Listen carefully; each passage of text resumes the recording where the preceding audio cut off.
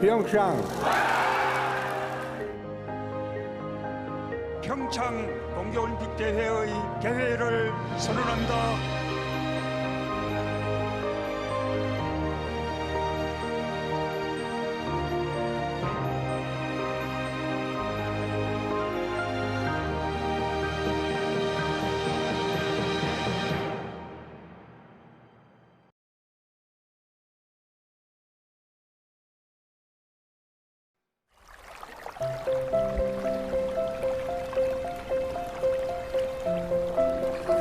도시를 떠나 낯선 곳으로의 여행.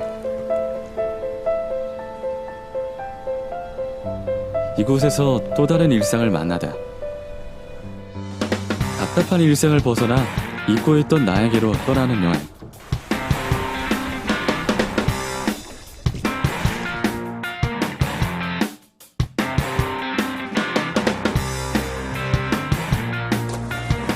넘어지지 않는 도전은 아무런 의미가 없다.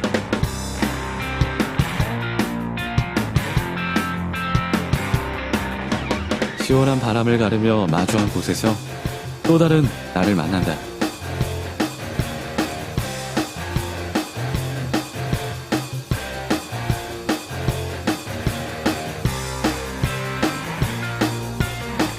오늘만큼은 내 시선이 머무는 곳에 나의 속도를 맞춘다.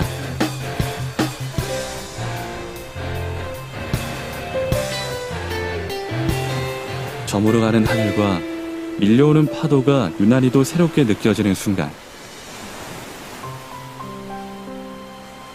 익숙했던 모든 것이 새롭게만 느껴진다. 잊고 있던 나를 발견하는 것, 자연과 공존하는 즐거움, 다시 만나는 새로운 세상. 평화지역 DMZ.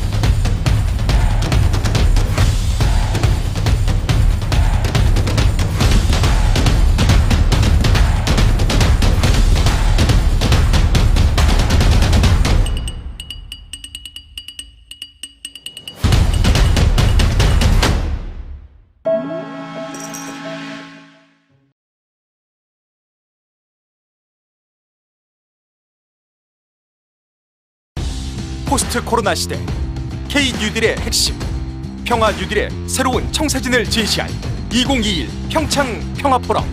짐 로저스, 데이비드 비즐리, 무하마드 유누스. 평화 지금 이곳에서, 당신이 함께하는 그곳에서.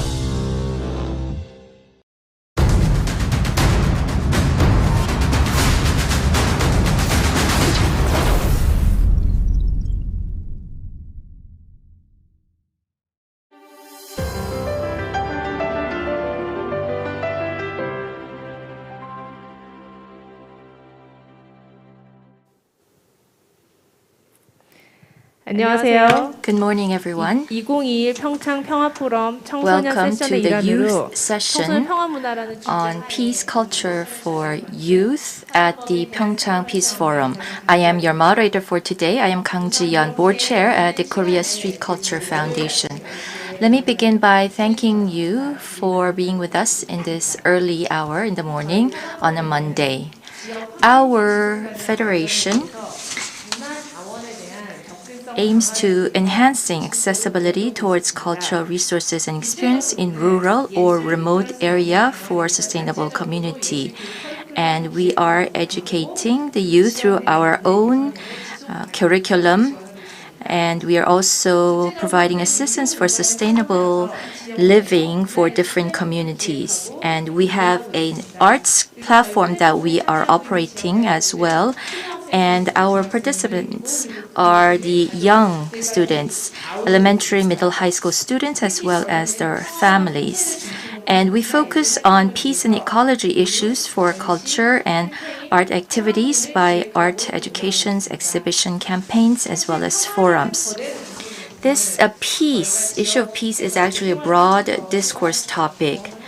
And so it may be difficult for us to understand the importance, the implications of peace if we see it broadly. But then we're hoping that peace becomes a part of our daily lives, something that we can feel in our daily activities. And so that is the reason why we have decided to host this session on peace. So the young children as well as the youth and their understanding about their future and the experiences would be of utmost importance. And to continue or lead in this discussion, we're going to focus on the need to establish peace culture for youth, what their role should be, and what kinds of youth peace culture activities are going on, as well as examples from other countries. So that is what we will be discussing today. The beginning of a peace is right here in PyeongChang. And we are having this meaningful discussion on peace culture for youth. Here in PyeongChang, we are really grateful for the opportunity, and we have many leading experts with us in this session as well. And so we appreciate that very much. Peace studies, international studies, arts and sports field experts are gathered as speakers and panelists in this session, and they are sparing their valuable time with us, so we really appreciate that. Let me now introduce our speakers and panelists, and then we will listen to their presentations. First, we have someone who will talk about the peace culture for youth. We have Dr. Jang Soo-yeon, and she is a manager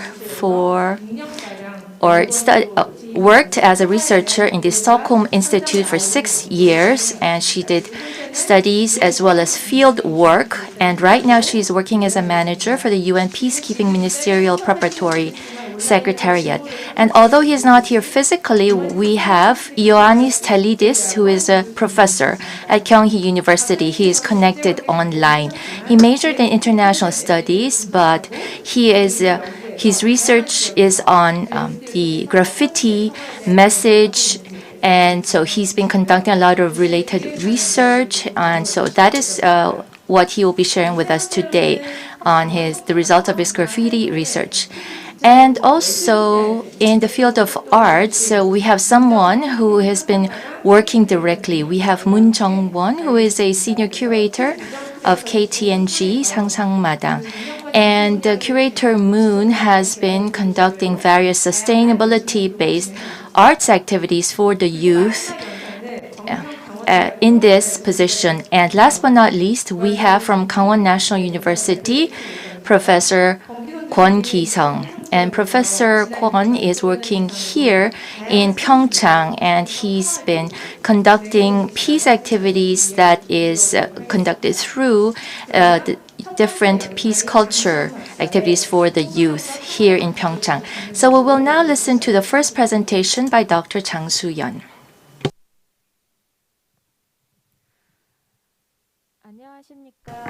Hello everyone.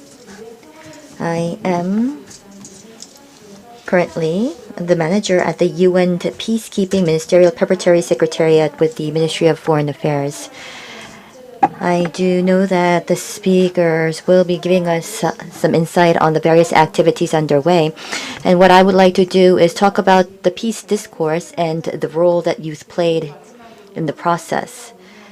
And last but not least, I would also like to talk about some of the limitations that exist on the Korean Peninsula with regard to the role of youth. And that will conclude my presentation.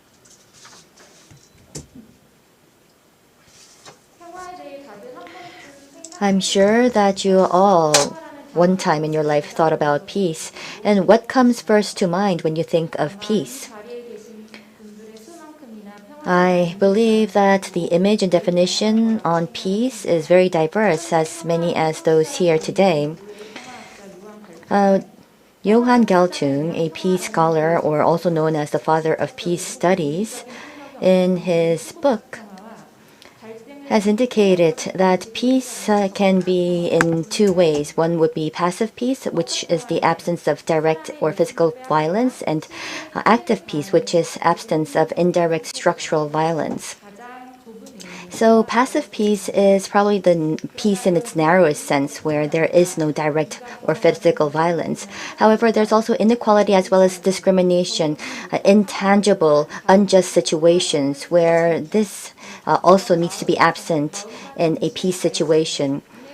So the violence, or this indirect or structural violence, if this does not exist, we can call that active peace. And above all, peace should not be achieved through unpeaceful means of violence. It should be through dialogue, reconciliation, and other peaceful means. So the peace, the peaceful means, or the way to peace, is also important when we think about a peace state. So a peace is a state free from all forms of violence, and it should be achieved by peaceful means, and an absence of war does not guarantee a peaceful life. Peace can take on various forms. If we look at the past, present, and future. In the past, during the Cold War, it was from nation to nation. So at the time when we talk about peace, it was about the absence of war. In other words, it was about preventing war. It was about protecting their territory and maintaining political independence. This was the main objective for peace. However, after the end of the Cold War, there were a bipolarization between two powers of the US and Soviet Union. And after that period, it moved on to focus on religion, region, races, as well as cultural differences. So peace had led to various hostilities, and it was about reducing these hostilities in these various levels and phases. In the 1990s, there was the concept of human security, where it wasn't just about peace between countries, but it was about human dignity. It was about security for human beings. In 1999, according to UNDP, there was a report on human development, and this very term was coined there. In the past, it was about the absence of violence or physical violence, such as fear. But now, here at this phase, it was about being free from deficiency from any modes of life. And in 2005, in Larger Freedom, according to this report, it was also about the right to live with dignity. Human security was expanded to this front. So it was not only about violence, but it was about environment pollution as well as inequality. It was about enabling those to live free from such threat and to live with dignity. And recently, such peace is now expanded to the concept of looking into the future. There are certain conditions that have to be met for peace in the future. Environment, peace, and justice were some of the concepts that were included in the 17 SDGs of UN. So if we bring this all together, we are talking about active peace right now, but this is not just about the absence of war as well as physical violence. It's about making this sustainable. Inequality, poverty, and environment are some of the factors that should also go into this state of peace. So building peace is about enabling sustainable peace. We need social, political, and economic and cultural circumstances set forth in order to usher in such peace. The next part of my presentation will be on youth, which is the topic of this session. So let me briefly talk about that. Youth also has various standards, criteria, as well as definitions, just like peace. There is a lack of a universally agreed international definition. Therefore, the roles and responsibilities, and in terms of the legal aspect, the age bracket is also very much different depending on the country. For instance, the UN, for statistical reasons, youth is defined from 15 to 24. In Korea, it's from 9 to 24. So the range is very much different depending on the country or the organization. The expectations and roles upon youth, if we compare to the children or to the child, it's very vague and abstract. The political norms on child is quite clear-cut. For instance, the survival of the child, development rights are put together in the treaty on the child, and it indicates that the child will be those below 18, and they have to be protected from any violence. And if there is an armed conflict situation, the child should not be, in any sense, participated in this armed conflict. In other words, they are noted as those to be protected. However, if you look at the youth, in many cases, they are divided into two sectors. According to research, some say that they are those that need to be protected or they're infantilized. However, there's also another spectrum of literature that touts that the youth are demons.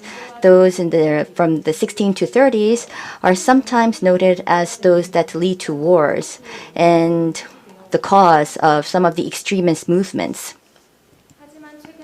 However, recently in the academic sphere, they say that youth should be noted as a factor of threat, but someone that can lead change and a transformation.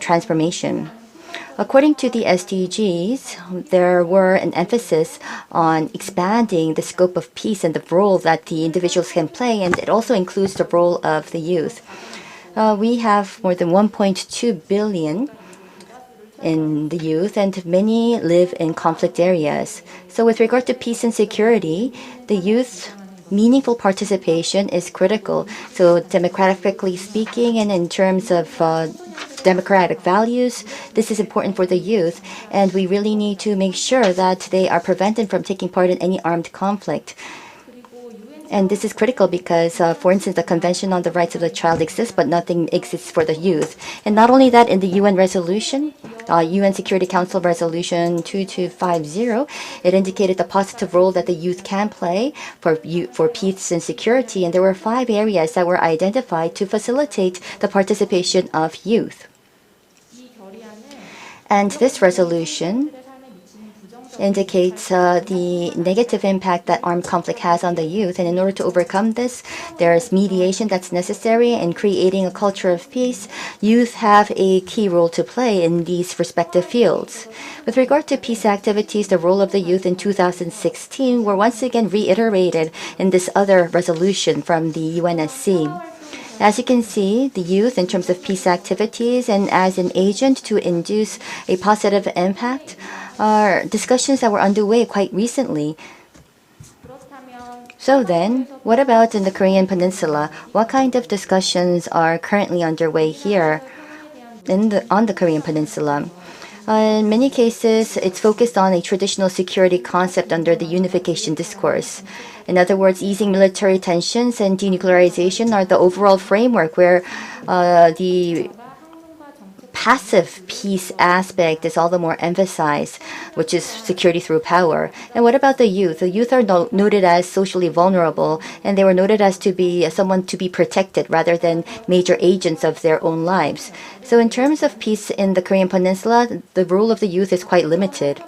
As we've seen in the previous slides, peace is about overcoming an armed conflict situation, and it started off from that definition. However, it's also about preventing future conflicts, and it's also about a sustainable life. It's about fostering such a culture, and all of these activities have to do with building peace.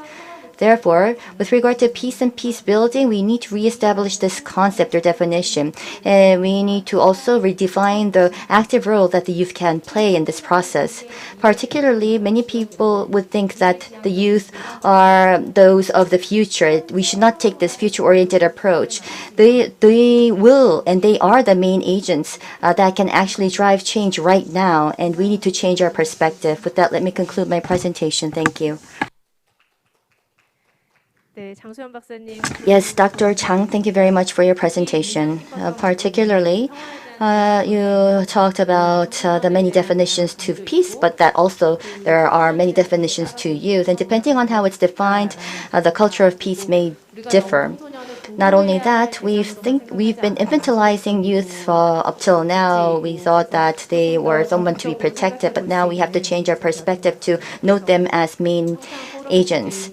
And here now, just like the slogan goes for the Peace Forum of PyeongChang, I believe that it's important to make sure that the youth, in terms of instilling peace, should play a core role, that they are the main agents right now, here and now. With regard to the questions for the presentations, after we hear from all of our speakers, we would like to gather all of the questions together to have them answered. Thank you.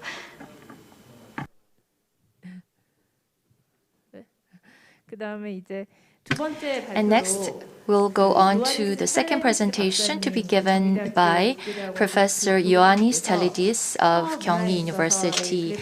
And he's going to talk about graffiti as a topic of peace. So let's listen to his presentation.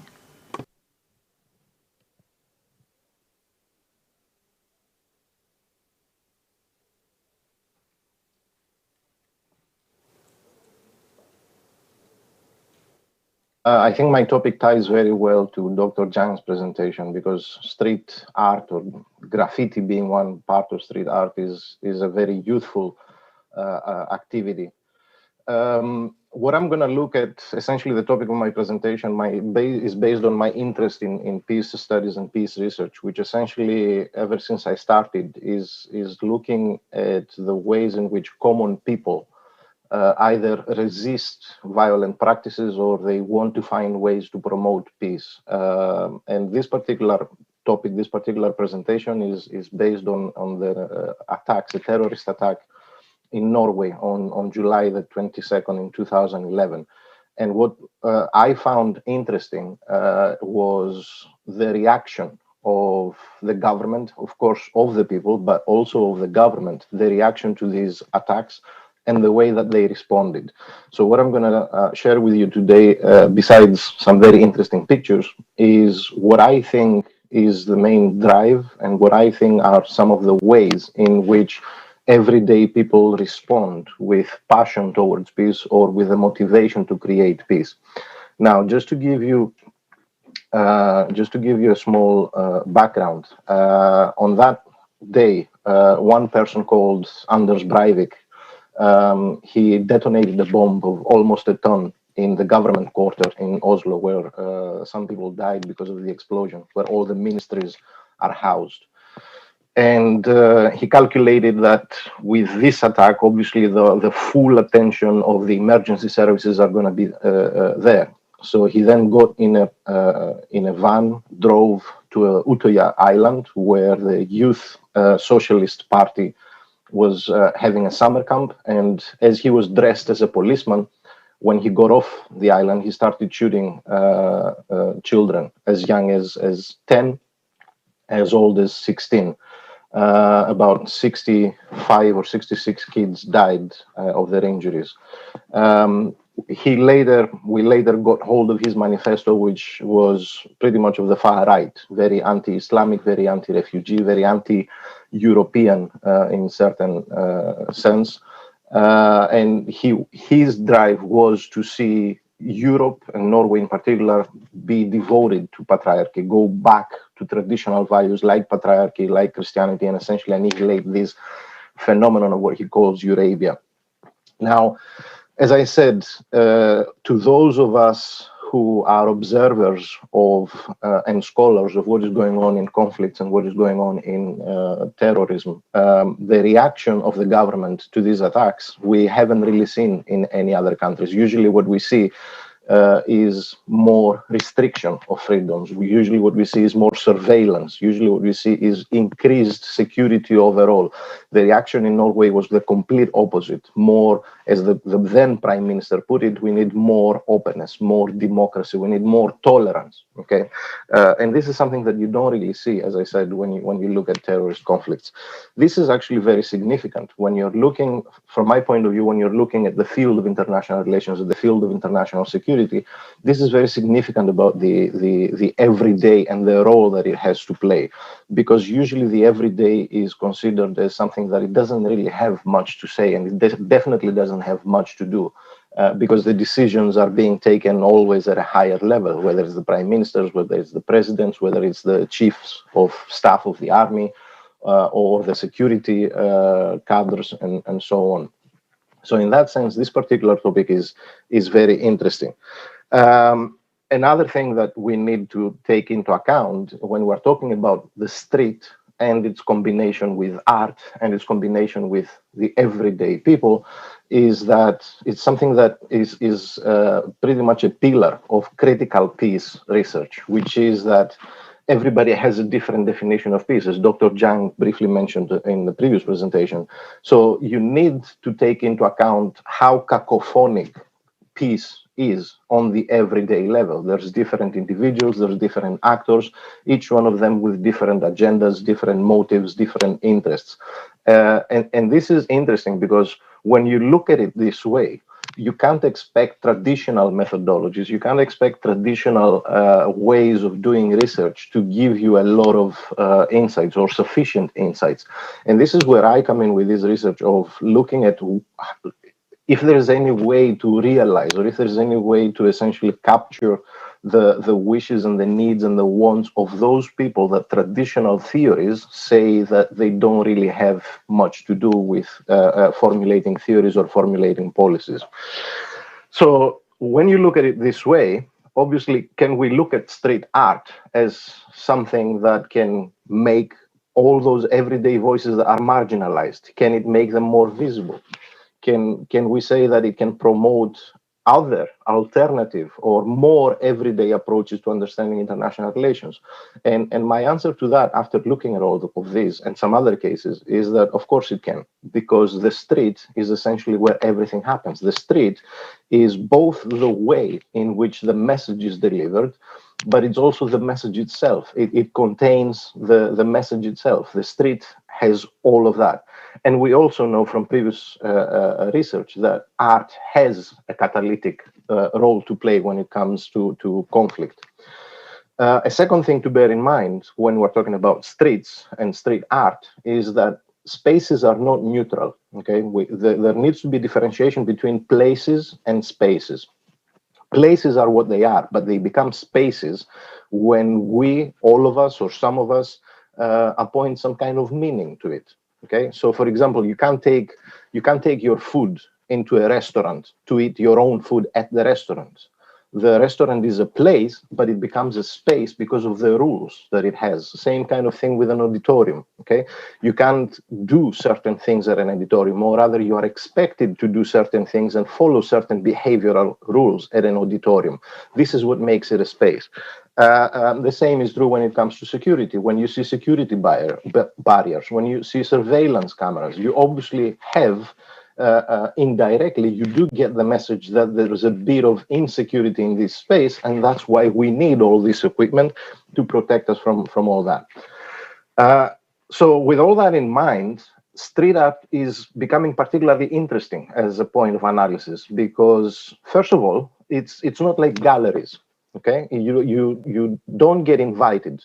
The message that you find in street art is essentially addressed to everybody. Everybody who passes by can see that message and is affected in one way or another, negatively or positively, and develops an opinion, again, negative or positive, about the message that is directed to them. Second, because it is street art, because it is something that is on somebody's wall, it is a form of dissensus. It goes against the power and the control that says, don't paint here, don't destroy these buildings, and so on, right? And finally, there's another link to terrorism, at least, which is, it is the same space, it is the same place where terrorism happens. Okay, so it is, if you want, the counterforce to terrorism in these spatial references. Third, in terms of art, the second half of the street art, I mentioned earlier how art has always been used to depict the horrors of war, or to used as a way of healing. And we know that all you need to do is like look at the UN Security Council and you will see Picasso's Guernica being there.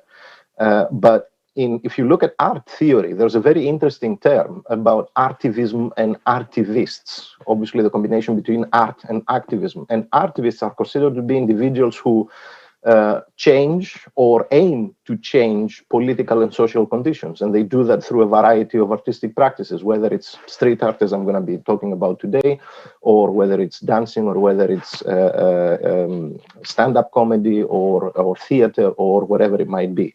So in that sense, then, here is another link where the everyday, those people that are considered to have no role to play at what is going on, those who are not asked what it is that they want, what do they think about peace, or what do they think about the conflict. Here's another way then that they actually can express themselves, and they are not as invisible as we are being led to believe.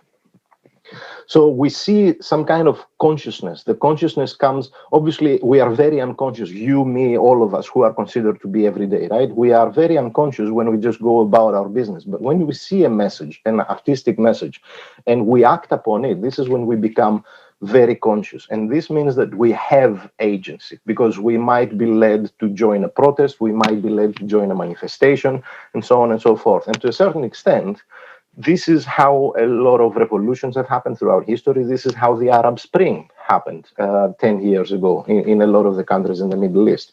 And this is essentially how power relations have been transformed. I mentioned the Arab Spring. Essentially, this is how the catastrophe and the war in Syria started. It took 15 young boys who painted anti-establishment and anti-authority, anti-Assad graffitis in a little town called Deraa. And they were arrested, all of them tortured, some of them killed by the security forces because of their torture. And this is how the Arab Spring started in Syria. This is what led to a lot of people mobilizing and getting to the street to protest about it. And we are still in that situation now. So we started from a very small level, 15 young kids who painted a graffiti, and we now find ourselves in a situation where all major international powers are involved, all regional players are involved in that conflict, and there is no end, at least to this day, there is no end to this conflict. So here is another example of how those of us who are considered to be uninvolved and marginalized, and as if we have nothing to do with what is going on in international relations and international security, this is how we can affect the way that conflicts are going, or the way that peace is being established.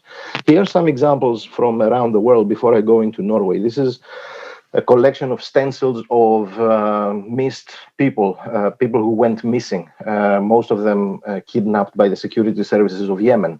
This is a graffiti by Murad Sobai, just to raise awareness and just to keep reminding everybody of who these people are and when they're going to come back, if ever they're going to come back. Another stencil in Egypt by Mohammed Fahmy, where you can see a tank on the left and a bicycle on the right, with a boy that is carrying a tray of bread. And this is an interesting one because in Arabic, or at least in Egyptian Arabic, the word for bread sounds very much like the word for life. So when you look at the stencil this way, then you obviously look at a tank aiming at life rather than just a kid. But both meanings are equally important in the interpretation. The panda that you see behind the boy was added later, so I don't really have that much to say about it. Finally, this is another stencil, this is another practice in Pakistan by a few artists who are producing these massive, huge posters of children who died in drone attacks by the US Army. And essentially the campaign was named Not a Bug Splat, because this is how drone operators, how US pilots refer to their victims, because they look like bugs in their screens when they release the bombs from the drones.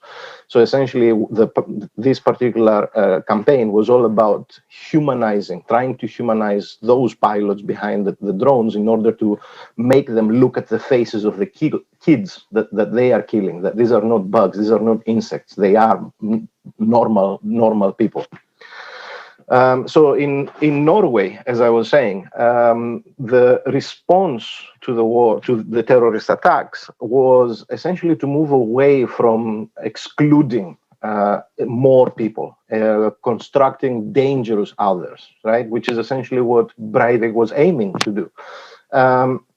So their aim was to promote human rights, to counter intolerance, to counter xenophobia. This was essentially the aim of the government, and it was also the aim of a campaign, of a festival, an art festival that used to take place every year. And that particular year, because of the attacks, the artists that were participating, the street artists that were participating, were asked to adapt or to change, if they wanted, some of their art. And a lot of them, if not all, if I remember, they did adapt and they did change. I'll show you some examples. On the far left, on the top left corner, you see a graffiti which are the lyrics from a poem that says, Norway, in this small land, everyone here is either a brother or a friend, which again promotes this kind of feeling where we're all connected. So if my next door neighbor suffers, I will suffer as well. So when somebody does harm to my next door neighbor, I am harmed as well. So that the only way out of all this is sympathy, is to walk together in the streets of life and so on. On the top right, after the attacks, you saw a lot of this particular graffiti where Oslo was written with the two hearts, as well as the other two that I have at the bottom, where July 22 was depicted as a heart and the message of we shall live in peace someday. This one by Shepard Fairey, the artist Shepard Fairey. This was one stencil that he did many years ago, but he used it because he thought it was very apt, because the red flower is the symbol for the Socialist Party and the white flower is the symbol of the Youth Socialist Party, which is essentially the kids that were shot down at the summer camp of the Youth Socialist Party on that day. But if you look at the picture on the right, his other stencil that he did many years ago was essentially to obey. And again, that was a way of criticizing power, authority, and so on.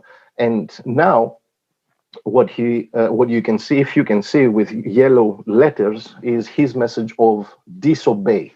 And disobey as a message of disobey the war on terror, disobey those that tell you that we need more security, you need to give up more of your rights, you need to give up more of your liberties and your freedoms if you want to be secure. So essentially we see that kind of a reaction where it doesn't have to be that way. This is another one from that same festival where the original message of Martin Watson, the artist, was lost hope. And he decided to change it by essentially erasing the word lost and just keeping the word hope. And this is the final one where the artist Logan Hicks, you can see it's the depiction of some very cold spaces. And I say cold, not just because of the color, but because if you look at it, they are pretty much empty. I know it's not the perfect angle, but if you look closer, you will see that all these spaces are empty. There are no people. But all this yellow and gold serves as the point of hope that eventually things will turn. There is hope at the end of the tunnel. So in that particular case in Norway, we see the same kind of message everywhere. And we need to take something else into account, and will be my final point of the presentation. We've never seen such inclusionary efforts when it comes to war on terror, when it comes to countering terrorism. And this is coming from a country that is pretty much known to be a pluralist democracy, or an example for other pluralist democracy and pacifist values. And it's also a country that is very known to mediate and become a negotiator in other conflicts around the world. In fact, it was the only country that when the European Union changed its charter on terrorism and counterterrorism, Norway decided to opt out of it because it wanted to continue to mediate in conflicts where terrorism was also present. The change in the European Union's charter meant that if you ever came into contact, if whoever comes into contact with terrorist groups or armed groups, even if it is for the purposes of peace building, then they will be accused of promoting terrorism. And obviously Norway said it makes no sense, because if you want to stop conflicts, then you need to have some kind of communication. You need to come into contact with these people.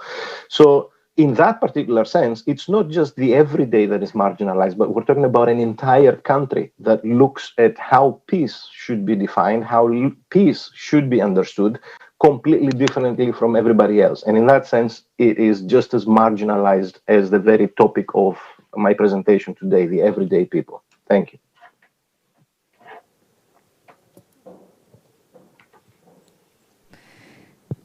네, 두 번째 발표. Thank you very much, Professor Ioannis Talidis, for your presentation.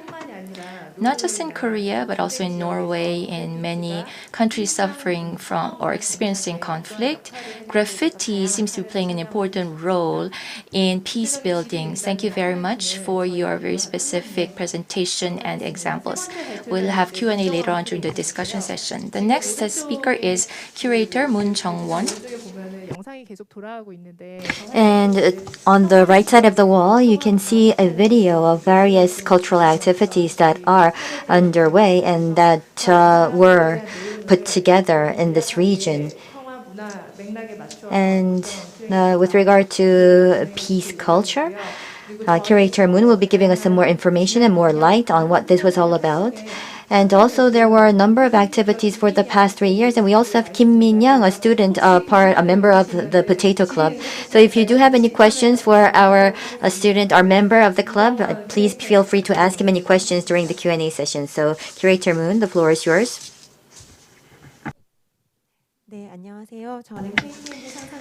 Hello, everyone. I am Moon Jung-won, Senior Curator at KTNG 상상마당.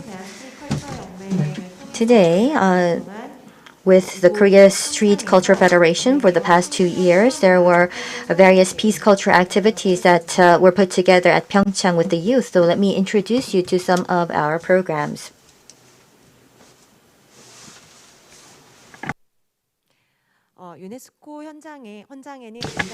The Constitution of UNESCO indicates that it is in the minds of men that the defenses of peace must be constructed. I believe that the activities that we put together can and did contribute to our capabilities to build defenses of peace.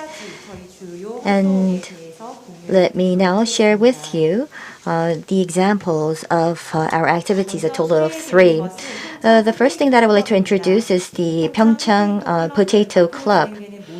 All of the activities are based on this club.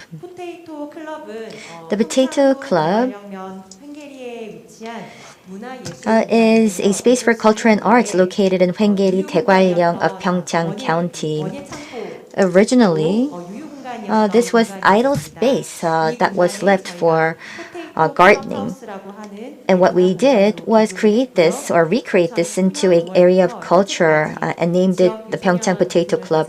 And ever since 2019 May, we, along with visual artists, conduct workshops and programs for the youth so that they can accumulate knowledge on peace. The images that you see here are the activities that were done at the Potato Club workshop. These are some of the pictures, photographs. Once every 2 weeks, with different materials and with different visual artists, will come together to be involved in 20 sessions on an annual basis. The school curricula and some of the resources and materials are quite limited, but what they can do here is try out different resources and something that goes beyond the school curricula. And woodwork, construction, architecture, graffiti, media, facade are some of the activities that are a part of these workshops. And as a result, all of the participants can try out new things and they can invigorate new senses. This next example is the Eco Edu Lab. The Eco Edu Lab establishes a peaceful relationship between human and nature through understanding ecological activities. The Eco Edu Lab is not just about acquiring fragmented knowledge on nature, it's about understanding the overall cycle of nature's ecology. And it also has to do with understanding how an individual's action or decision impacts nature and ecology, and acknowledging what kind of consequences that impact may have on us. So it's a type of ecological education program to understand the full cycle. And here, Ms. Kang Ji-hyun was the overall supervisor, and Dr. Kwon Gi-sung was the main instructor for this lab work. And I myself and a visual artist was the arts education instructor for this program. The Eco Edu Lab is based on a program from the Smithsonian Institute, and the greatest differentiation point here is that we use an ecological box. I will be giving you some photos to refer to, but what this ecological box is a small box. It's about 30 centimeters in width, and you can just put your foot in this box. And what happens is you install this box in nature where you can understand where your place is in nature, and you occupy this space in nature, and for a long period of time you observe this area to understand in depth the changes in nature and understand what nature is all about. But using this ecological box, participants can understand what happens under my footsteps. They understand Earth, and they also increase interest on overall ecology. And based on the understanding on the ecosystem, they can agree on the importance of maintaining biodiversity, and ultimately they can expand understanding on their relationship with the ecosystem and to find a way to enhance life for a sustainable Earth. The Eco Edu Lab consists of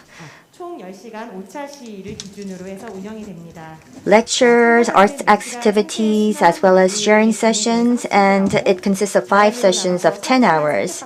And what they can do is use this ecological box, install the box, observe, and also engage in various arts activities and share their findings with the group.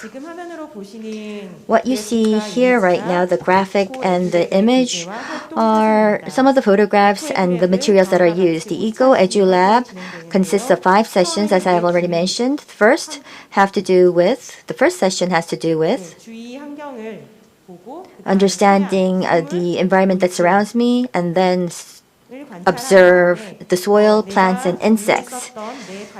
And we would go into understanding the meaning to my footsteps and what kind of part I have in nature and my position in nature. Third example is the peace talk. As the name stands, it's about sharing views on peace. It's like a mock summit. It's a mock summit format to enhance understanding on my daily life and on peace. This program in 2020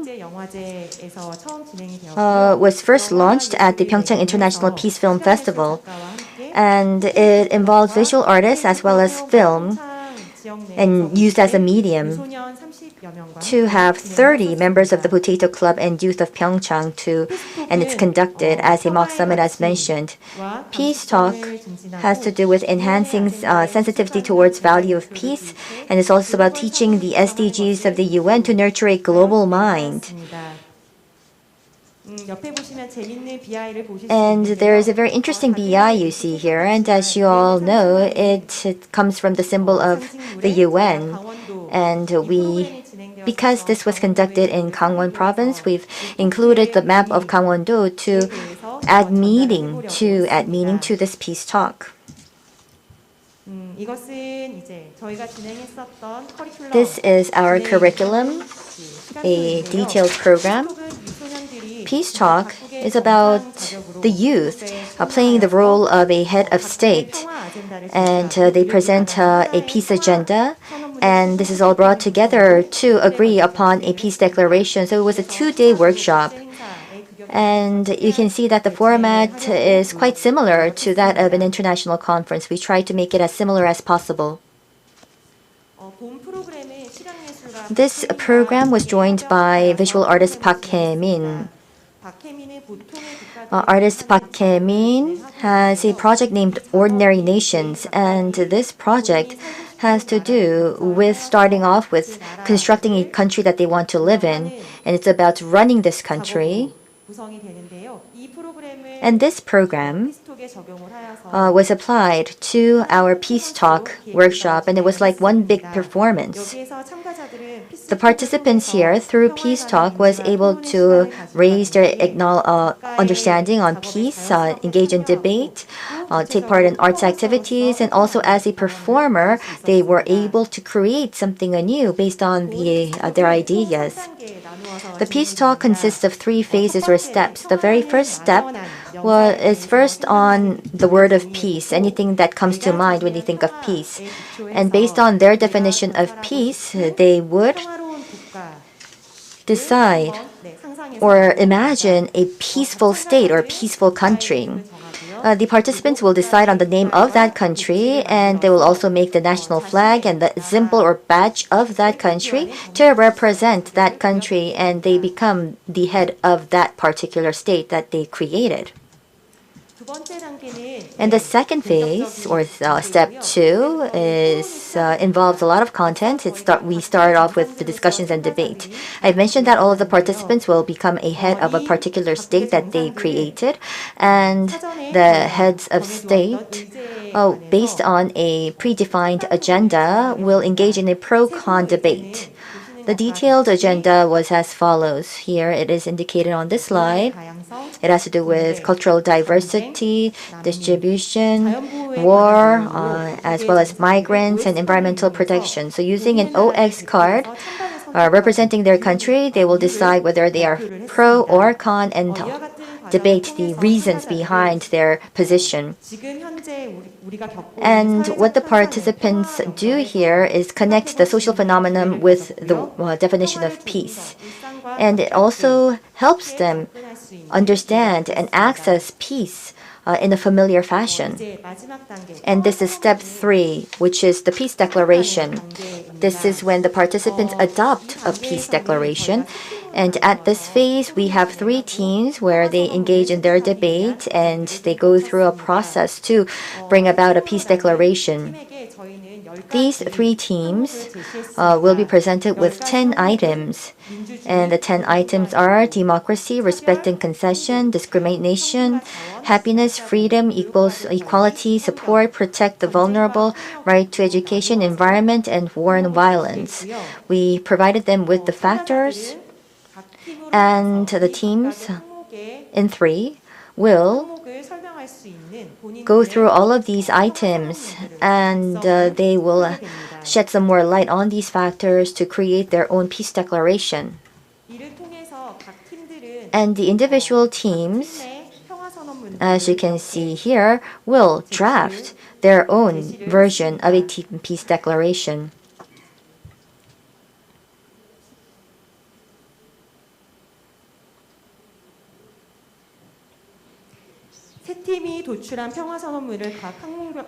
And the three peace declarations from the respective teams were brought together and classified as such. You can see that some of the factors were used in all of the teams and some just by a couple of the teams. And this is the very last step where these peace declarations are brought together, and there's another pro and con debate to come up with the final version of a peace declaration. The heads of state would go into the individual factors and engage in discussion on what should be included in the final version. And as a result, out of the 10 factors, 7 were selected in the final version of the peace declaration. You can see here we have democracy, discrimination, respect and concession, happiness, freedom, right to education, and environment was included in the final version, as well as the remaining 3 areas were not reflected, unfortunately, in the final version. Afterwards, the participants also had the opportunity to express this outcome in artwork. It can be just in document, but what we did here was help them decorate the peace declaration to find a way to break ice and to have fun. And this also has to do with enhancing their responsibility and accountability to this declaration and to familiarize themselves with this final version. And this final version was pronounced as such. And what you see here on the right is the final decoration or artwork that was put together by all of the participants. It looks like contemporary art, and it also looks like a type of banner that indicates a keen argument by the participants. And we also have the document version, which was provided to the host organizers of the program. This declaration was posted on the walls, and we went through a final consensus session to see whether we are in agreement. And then we also put together this template where everybody would sign if they do agree. So all of the heads of state will sign, provide their signature to consent that they agree to the final version. And what we did here was to also uphold the spirit behind PyeongChang International Peace Film Festival, and to also make sure that we can raise the value that this declaration carries. We had Chairperson Bang Eun-jin as well as Chairman Moon Sung-gun, where they were also a part of this ceremony in delivering the declaration to the film festival. Afterwards, we delivered the copies of the declaration to our individual participants, and we had this commemorative photo, and this was the end of the Peace Talk program. Before I go into the suggestions.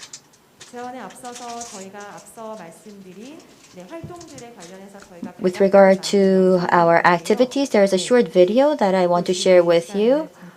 If you can spare me a couple of minutes for this video, please.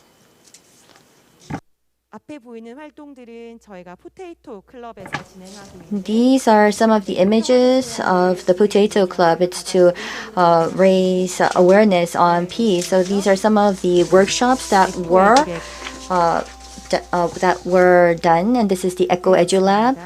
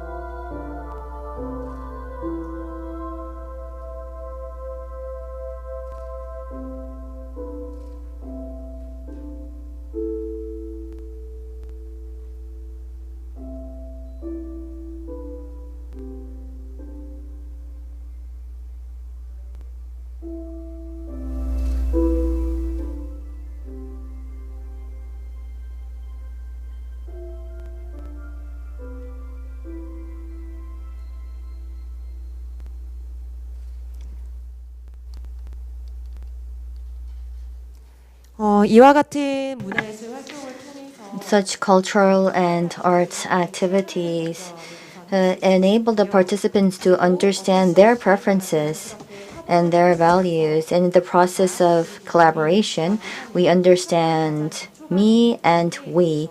So they start to understand the basic relationship behind peace. With these activities, 가능성에 대해서 we were able to identify certain possibilities and potential for the future. It's true that the topic of peace is a vast and deep discourse for an individual. However, to instill a culture of peace, it's important to have peace in our everyday life, to build peace at the micro level. So cultural and arts activities to induce curiosity and build a relationship between myself and peace, I believe, is important. The ecological environment can also be a part of peace, and film can also be an important medium to discuss peace. I believe that this can be the first step to establishing peace culture in youth. The activities at PyeongChang Potato Club was a process of seeing myself under a different light within the set circumstances and renewed relationship with my surrounding. It's also about forming a consensus on our ideal way forward. This serves as the first step towards a culture of peace. Experience like these during one's youth years will be the very seeds that begin a forest of world of peace. And the Potato Club will continue on to engage in various activities. And with that, let me conclude my presentation. Thank you.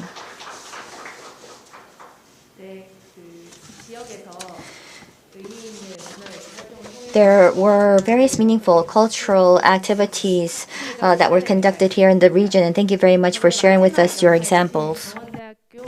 Our last speaker is Professor Kwon Ki-sung of Gangwon National University, and he's going to talk about the cases of sports with regards to peace culture for youth in Gangwon.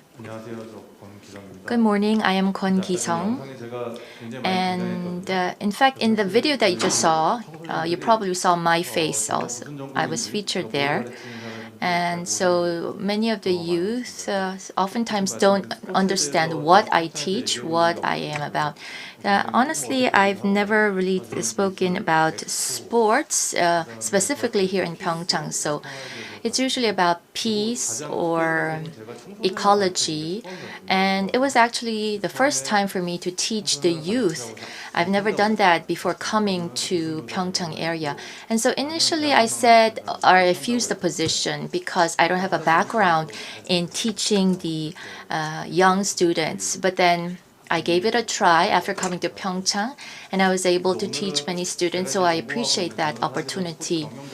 I majored in sports management, and I taught sports industry to my university students.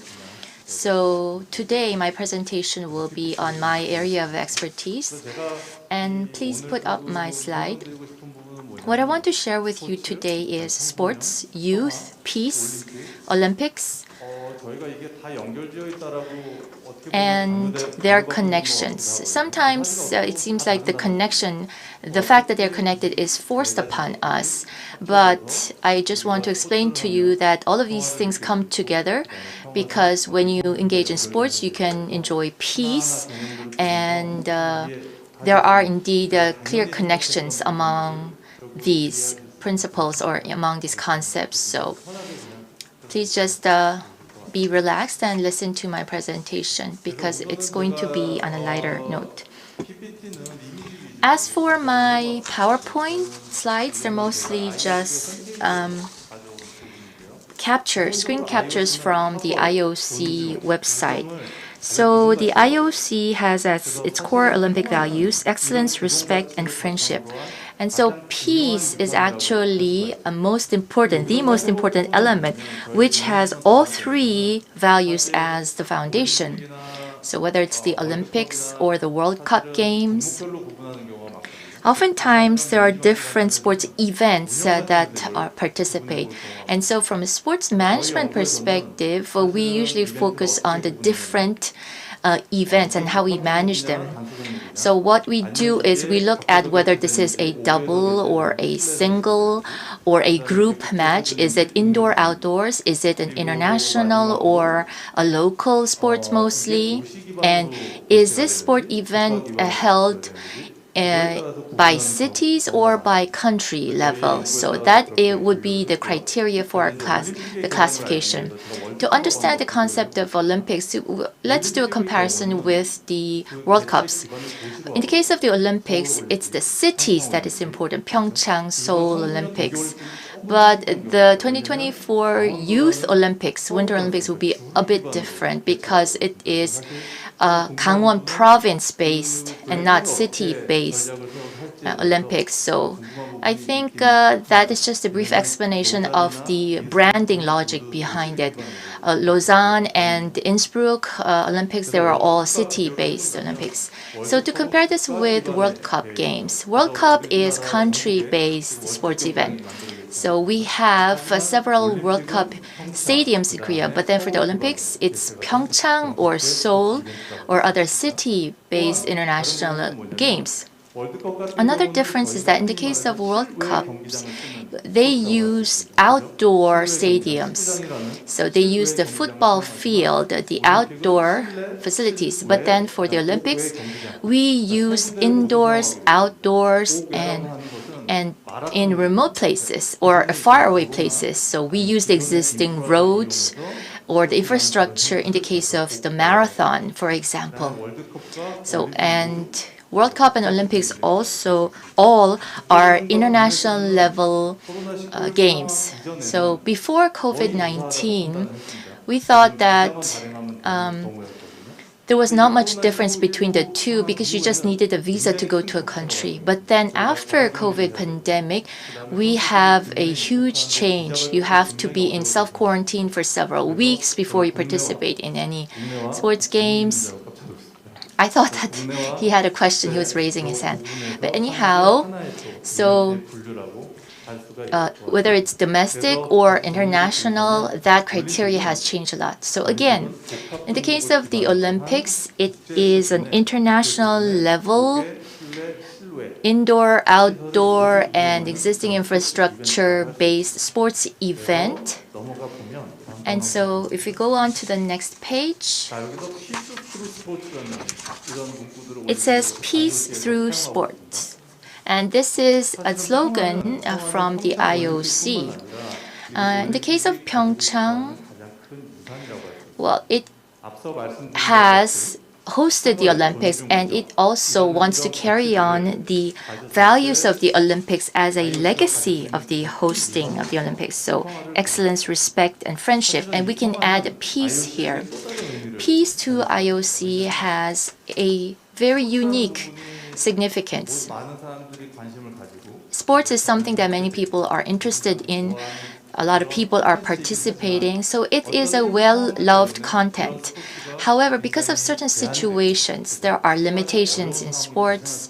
It may become very difficult to directly participate in sports events. However, peace is a common value for all humanity. So as IOC sees it, it is a way for us to prevent such problems from occurring, and it could be a source of energy that will enable us to continue to pursue these sports events, to engage in these activities. So it is peace is indeed another legacy of IOC or the sports events. Also, sports can or Olympic can actually contribute to building peace. So one example would be the PyeongChang Olympics, which has led to reconciliation mood between the two Koreas. Yesterday, the IOC president Thomas Bach did mention during his speech that the negotiation process was very speedy. There was no final decision until 4 hours right before the beginning of the Olympic Games. And also, there was a team for the refugees that was formed, and to reflect and to send out to the world the message from the refugees, their situation. So the global media was utilized to spread the message about the plight of the refugees at the Olympics. So you're seeing that more actively the global community is working and moving towards peace-building activities. And as a side note, well, these are the main contents of the IOC-hosted Olympics. So the opening ceremony, closing ceremony, and they all reflect the message of peace. Now let's turn our attention to the topic of youth. And what significance does the Olympics have for the youth? To be very frank with you, the regular summer or winter Olympics, it has much stronger influence than the youth Olympics in terms of the exposure power, in terms of the history, the participation rate. The youth Olympics is actually just in its infancy. But then I think that probably from a marketing perspective, the IOC is using the Youth Olympics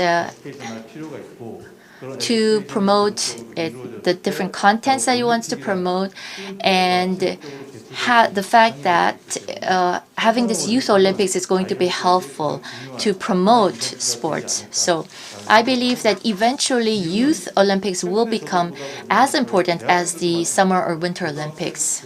So high school students, university students, many more students, more countries are trying to participate in the Youth Olympics.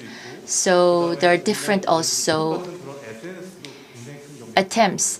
TikTok, SNS, and other platforms are now becoming competitors against the Olympics. And so IOC needs to work harder to promote the Olympics more, particularly the Youth Olympics, because the competition for attention is becoming fiercer.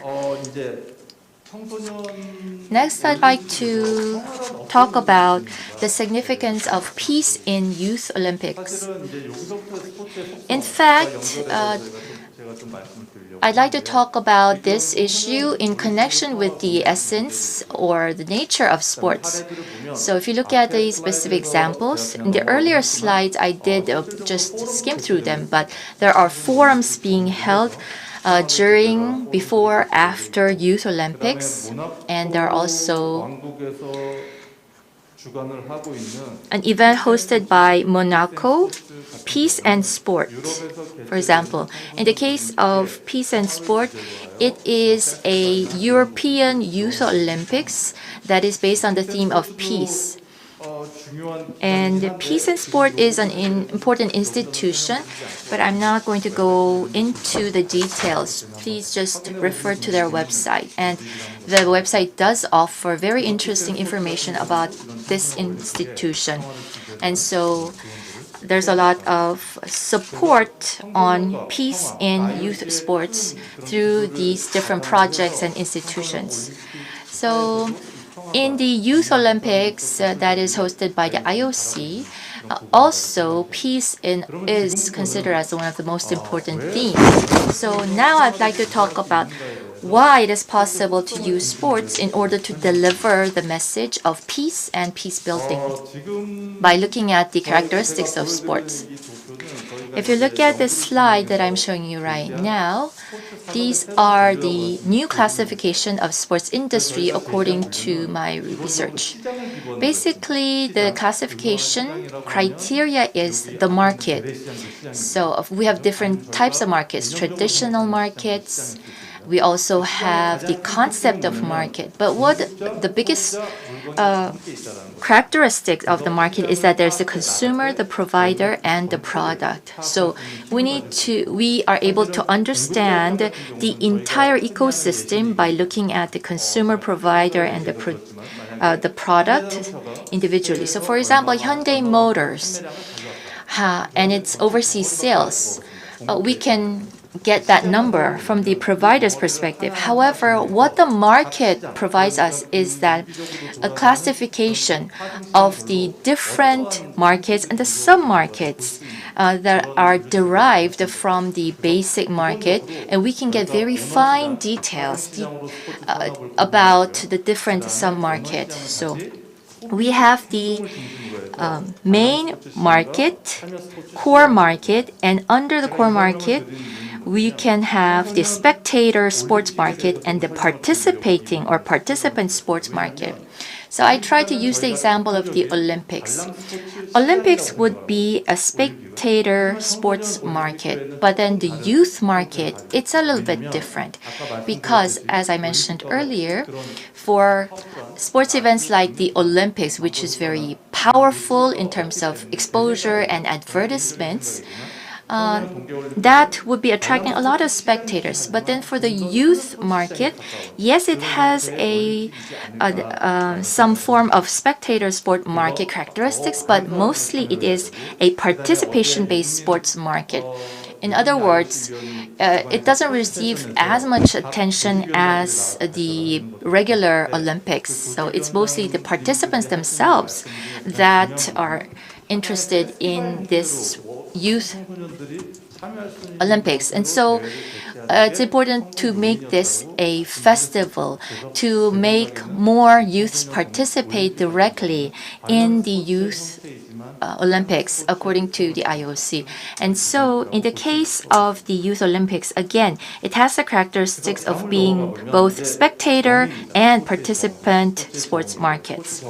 Next, I'd like to talk about the definition of sports. Sports, two definitions. First, physical activity with institutionalized competition. Two, any form of physical activity with an intrinsic purpose of physical achievement. The first definition is used often in the US where professional sports is developed. The second definition is used mostly in European countries where sports in daily life is well developed. So for those working in the sports industry, the second definition would be most useful. And that is because, for example, jogging or mountain climbing, running. I mean, if we have just used the first definition, all of these daily sports activities will be left out. So the second definition will be more useful. The Go game or Baduk is considered as a sports. So just because you're good at making the moves or you're very graceful at making the physical moves doesn't mean that you are good at the Baduk or Go game. So that's why we have decided to classify it as a mind sports. So it's the power of the mind that is used in this sport activity. And another would be esports. Objectively speaking, I mean, there's no problem. The mouse, looking at the monitor using the mouse, so the physical movements affect your results. However, the problem is that all of these, in the case of the esports, there are licenses that you need to think about, and there are certain companies that develop these games, and so this licensing issue can be very complicated in the case of esports. But what I'm trying to drive at is that this concept of sports is all around you. It's not something that is far off. Sports is something that we can do anytime, anywhere, on a daily basis. And that is the gist of my message. The next is the concepts of uncertainty and the pursuit of pleasure. So the English word hedonic is used here. That's why I expressed it as pleasure. So the two characteristics of sports is that first, it is experience-based. Before you directly experience the sports, you cannot understand the quality. And so it leads to certain limitations. First, you need to listen to what others say. And secondly, you need to have prior information somewhat. So that's why it makes it interesting. Because if you know who's going to win in the end, no one is going to watch the sports games. So the competition balance in sports, that is what makes sports interesting. And then honestly, there are people who walk or run. When you look at them, I mean, there's no one with a very ugly face because they engage in these sports voluntarily. They enjoy doing these sports activities. And so if you look at these people and the kinds of preferences that they have, the personal choices are reflected. They have loyalty, it's habitual, it is based on information, and is based on pleasure. So what's most interesting here is the habitual consumption of sports. You all go to supermarkets, right?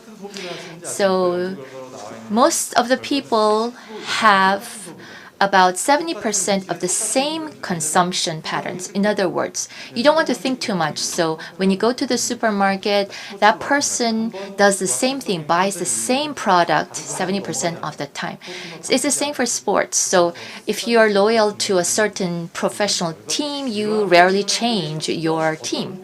So all of these come together to lead to a very interesting result.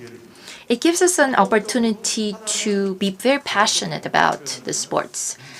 It can make you crazy, in other words. There's no other field that is going to give you this result as much as sports. So I think this is actually a positive outcome of sports and engagement in sports. The fact that you can actually be really passionate about something. So my last slide will talk about why is it we need to think about peace through sports. So the World Cup games that Korea hosted, it was a long time ago, so I can not talk about that anymore. But anyhow, when there's an international, this big sports event, people become very passionate. And then when they are so interested in these sports, they begin to very easily accept all of the information that is provided. That is why sponsors love sports events, and that is why we have to use sports in order to deliver the message of peace. In fact, this is based on our physical processing abilities and characteristics. And so when we use sports, we can very easily inscribe the important message of peace in the minds of the people. And I believe my time is up, so I will end my presentation. Thank you very much.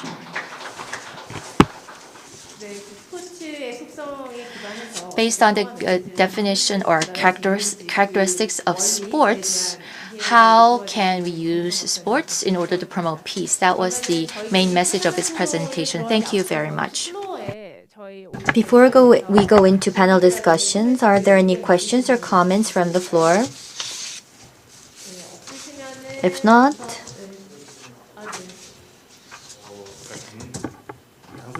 well, with regard to Dr. Chang's presentation, I did have a question. You talked about the peace in the process. Is this really possible? Is there an example where the process of peace, did that actually lead to concrete peace overall? If you can give us an example, that would be great. Thank you.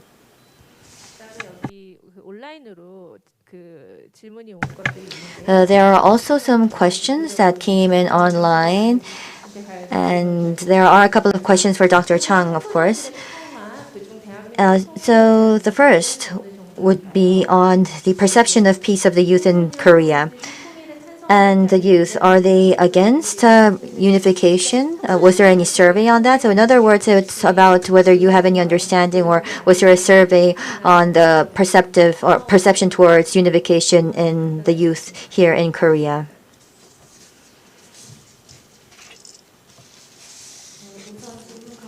First of all, thank you very much for your question and the questions. And if I may briefly answer the very first question.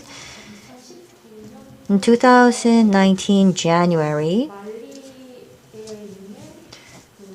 I went along with FAO. I looked into what kind of impact activities have in Mali and Iraq, El Salvador, and Kyrgyzstan were some of the countries where an on-site survey was conducted on how such activities have an impact. In Mali, we still have many internal strife and conflict, and what I witnessed there in Mali was the following.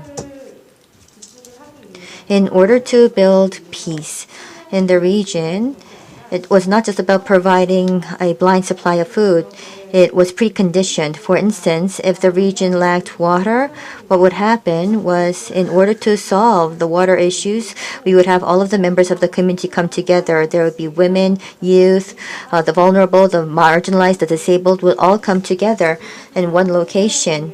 And we would talk about what kind of resources are necessary in order to solve the water shortage issues. In many cases, they would talk about the importance of dams or facilities, more so on the hardware side. And if that is decided upon amongst the members of the community, what would happen is the vulnerable will take part in labor in building these facilities, and as a reward for their labor, they get food. So the poverty, the impoverished, they would get food, but they would also provide their labor to build facilities which would help solve the water shortage issues. And this would lead to build an infrastructure that would help improve agricultural produce, for instance. So you can see that with water shortage at the center, there was this case where this issue was resolved by having a positive impact on various groups.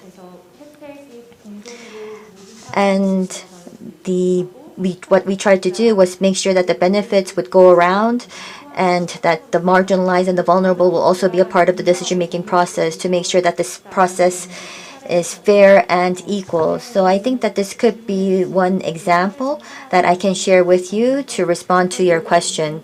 But the problem here is that there are differences to these examples depending on the region or the village. For instance, there are villages where the conventional wisdom holds so strong. Then, what they believe is, well, in many cases, the owner of nature of that environment, in many cases, are noted as the village head or the village leader. And if there is a drought or a flood, for instance, what would happen is the village leader will be distributing the lots of land, for instance, to the members of the village so that they can guarantee a minimum level of life. This kind of worked as a social safety net that was led by the village leader. So they do get food for their labor, but what happens is this village leader would collect all of the food back, and then the village leader would redistribute the food equally amongst the members of the village. So in the eyes of the Westerners, or for the organizations that supply or provide food or food aid, may think that this is unjust. Depending on the values that a group has, some may think that this is not just and may wonder up to what extent can we actually intervene in this process that the village had all along. And what we decided to do was not intervene too much because it may collapse the social structure of that village. But we did witness various situations, and we thought that this is a delicate issue and it's something where we cannot just have a cookie cutter approach. Yes, thank you very much. So next, with regard to the perception on unification amongst the youth. Also on the, I do not have figures as to who's against or who's for unification, but I know that KINU and various other unification-related institutes on a regular basis conduct a survey against all people, all Koreans. And when we think of peace, many people respond that peace equals unification. That is something that I know for sure. So in this discourse of reunification, we're very much engrossed in that. And the peace that is mentioned in the global stage may be a bit different from what we hear here in Korea. But recently, many scholars that study unification say that internal or domestic peace and this unification, it's important to shed some global light to such domestic issues, and I know that the efforts are out there. Yes, thank you very much. And I also had a couple of questions. So I'd like to ask this question to Professor Ioannis Teledis. In conflict regions, or in the case of the Nordic countries, so that was the focus of your presentations and explanation of the different examples. But then if you try to put that in Korea, would it be possible able to conduct some kind of related research here in South Korea. And we are trying to establish a peaceful culture here in Korea as well. So what kind of role can these efforts play? Yes, it's a very interesting question. Thank you very much. I have been trying to find some spaces where peace-related graffiti can be seen. But obviously, it's not as expansive as you can find in active conflict zones. I mean, active. Technically, we are in a war zone. But I mean, in places like Yemen or in places like East Timor or where Mali was mentioned earlier, my answer kind of contradicts Dr. Zhang's reply in the second question, because the conversation I have been having with my students ever since I joined Kyunghee University, there seems to be a lot of skepticism by the youth about unification. And this usually has to do, first of all, it starts with the costs of such an endeavor. I mean, young people, and the reason why I mention it is because when I came as an outsider, I brought with me my impressions as an outsider of what Korea is, what the division is, and what the future holds. And obviously, beyond Korea, we all have this impression that everybody wants unification or reunification. But the perception that I got from my students, a lot of my students, obviously not everybody is against, but as I said, a lot of them are skeptical. How much will it cost? And a lot of them used the example of Germany's unification for that. And when faced with such costs, what will that mean for them? Because there's already some problems in the job market. A lot of them do find it particularly difficult to enter the job market, at least now. If things improve, I imagine their answers are going to change as well.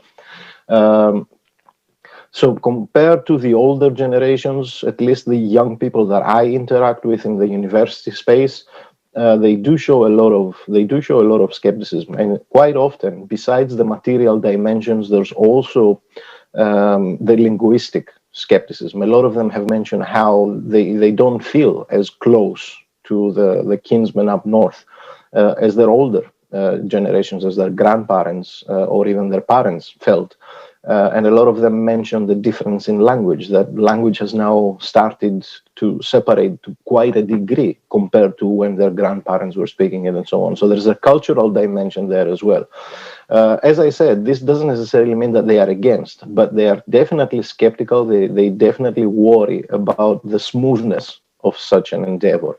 That doesn't mean that they are against peace. Obviously, they are preoccupied about that. They want to see some kind of peace prevail. But when it comes to it with links with art, I, at least, me personally, I haven't been exposed to these kind of powerful messages as I've seen and as I've researched in other places.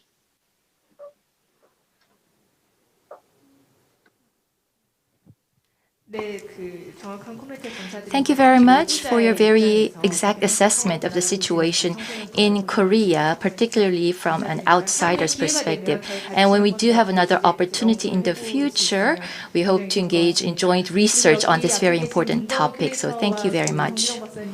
And we wanted to give questions to Curator Moon and Professor Kwon as well, but then we only have 2 minutes left. So I'd like to give you 1 minute each for your closing remarks. Curator Moon and Professor Kwon. Yes, Curator Moon.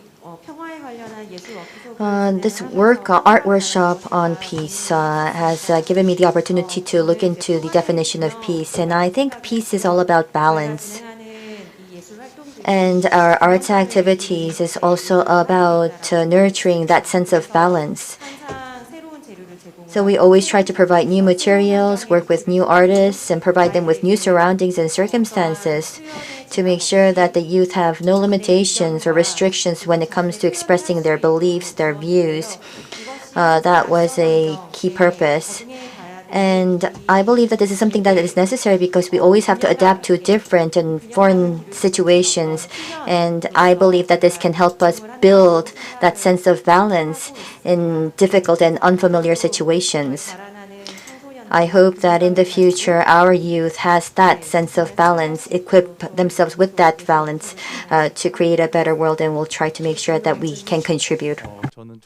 Dr. Kwon, the fact that PyeongChang or Gangwon Province will be hosting the Youth Olympics, I think that's a great opportunity. We can use the existing facilities from the PyeongChang Winter Olympics. But I'm really hoping that this will be an Olympic led by the youth themselves, that the youth will not be just guests, but they will be the direct agents and the main players in the upcoming Olympics, so that this event will be really inscribed in the hearts of all of the participating youth. That's my hope. Thank you very much. So in this session on peace culture for youth, we've had excellent discussion, and we really appreciate the participation of our speakers and panelists, as well as our audience, particularly the audience who are here physically. Thank you very much for being here despite COVID-19. So with this, we will conclude our session. And last but not least, we have Kim Mi-kyung, a member of Potato Club, who is here with us. So thank you.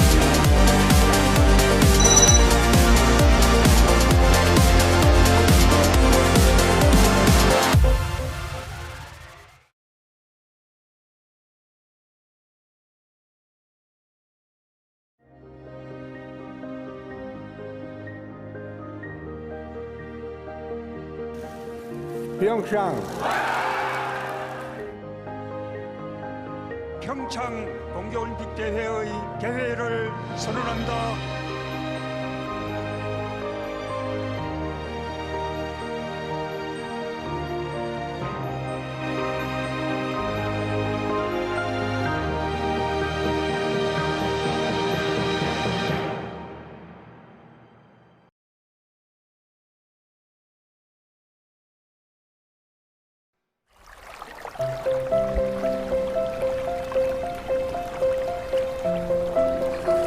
도시를 떠나 낯선 곳으로의 여행. 이곳에서 또 다른 일상을 만나다.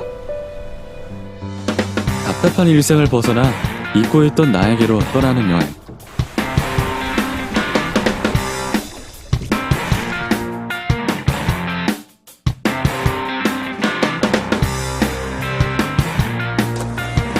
넘어지지 않는 도전은 아무런 의미가 없다.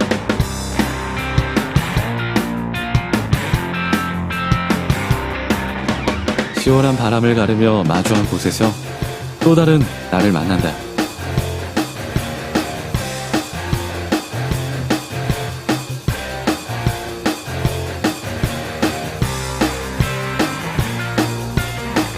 오늘만큼은 내 시선이 머무는 곳에 나의 속도를 맞춘다.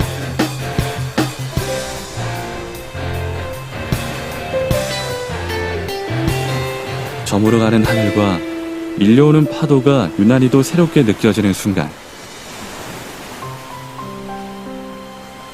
익숙했던 모든 것이 새롭게만 느껴진다. 잊고 있던 나를 발견하는 것. 자연과 공존하는 즐거움. 다시 만나는 새로운 세상. 평화지역 DMZ.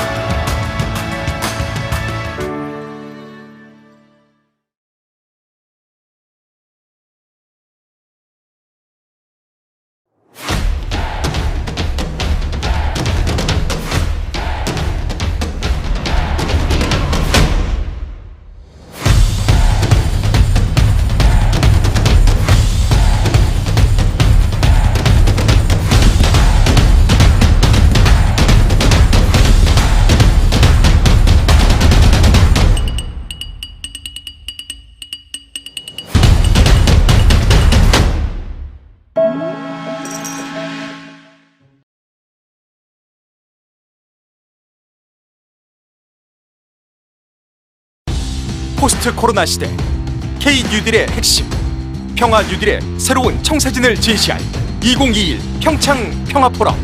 짐 로저스, 데이비드 비즐리, 무하마드 유누스. 평화 지금 이곳에서, 당신이 함께하는 그곳에서.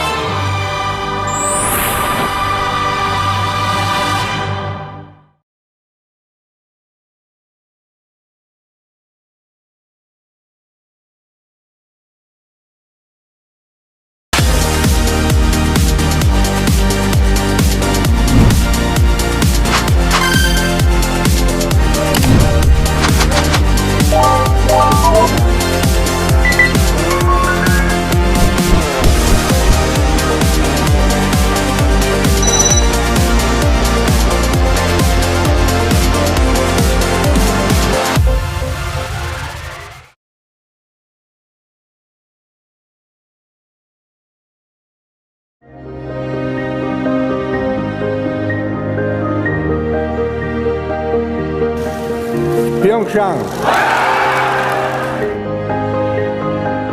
평창 동계올림픽 대회의 개회를 선언한다.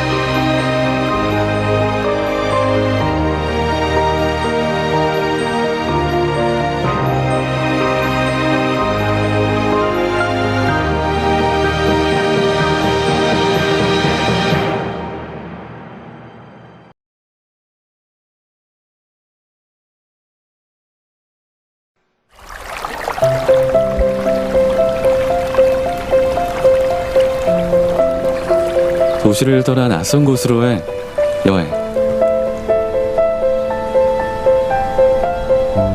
이곳에서 또 다른 일상을 만나다. 답답한 일상을 벗어나 잊고 있던 나에게로 떠나는 여행.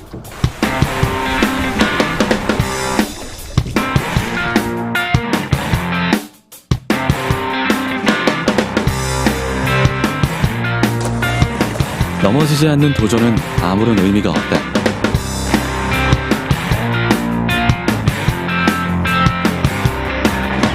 시원한 바람을 가르며 마주한 곳에서 또 다른 나를 만난다.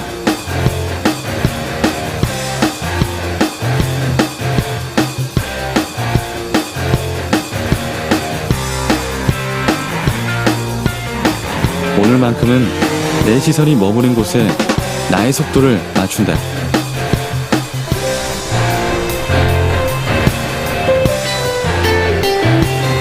저물어가는 하늘과 밀려오는 파도가 유난히도 새롭게 느껴지는 순간, 익숙했던 모든 것이 새롭게만 느껴진다. 잊고 있던 나를 발견하는 것,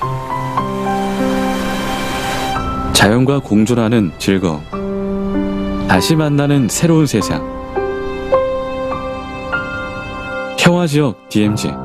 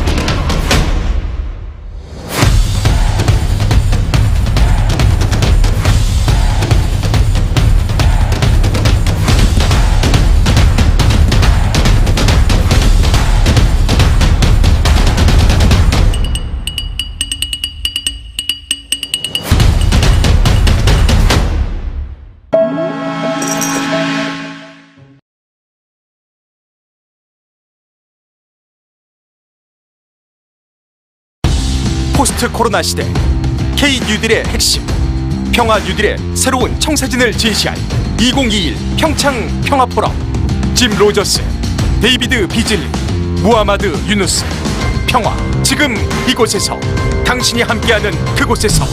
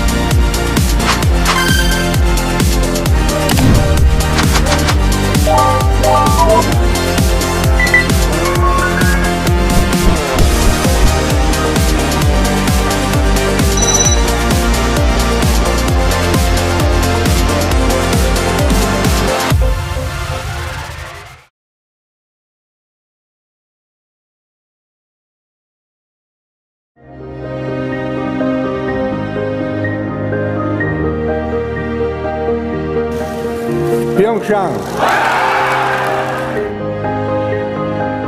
평창 동계올림픽 대회의 개회를 선언한다.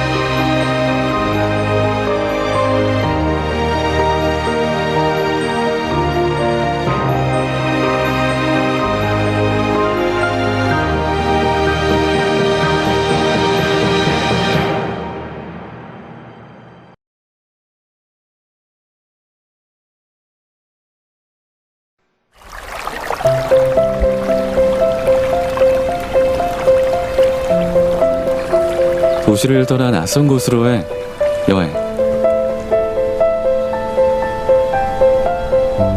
이곳에서 또 다른 일상을 만나다. 답답한 일상을 벗어나 잊고 있던 나에게로 떠나는 여행.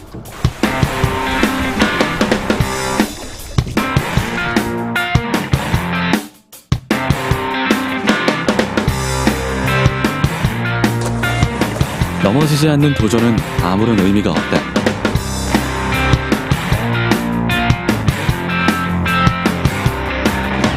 시원한 바람을 가르며 마주한 곳에서 또 다른 나를 만난다.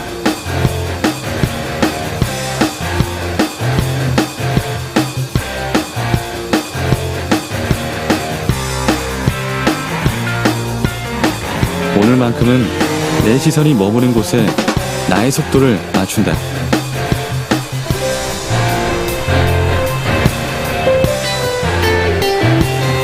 저물어가는 하늘과 밀려오는 파도가 유난히도 새롭게 느껴지는 순간, 익숙했던 모든 것이 새롭게만 느껴진다. 잊고 있던 나를 발견하는 것, 자연과 공존하는 즐거움, 다시 만나는 새로운 세상. 평화지역 DMZ.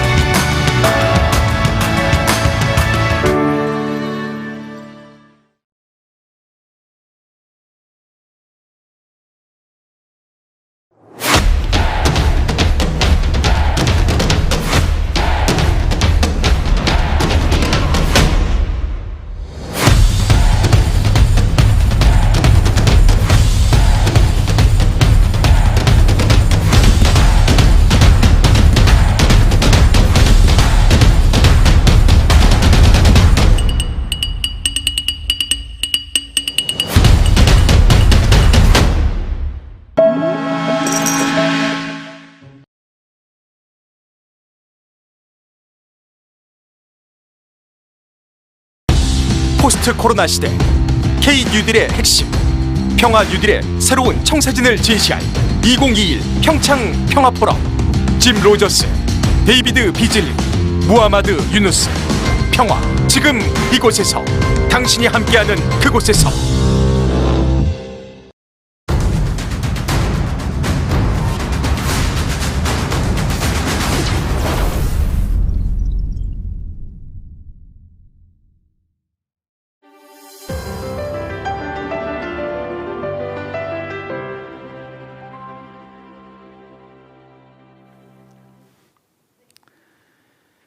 Hello, good morning, good afternoon, good evening. Greetings of peace from PyeongChang. Welcome to PyeongChang Peace Forum 2021. This is a session about Global Civic Agenda on Peace and SDG 2021. This is one of many parallel sessions during PPF 21 to discuss and also introduce Global Civic Agenda on Peace and SDG. My name is Anselmo Lee. I'm a regional coordinator of APSD, Asia Civil Society Partnership for Sustainable Development, which is a regional partner of A4SD, Action for Sustainable Development. So I'm happy to be here again. This is the third PyeongChang Peace Forum. I guess some of you attended a PyeongChang Peace Forum. Let me check. How many of you were in PyeongChang before?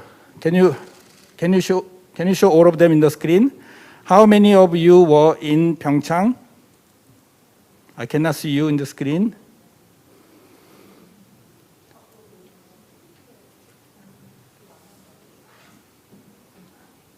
Okay. Nobody? I don't see any hands up. How come? Ricardo was here last year. Ricardo was the only one. So I really hope all of you will come to PyeongChang next year. Oh, Ricardo now. Ricardo, you are the only one who was in PyeongChang before, you know. So we went to last year, the DMZ, demilitarized zone, to see North Korea. We could not cross the DMZ. I really hope you can come next year so we can discuss further. And also, hopefully, we can visit North Korea, provided that there is a substantive progress in peace negotiation or denuclearization negotiation. You know? All right? So, this PyeongChang Peace Forum, since many of you are first time, PyeongChang Peace Forum is co-organized by 3 organizations. There's a Gangwon Province and Municipality of PyeongChang, and also KOICA, Korea International Cooperation Agency, and hosted by 2018 PyeongChang Memorial Foundation. 2018, as you can guess, is a year of PyeongChang Olympic. We call PyeongChang Peace Olympic, which was a turning point from hostile confrontation to peaceful dialogue around the nuclear issue in Korean Peninsula. That's why, as one of the legacy projects of PyeongChang Peace Olympic, this PyeongChang Memorial Foundation was created to carry out various projects, including this PyeongChang Peace Forum. And this also organized in partnership with the 5 government ministries: Ministry of Foreign Affairs, Ministry of Unification, and Ministry of Gender Equality and Family, and Ministry of Culture, and Ministry of Environment. As you can see, there are many issues being addressed under this PyeongChang Peace Forum. That's why many ministries, they are also involved. Also, they are very much interested in this topic we are discussing. Some of the outcomes of our sessions will be presented to the Korean government and also other relevant bodies and institutions. Okay, this session, and also I want to show this is a PyeongChang Message for Peace 2020, which is an outcome document of the civil society session, where we want to really we wanted to highlight the linkage between peace and SDG. That's a main theme of this PyeongChang session.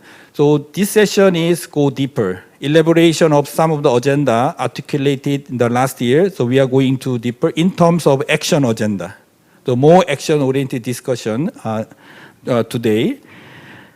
So we did this short introduction. Let me invite one by one. We have 7 speakers. Let me explain a little bit about structure of this 7 topic. Obviously, number 1 is pandemic, coronavirus, COVID-19 pandemic. That's the first topic. And the second topic is global campaign and disarmament campaign. So yesterday, today, there are a lot of discussion about divestment. That means how to get more money to support the SDG or COVID-19 recovery from nuclear, or the military budget. There was a common issue discussed here. So we have one presentation about specific campaign, disarmament campaign. This is number 2. Number 3, as you know, we have a G20 summit. G20 most industrialized or most economically powerful countries, but unfortunately, they are more part of problem rather than solution. So this is a very important challenge for us. So how to engage with the G20 to make sure that they have a collective global accountability, to the people of the global citizen. That's why this year, G20 will be hosted by Italy. We have a civil society group, C20. So there will be a presentation about G20.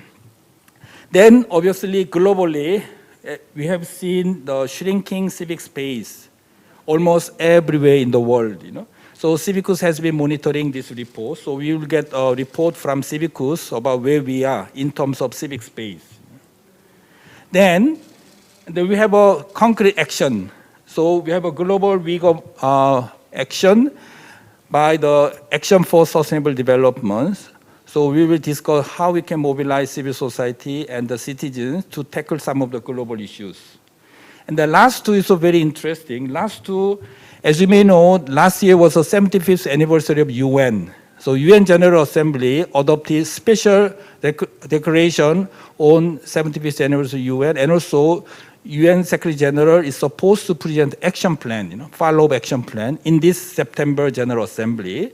And there are a lot of discussion going on. So we introduce where we are now in terms of making follow-up plan. And also that is about UN Foundation. So UN Foundation is heavily involved in this one. And also the Coalition for UN We Need. This is a new name. The last year name was UN 2020.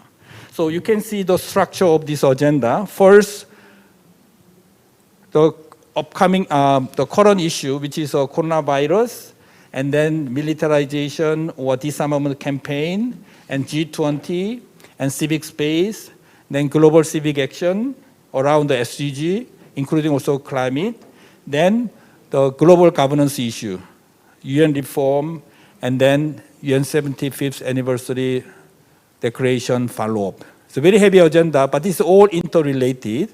So idea was, this has been the plan and the different ways, but these are all interconnected. So we want to bring this agenda together so that we understand common challenges and also to find a way to support different initiatives. So eventually we can achieve our common goal, which is more peaceful, just, inclusive societies. Okay, so without further ado, the first speaker, let me introduce Gagea. So you can introduce yourself in your organization when you make a presentation. So Gagea, you have now 10 minutes. All right, are you ready, Gagea? Yeah, just a second, I'll share. Okay, so you are speaking from India, right? Which part of India are you speaking now? I'm from Hyderabad, but Hyderabad, right okay. now I'm in Delhi. Yeah. Okay, good. So, please. Thank you so much for inviting and also having this discussion. My name is Garga. I'm a medical doctor with a public health background. I would be, and I belong to an activist group known as the People's Health Movement, which was formed around 20 years back. I wouldn't go much deeper into it. I would really request you to go through it, but we are more towards, looking at health as a human right and also universal health care with the backdrop, in the backdrop of primary health care, which was in the 1970s, the World Health Organization came out with comprehensive primary health care in the Alma-Ata Declaration. So I'll come from this background, but my talk today would mostly be about the intersection between what we are learning from the COVID pandemic and what it means for the global governance of health, and in particular, restricting myself to the World Health Organization.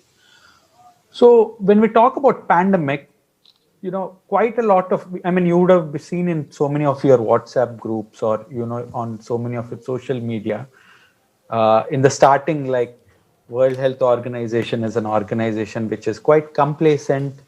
It is kind of, has not been doing work as much as it should have been doing and so on. And many people then started asking, what is actually WHO? What is it actually supposed to do? People in the governance and public health spheres knew it, but many did not know. So I'll kind of start there. So the WHO was formed in 1948 and with a mandate to coordinate global health and the systems and help countries achieve the highest level of health attainable. And in particular, if you want to say in context of COVID-19, it could be to act as a directing and coordinating authority on international health. The reason for this is from the 1700s when we have seen, right from plagues, right from many sanitary issues and so on, and cholera and so on, there were many sanitary conventions, and through that, over a period of time, that WHO developed. And it actually is for a global response to public health issues. And WHO plays a vital role in global health, where member states are given an equal voice in its normative and standard setting work. WHO is a science and evidence-based organization with a focus on public health. And when we say member states, a rich country like South Korea or Japan and a LDC like Nepal and Bangladesh have a same say in this organization. Let's say, I know we do accept that sometimes there is a different, the weightage they bring is different, but they have the same say, and a country has a single vote, or a country has, an opinion and so on, which isn't like that in, so this is about the UN, like every UN structure, WHO is also. So what was it that, World Health Organization actually did during COVID-19? Many would ask. It was actually maintaining the international health regulations, which basically talks about the travel, also talks about, imposing what is known as, declaring a disease as public health emergency of international concern. And let's say sharing of viruses, one of the most important activity for anything, right, from diagnostic kits to everything, and so on, to help countries in the, with the science part of it. And also helping countries about how do they deal with it. Are you supposed to wear masks? Are you supposed to wear PPE kits? What is the treatment? What are the protocols and so on? So just some examples is coordination of research and development, like virus sharing, helping countries prepare and respond, technical assistance like the medical part, the public health part, and so on, coordinating global response, which is international health regulations and so on, and health communication, as we have been seeing. And as you also know, in the past few months, the World Health Organization, beyond World Health Organization, also gives comments and also makes suggestions. For example, the latest has been that there has been a proposal by India and South Africa that there should be waiver of intellectual property in the World Trade Organization, which is supported by almost all the southern countries and all the Asian countries. We haven't heard from South Korea. I hope that we will be hearing from them soon. Just to say, there have been limitations with COVID, and these limitations actually, do they come from WHO as an organization, or because the disease was new for everyone, is also something we need to really think about. There have been lots of rumors, lots of anger and frustration, and also victimizing a country or two because the origin of virus, we kind of have been able to deal with all these very well in the past 1 year. But what was the reality of the global cooperation and COVID response was, it also showed the ugly side of the world, that one, our public health systems were not adequately strong, and many countries were actually doing, as much as the virus were the harmful, or I would say very harsh, was also the response towards the COVID pandemic. For example, in India, so many migrants actually died walking from their houses because of abrupt lockdowns. In Philippines, you might be remembering how Duterte was saying that, we need to shoot people dead if they are roaming around defying the curfew.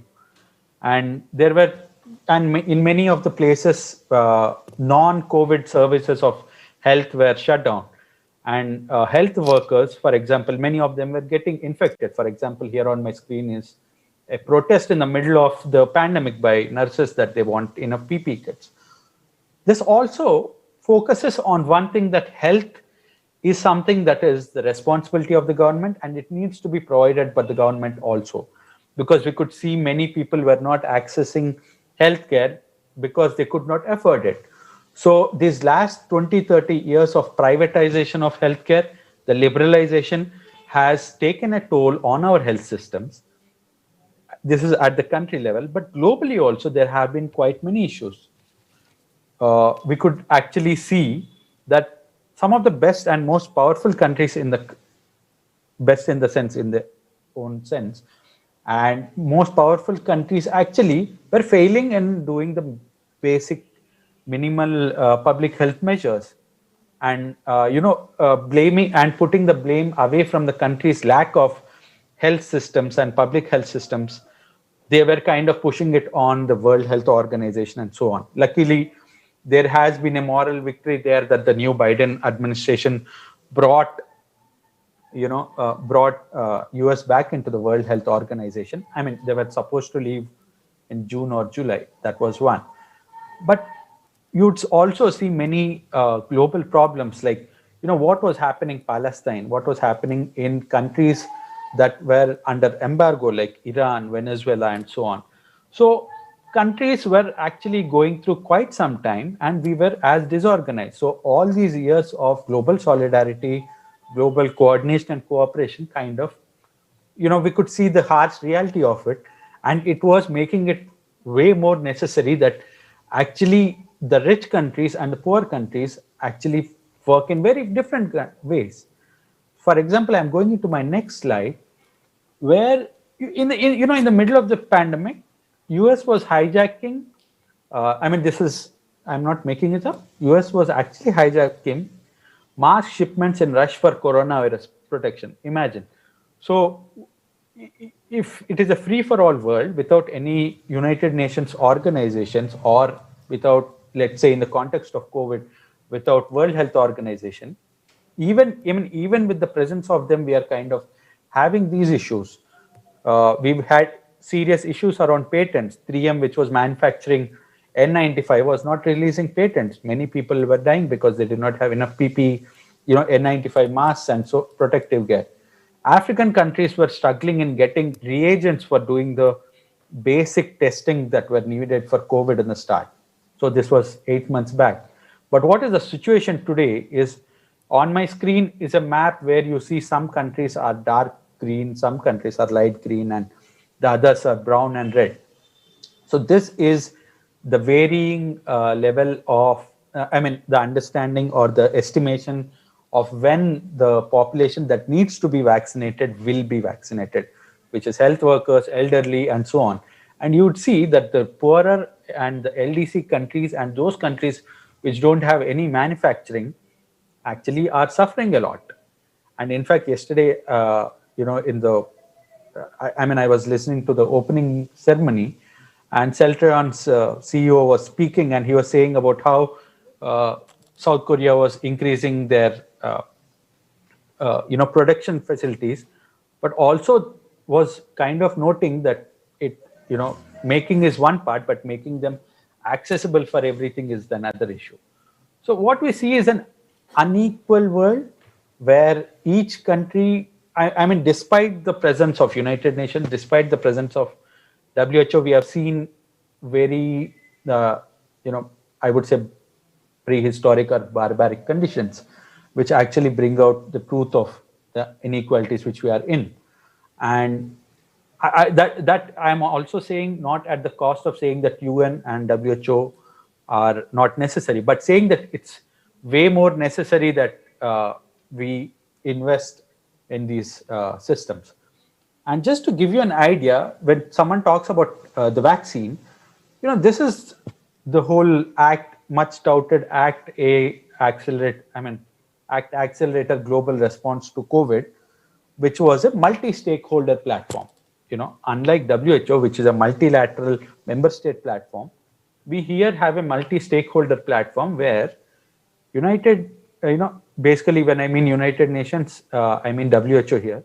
The WHO is just there for product allocation and basic, secretarial work, but most of the actual work was happening in private this philanthropy-led, private-led forums like CEPI, FIND, Gavi, United, and Global Fund. So what has been happening is WHO has been marginalized in the response towards COVID.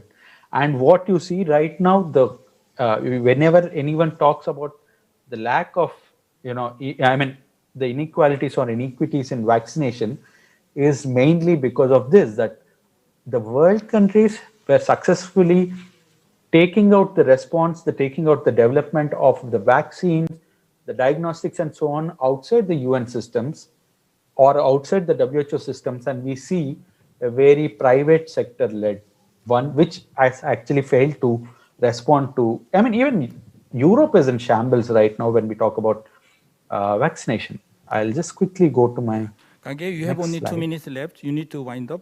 Yeah, okay. Yes. And finally, winding up is why are we actually in this situation is because WHO has been quite weak in the past many years.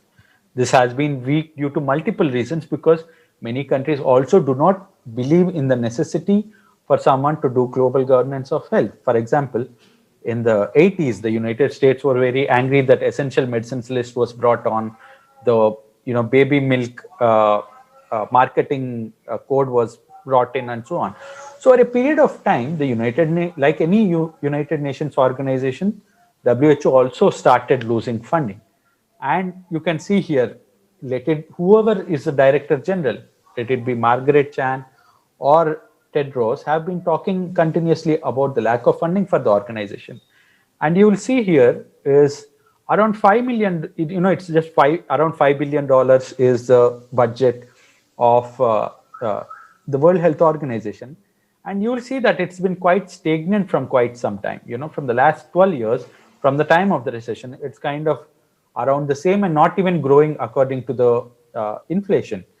And $5 billion is less than the marketing or global advertising costs of most of the pharma giants, just to give you how small that is. And it's most of the funding is also tied.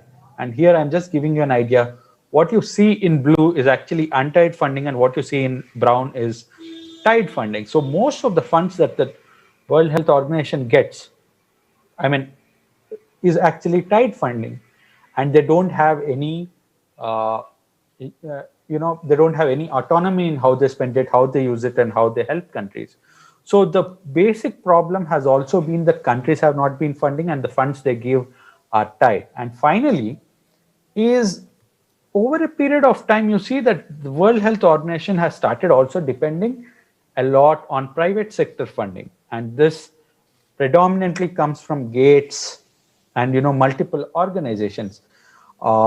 And this has a real big problem for both the public health, because this also, not just Gates, most of the private sector organizations that you see here, once they start funding, the private sector slowly starts creeping into the policies, slowly starts affecting the public health standardizations, the standard setting norms, and so on. And even the responses, just like what you see in COVID-19. So here is a map. What you see is red is the member states, which are the countries, and what you see, the others are mostly, the green, the orange, the blue, purple are mostly private sector and outside funds. Okay. So there is a Kage, I think you need to really wrap up. I'm just closing it. And finally, I'll kind of end with this. The WHO, like any other UN entity, has been a victim of the shift in funding patterns over years. An organization struggling for finances is more likely to accept or cooperate with a variety of approaches that bring or promise resolution and further fragment programming decision making.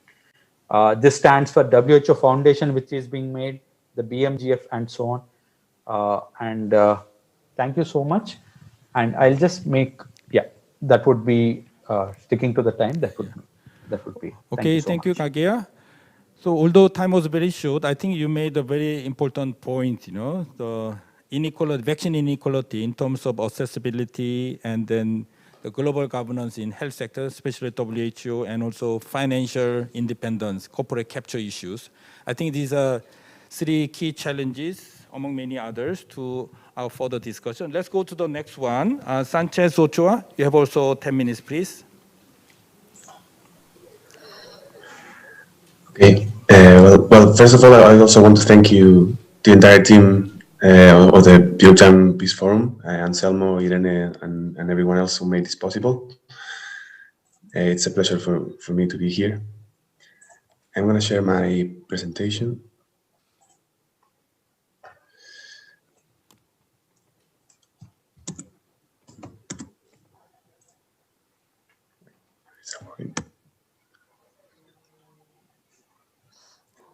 So I'm going to speak about the Global Campaign on Military Spending, which is an IPB initiative. I'm an officer in Barcelona in the IPB, in the International Peace Bureau office there. And together with Centre de l'As of Peace Studies, we coordinate the campaign on military spending. Our campaign tries to bring attention to the massive amount of money that countries around the world spend on the military, and to raise awareness on what this means for our security, and also try to present alternatives to this spending. So our community intends to impact the discourse level and affect the decision making, so that budgets around the world do not dedicate so much resources to the military, and instead they shift that money towards human and environmental needs. Our campaign is going to make 10 years now. It started in 2011, and the main period of action is the GDAMs, the Global Days of Action on Military Spending, which will happen this year between April and May. I will talk about that later, but just for you to see where we're focusing, we see this wheel of the military economy and the wheel of actors and events that lead to war. We're focusing on military spending, which we could say is the beginning of this cycle, because it's the money that is going to pay for weapons, and it's the taxpayers' money that is going to initiate this process. So we're focusing on this one, but of course it's all interconnected, and the peace movement works in all of these parts. And some people will focus on the arms trade, some people will focus on the military industry, some on the culture that is enabling and that is making this happen. Also on the consequences of war, on the consequences of the use of these weapons. But we've decided to focus on this aspect of the cycle, because we consider that if we can convince governments into spend less money on military power, war and conflict are less feasible, and we can give peace a chance. So this is a map of the 30 countries that spend the most in their military. This is figures for 2018. We have figures for 2019, which are slightly higher. The total military spending that year was 1.82 trillion.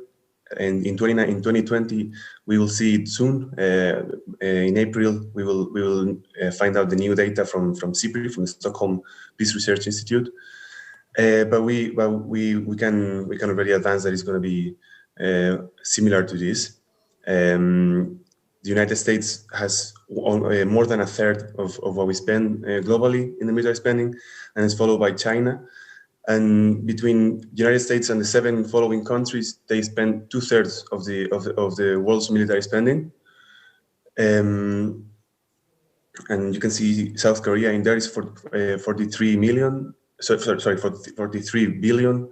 43.8 was for 2019. And you can see how this competition and how this military power projection takes shape. So why do we question military spending? Well, first of all, we think that if we follow the history lessons, if we see what happened before, when countries were arms raising, when this military buildup happened, it can only lead to one thing. It can only lead to war. It will not lead to further security. This idea of deterrence, of outperforming each other in military power, cannot lead to peace. Contrary to the general doctrine, no? They tell us that we need military, or that we need military power to protect ourselves, but this homeland national security approach is completely misguided. And it also addresses threats that cannot be fixed by the military. For example, when we see their doctrines, they are focusing on terrorism. For example, the war on terror, which cannot be dealt with the military, and we have 20 years of lessons learned from that. Other issues like organized crime, cyber attacks cannot be dealt with the military. And then, of course, there are three key issues that are getting a military response that should never get it, like migration, like climate change, and the pandemic. So these threats that the military identify and that they use to justify their existence cannot be and should not be dealt like that. Another reason for us to question military spending is the opportunity cost. Is this dilemma of guns or butter, and we need to keep in mind that each dollar is spent in the military is not spent in other aspects. For example, the welfare state, which is severely underfunded in many places. And we believe that if we would manage to shift the money from military to social or environmental issues, it will create a huge peace dividend, and the economy will perform much better. Another reason for us to question it is because military spending causes, exacerbates, and perpetuates global emergencies and tensions as it maintains the power structures as they are, because the current system cannot exist without the military power. And as we know, this system is creating increasing levels of violence and inequality, and also the destruction of the life support systems. One more reason is that we're seeing, as I mentioned before, that the emergencies that we're facing are getting a militarized response, which should never be accepted, as is the case with climate change, migrations and refugees, systemic racism, or inequality. And of course, the last but not least, we believe there are many ethical and humanitarian reasons not to bet on the military power, not to bet on war preparations for our security. So the alternatives and the reasons for us to advocate for a demilitarization are, first of all, a human security approach. We believe that if we spend money on what people need, on their most basic needs, and on their actual threats and the most feasible and most common threats to security, as this insecurity in economic, food, health, environmental, personal, and political terms, that money will be much better spent. The alternatives are also creating a social safety net, putting money on the SDGs, on the Sustainable Development Goals, advocating for universal public services, healthcare, education, housing, renewable energies. We believe it would improve economic and environmental cooperation as well. It should be shifted to development aid and humanitarian relief as well. And then we should make a clear bet on diplomacy, transparency, monitoring, legal arbitration, mediation, multilateral organizations, demobilization and disarmament efforts as a way to improve international relations and not to leave everything into deterrence and the threat of violence. And of course, putting money in conflict prevention and conflict transformation. We also advocate for a conversion from the military industry to the civil industry. This has happened on the other direction. We've seen many times civil industry turning into military. For example, in the Second World War, when they were called the war efforts. Well, now we advocate for peace efforts. Like we believe it's time to shift the military to civil industry. And for example, it could be redirected to renewable energies, because these industries are not so different, and the workers are highly qualified, and they could be working perfectly in these other industries. We also advocate for non-violent alternatives, which are abundant, morally superior, and drastically less costly than appealing to military power. And we are also trying to connect the dots between the different forms of violence of this system, and that's why we're also connecting with other social movements, as the feminists, as the ecologists, and climate protesters, with anti-racist and indigenous groups, with human rights and social justice activists, because we believe we have a common diagnosis, and this could lead to alternatives that are more peaceful, sustainable, and just. And last year, we put a big emphasis on healthcare, because we saw that when the pandemic hit, our defense systems were not appropriate, and we were not capable of dealing with the threat that we were facing. And so we decided to make a comparison of what we spent on military hardware and on submarines, frigates, jets, tanks. What's the cost of these weapons, and what they could mean if we were to spend it in doctors and personnel and healthcare equipment. Also, we compare the budget that we're giving to the military and the budget that we're giving to human security oriented organizations, as it could be the World Health Organizations, the Disarmament Affairs Office, UNICEF, UNHCR, which we believe are organizations that are working for for the welfare of people in a human security sense. Kitche, sorry, In here, time's up. in the bottom right. Wind up your presentation? Already Yes, 10 minutes sure. up. All right. So I would like to encourage you to join us on GDAMS, on the Global Days of Action on Military Spending 2021. We will keep this focus on how national homeland security is not providing us a proper security, and in the times of COVID, it's been evident that this security doctrine is not working.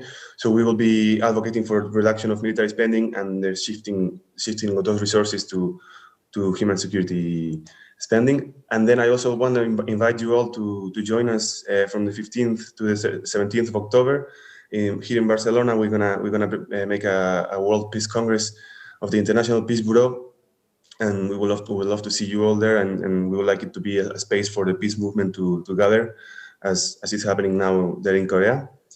And you can see our website there and check it out, and also here the website of the campaign and the IPB, and you can also follow us on social media. And thanks a lot for your attention. Okay, thank you very much, Kitche-san, Ochoa. I think there's concrete two suggestions: Global Days of Action on Military Spending, 12 of April to May. It's almost 1 month the campaign, and also World Peace Congress. I think like this he also mentioned about the linkage to SDG, how we can reduce military spending, get more sufficient funding to tackle SDG and coronavirus. Already we see the interlinkage between different campaigns. Let's go to the G20. As you know, G20 countries, they are the biggest exporter and importer of all the weapons, including nuclears. so it is another angle to tackle this issue, And also they are the one manufacturers of vaccine, They control vaccine. So these are, how can you engage the G20 countries? Ricardo, now we have you 10 minutes to enlighten us how to engage effectively G20 countries. Please. Mike, unmute, please. Yep. Yes. Thank you, Anselmo, and good morning, good afternoon, everybody. I would like to say that I keep in my desk this. I don't know if you can see it properly. Maybe not so well. There is something that I received from you. Is written in Korean and in Spanish and in English. Peace for the world, and it is permanently on my desk. So it's. So that meaning the for world peace. That's the world peace in Korean, right? For world peace. Yes, and it's a nice gift I keep with me from PyeongChang. So my role is to share with you presentation of what is doing civil society in respect, in relation, sometimes a bit confrontation with the C20. So I tried to share my screen. Just a second. Oh, I'm not able to share the screen. I don't know why.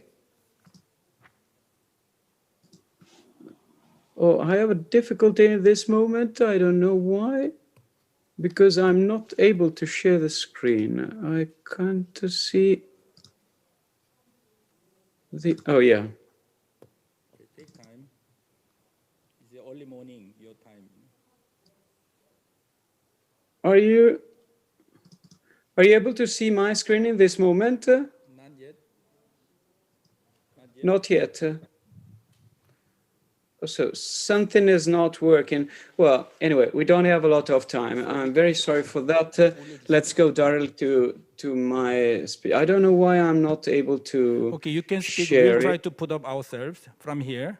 Exactly. But anyway, it is even not important. If you are not able to see, I hope to be clear enough. Sorry, but yeah, there is something happening on my laptop. I hope you are still able to hear to me. Very sorry for that. So first, what are the link? What are we doing? So G20 is the group of theoretically 20 countries. In fact, there are 19 countries plus the European Union, but then Spain is permanently invited. So they are in fact 19 plus 1 plus the European Union, meeting every year to deal with a lot of issues. It is a group that starting in the 90s, speaking about economic policies coordination. Then after the 2008 crisis, they started meeting as a head of state and of government. And from that year, they continue in meeting with this format. That is, during the year, a lot of dialogue is developed among different thematic working groups. Then there are several ministerial meetings with the ministries, and then around the end of the year, there is the head of state summit.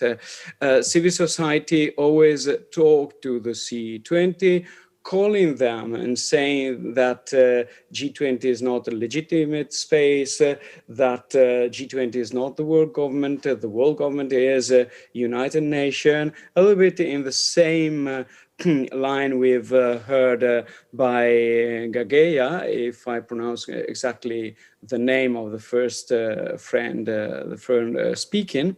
And but anyway, recognize that within the G20 process, we have a strong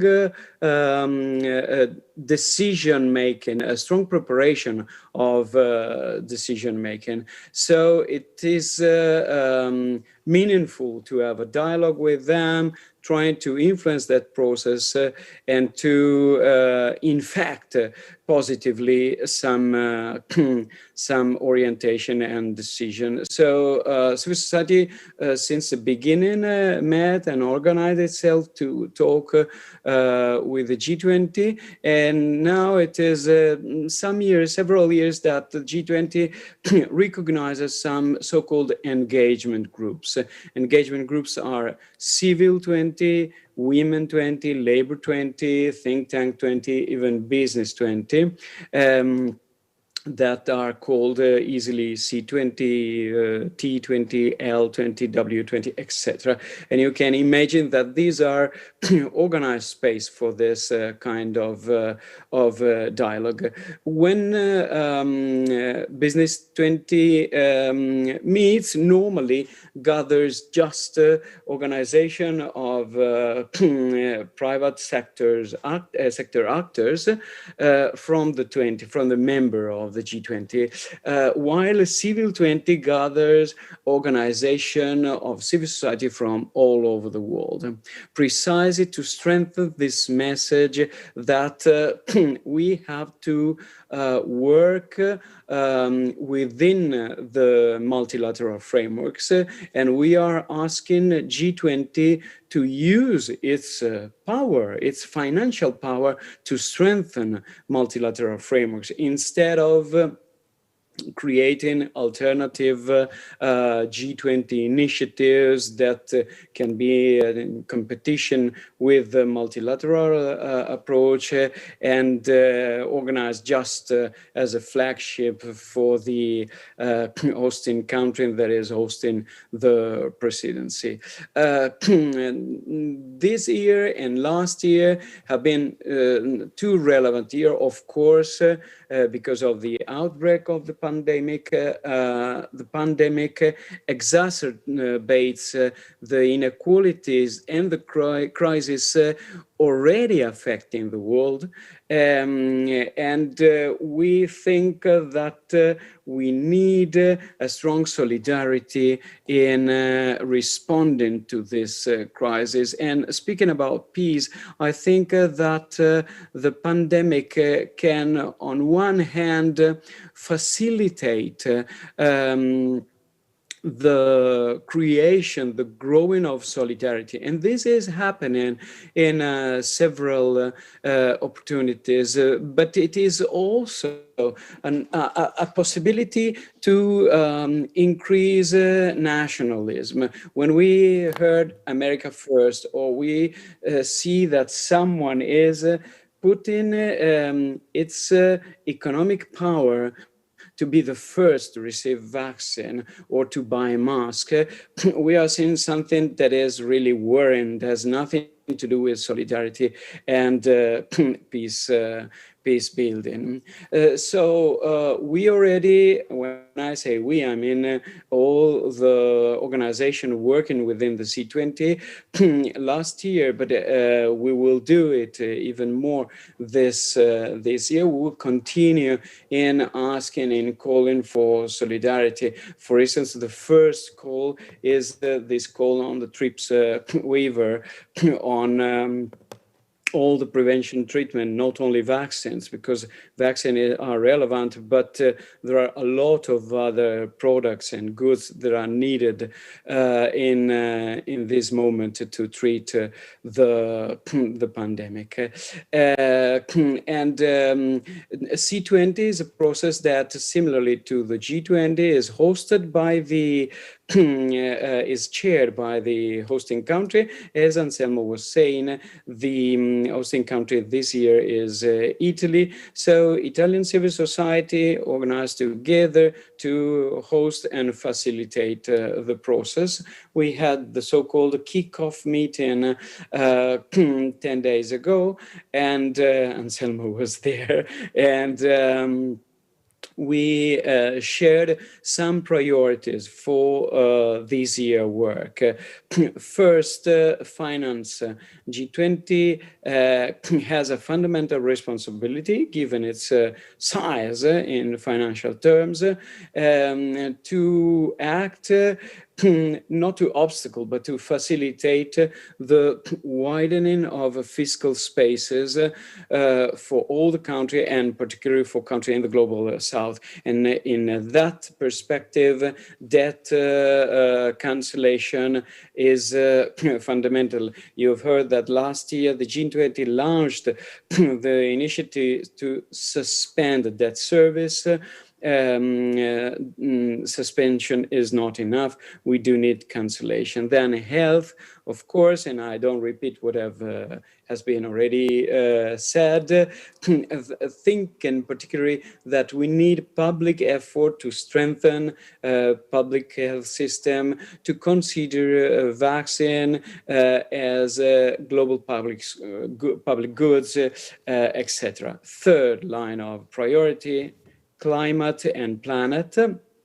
This year we will have the COP26, and this will give, that is co-hosted by Italy and UK. So this is another opportunity to make the member of the G20 going together or converging together in the UN framework given by the Paris Agreement. Fourth, the framework of human rights, but particularly the Agenda 2030, and a way to see at the agenda not only in terms of implementation at home in the members of the G20, and not only in terms of how much the G20 helps the world in implementing the agenda with technical assistance or ODA, but more deeply in seeing how the G20 is influencing the possibility to implement the Agenda 2030, shaping in the way G20 is shaping its trade and investment pattern. And so the idea is to see at the implementation of the agenda and the role played by rich countries in a comprehensive way. To do that, and this is the fifth priority, we need a strong education towards global citizenship, and we identify also three sort of cross-cutting drivers that are the issue of digitalization, the issue of anti-corruption, that is an important topic for the G20 and for the C20 work historically. And of course, last but not least, all the issue related to gender and women and empowerment. So we created G20 Works and C20 Works mainly through working groups. We will have 8 working groups: finance, health, climate, global citizenship, digitalization, and anti-corruption and gender and women. The priorities I have mentioned. The work of the C20 is organized, producing mid-year, around mid-year, a policy pack with contribution from all the different working groups. We, in the meantime, participate. We are invited, Civil 20 is invited to participate to the official working groups of the G20, where C20 can have a say, can speak, not in all sessions, but there are spaces reserved to this kind of participation of the engagement groups. And at the end of the year, before the G20 summit, C20 organized a C20 summit that is normally a quite complex series of event panels, discussion on the different topics. Of course, C20 releases a statement when there is a need. The first statement we will propose to the steering committee is a statement on trip waivers, because there is a very important discussion at WTO in this period on the TRIPS implementation, with a proposal of India and South Africa for not use the TRIPS agreement on prevention treatments and vaccines. And okay, Ricardo, yeah, time's up. So can you please wind up? Yeah, I'm ending here. What I can say is that we invite everybody to be part of this process, and in order to strengthen the link we have. I mean, C20, it's not a sort of a part of an organization. C20 is fed in its working group by the participation of international civil society. If you will look at our website, that is civil20.org, it's easy to find it Googling. You will see that the registration to the working group is open, so the invitation is to be there, and that will help in feeding, I repeat, this dialogue with the capital of work and of ideas that civil society is developing in all the other rooms and spaces that civil society is occupying. Over to you, Anselmo. Okay, thank you, Ricardo. I think we'll put up your PowerPoint later in our website. As we explained, Okay, thank you. compared to previous C20, as you may know, the first civil society meeting on G20 was held 2010 in South Korea. That time, I was the chair of the civil society meeting as a GCAP member. I still remember, that means almost 10 years ago. So last 10 years, civil society has been engaging this with the G20, but particularly this year, compared to the past, I think there are two, he presented 8 working groups, 2 are rather new. One is 2030 agenda, So now we are trying to, because there are many issues which are all under SDGs, so we want to kind of bring them under one umbrella, SDG, linked to SDG. The other one is global citizenship education. I think these are the 2 added value of this working group. And so now, and to make sure, Ricardo, this C20 is open to all CSO, regardless of G20, whatever, right? It's open to all, right? I think I want to make sure, Absolutely. As you know, G20 is only G20, so-called most economically powerful countries. But C20 is open to all, right? So because any decision made by G20 affect every country, particularly least developed countries. So C20 from the beginning was open to any country. So anybody can join the C20 activities. Okay, so exactly. If the message is to strengthen multilateral perspective and UN, we work and talk together, and we as civil society means civil society from all over the world. So C20 has no boundaries. Yes, right. Thank you for confirming once again. Because, and also this year we want to bring the G20 to SDG, which means SDG is a global agenda by UN. So more cooperation between the G20 and SDG. UN, particularly in terms of collective accountability of G20 countries and SDG. Yes. So this year is Italy. Next year, G20 will go to Indonesia. And then 2023, India. And then 2024, as far as I know, the South Africa, right? So these are the future plans. So I think we need to build not only Italy this year, but also Indonesia, India, and South Africa. Okay, thank you for your very useful information. This G20 is another platform for our engagement. Let's go to the next one. Next one is now civil society. To engage all these international organizations, we need the civic space, for freedom of association assembly. So now I would like to invite Mariana to present to us where we are now, How is the civil situation globally from Civicus? Mariana, you have a 10 minutes presentation. Over to you. Thank you so much. Can you see my screen now? Thank you, Anselmo, so much, and thank you for the invitation. I'm Mariana Belalba. I work as a civic space cluster lead at Civicus. Civicus is a global alliance of civil society organizations, which main mission is to strengthen citizen action.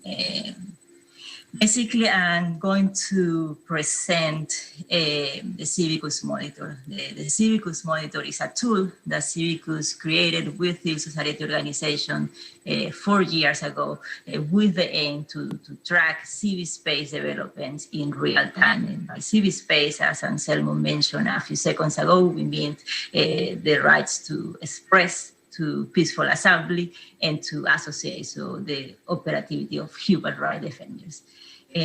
I'm going to present today our latest report, which is called People Power Under Attack. Basically, every year we analyze all the data that we feed into the monitor for over a year now, and kind of tell us what is the situation, the global situation of civic space, but also what are the main tactics that governments are using to kind of limit civic space, and also a regional breakdown of which are the countries who has been improved, or also which one has deteriorated. Before I go to that, but I don't have actually time to explain the methodology of the monitoring, how we gather the data and all the others. You can just see all that in our website. But I do think it's important because it's the core of my presentation, that we create a rating system. Basically, we have 5 categories going from open, narrow, obstructed, repressed, and closed. And basically, the name self-explained, but basically tells you the health of civic space in a particular country, or how well, if a country is open or not, if a country is closed or repressed, a government upheld civic space freedoms, whether or not people are able to exercise these freedoms. In a closed country, for example, it will be almost impossible to exercise these freedoms. In an open country, there is certain liberties to be able to gather, to protest without major consequences or limitations. This is basically where we are. So this is a snapshot of what is the state of civic freedoms in the world. Basically, we can see that the majority of people, basically, if you go from closed to repressed and obstructed, where there are significant restrictions to civic space, so 87% of the world population live in countries where there are significant restrictions on civic space. So every time people go to the street to protest, every time they try to express a view, they face severe limitations to this right. This is actually a problem, it has been a problem for many years, but this is an increase of 4% from last year. So year after year, we actually see that the civic space situation continues to deteriorate. And only less than 3% or 3.4% of the population live in countries where there is a healthy civic space. And if we go by region, and these are the countries before I break down in the region who actually have deteriorated civic space, as you can see, are the majority. 11 countries last year deteriorated civic space, so they moved from a category to a lower one, and only 2 actually have their civic space improved. And as you can see, that is an improvement very limited, because they go from closed or completely restricted civic space to repressed. Even though it's a very welcome improvement, you can see that people still face significant restrictions to their rights. If I go by region, we have the Americas, a region where I come from. We can see that 4 countries have actually been downgraded. Very worrisome that Costa Rica has been downgraded. Costa Rica was an open country. And we have been seeing how indigenous defender has been attacked, even killed, and there is an increased criminalization of human rights defenders, and also an attack on labor rights and unions with a new legislation that basically kind of restricts the right of labor or workers to strike. We have seen Chile, Ecuador, and the US, who come from narrow to obstructed civic space. And the commonality of these 3 countries is the systematic repression of protests. We have seen in Chile for many years, but especially last year when they were aiming to hold a referendum to change the constitution, how security forces continue to repress, security forces that come from the era of Pinochet, because the legislation has never been changed in terms of the use of law, the use of force in protest. We also saw in Ecuador, we saw an improvement after Correa and Lenin took power a few years ago. There was an opening on expression, but then when people took to the street to protest, we also saw a systematic use of excessive force. In the US, not just last year, over the past 4 years, we have seen a steady deterioration of civic space. We have seen a criminalization of the journalists, stigmatization of journalists by public figures, but also the militarization of the streets, meaning that every time people, especially the Black Lives Matter movement, took to the street, they were met with excessive force. In Africa, we also see a continued deterioration. We have 4 countries who go from obstructed to repressed. And just to say that Africa, the commonality of these countries is that they're all facing elections, or they're going to go to elections. And the commonality is that most of the presidents just want to either change the constitution to continue to run for a 2nd or 3rd term, or are trying to hold into power. And when the opposition and activists go to the street to demand fair elections, they are met with excessive and, in some cases, lethal force.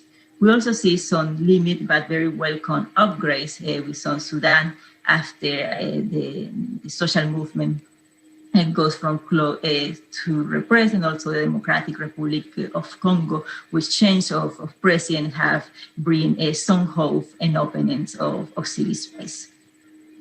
The Asia Pacific, we also see, you can also see from the colors of the map, more or less the situation in the region, 3 more orange and red, so there are severe limitations in the Pacific. It's a little bit more open, but also adding 1 country to the list to the repressed, which is the Philippines. We have seen a really worrisome deterioration of civic space. It goes from obstructed to repressed. We have an increased criminalization of human rights defenders and stigmatization of journalists and a closing of media. Europe and Central Asia, we will think that Europe does host the country with most open or narrow category, but we also see they're going down because more countries are joining the narrow category in Europe, and 1 more joins the list, Slovenia, who goes from open to narrow, which a change of government, a far-right government whose rhetoric against immigration and trying to control the media, kind of following the steps of Hungary and Poland. And finally, the Middle East and North Africa, as you can see, is basically impossible to exercise freedoms in the Middle East. And 1 more country, Iraq, joins the list, goes from repressed to closed with a brutal crackdown on protests that they experienced last year. Okay, These Mariana, are also the... Can you wind them in 2 minutes? Just mention about 10 without explanation. So within 2 minutes, please.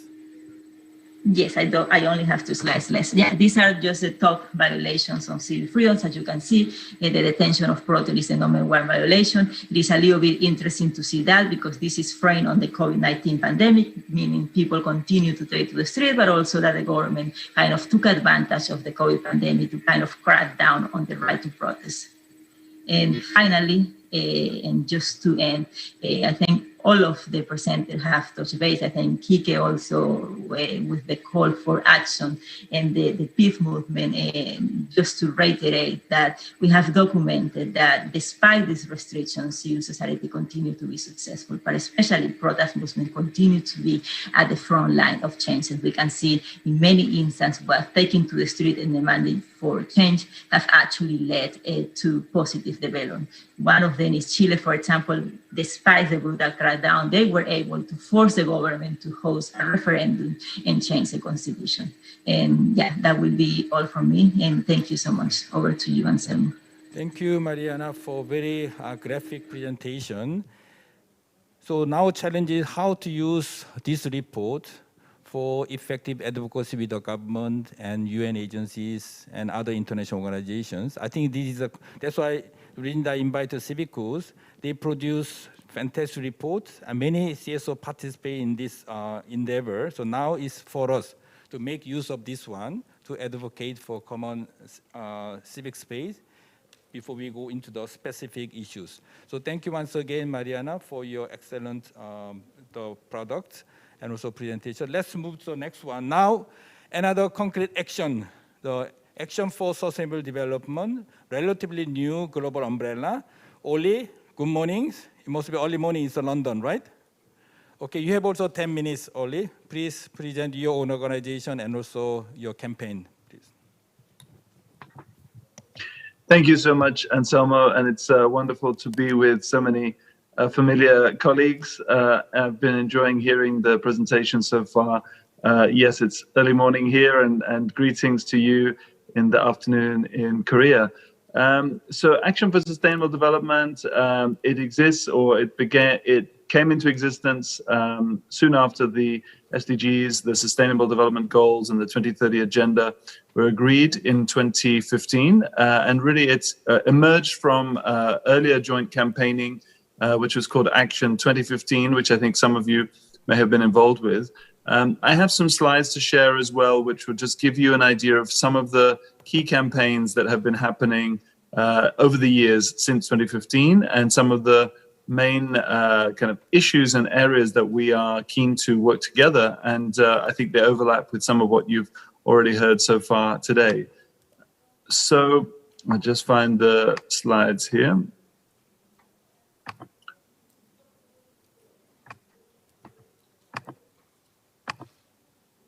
So hopefully you can see my screen now.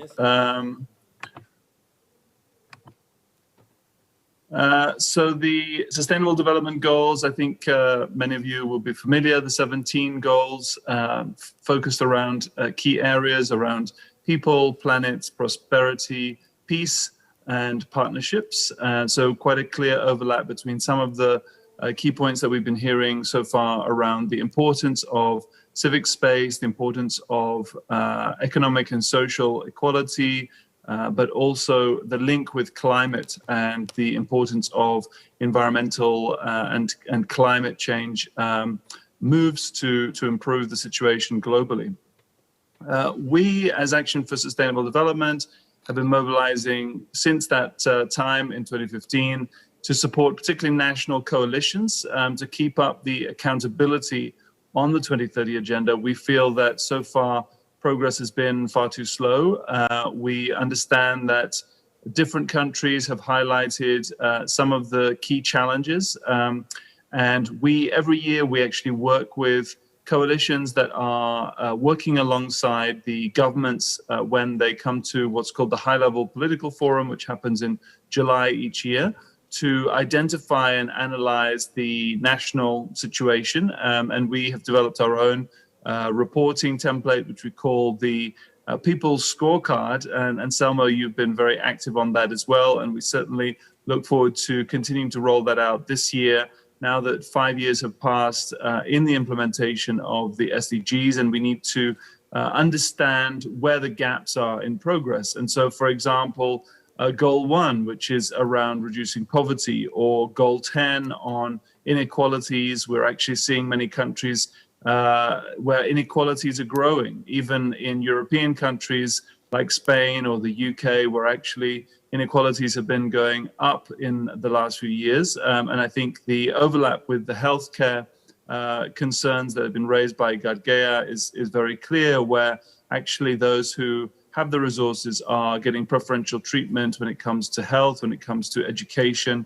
And so there's a clear need to keep up the pressure and to work together as civil society to push for that more just and sustainable world, and to make sure that all voices are being heard, so that we live up to the original aspirations of the 2030 agenda and the principle of leaving no one behind. I particularly find it inspiring at the moment, the phrase that no one is safe until everyone is safe, and that we absolutely must prioritize those who are furthest behind to ensure that the entire world can move forward together.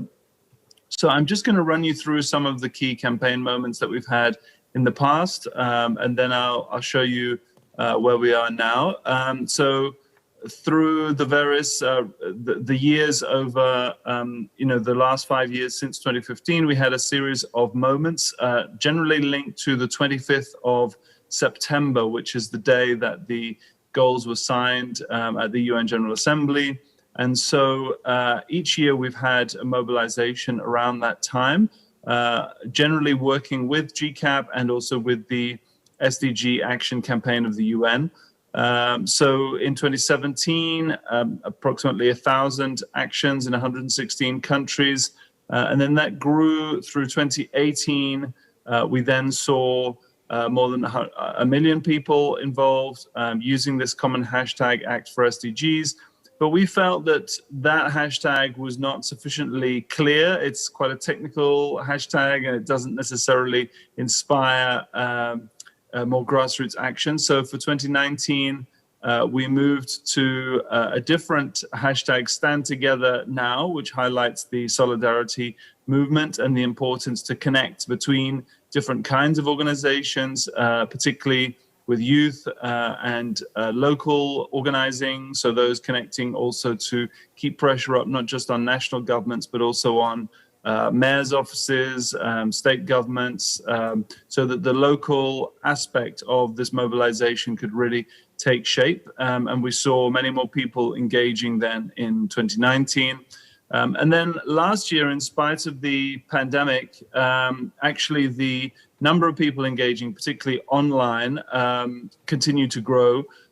Some 42 million people, we estimate, were able to use this hashtag. So we came up with an even more energizing hashtag around Turn It Around, which is linking the response to COVID with the underlying need for a systemic change. And so this must be the turning point that we have been calling for a number of years, and let us make sure that the recovery from COVID that some people were calling Build Back Better would actually go much further and would ensure that a different model is built, that we have this moment of a great reset, as some people have called it, or a transition to the low carbon economy, the importance of highlighting a different model, a different economic model as we recover.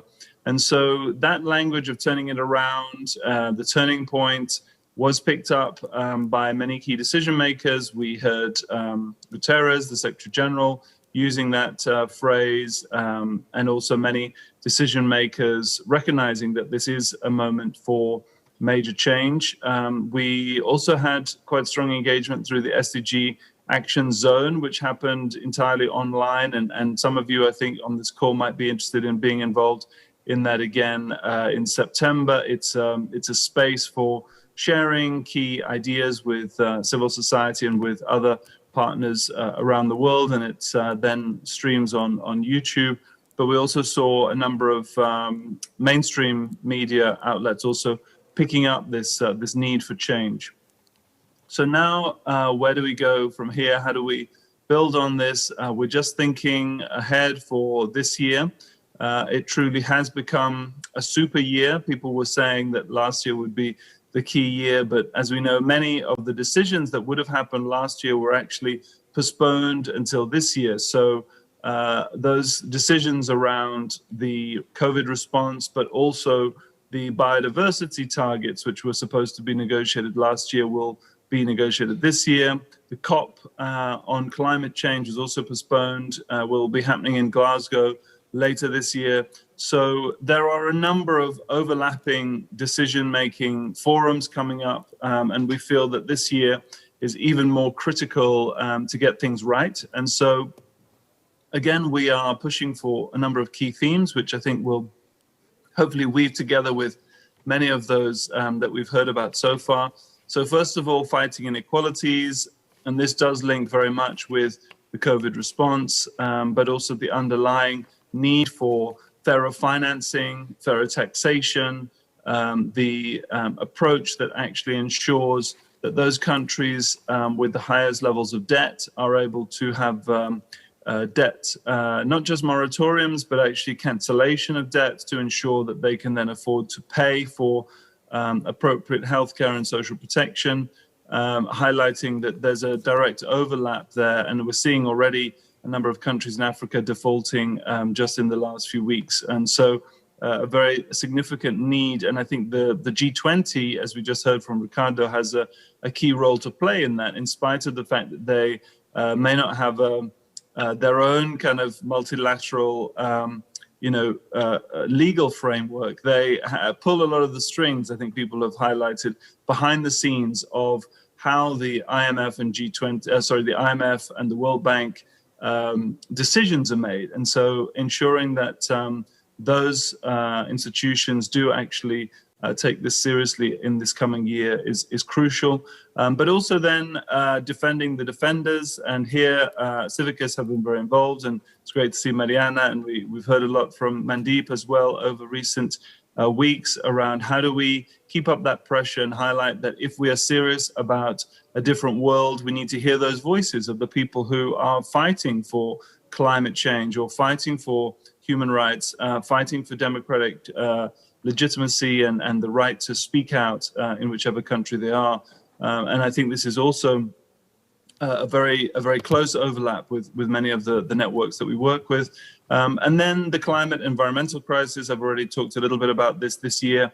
With the COP, we're going to see very significant mobilizing, and we've partnered with 350 Climate Action Network, and also we hear regularly from some of the youth activists behind Fridays for Future, and it's quite inspiring to see what they have been able to do. But again, making sure that those voices are brought into some of the UN processes, making sure that they can be heard so that they can shape the next steps for what happens. But then finally, we have an additional area which we're calling Fund the Front Line. And this is a little bit different from previous years. And that's really to reflect the importance of ensuring that there is adequate funding so that those who are directly affected and are the change makers, if you like, in different communities are able to actually survive and are able to continue to play that role. And we're actually launching a new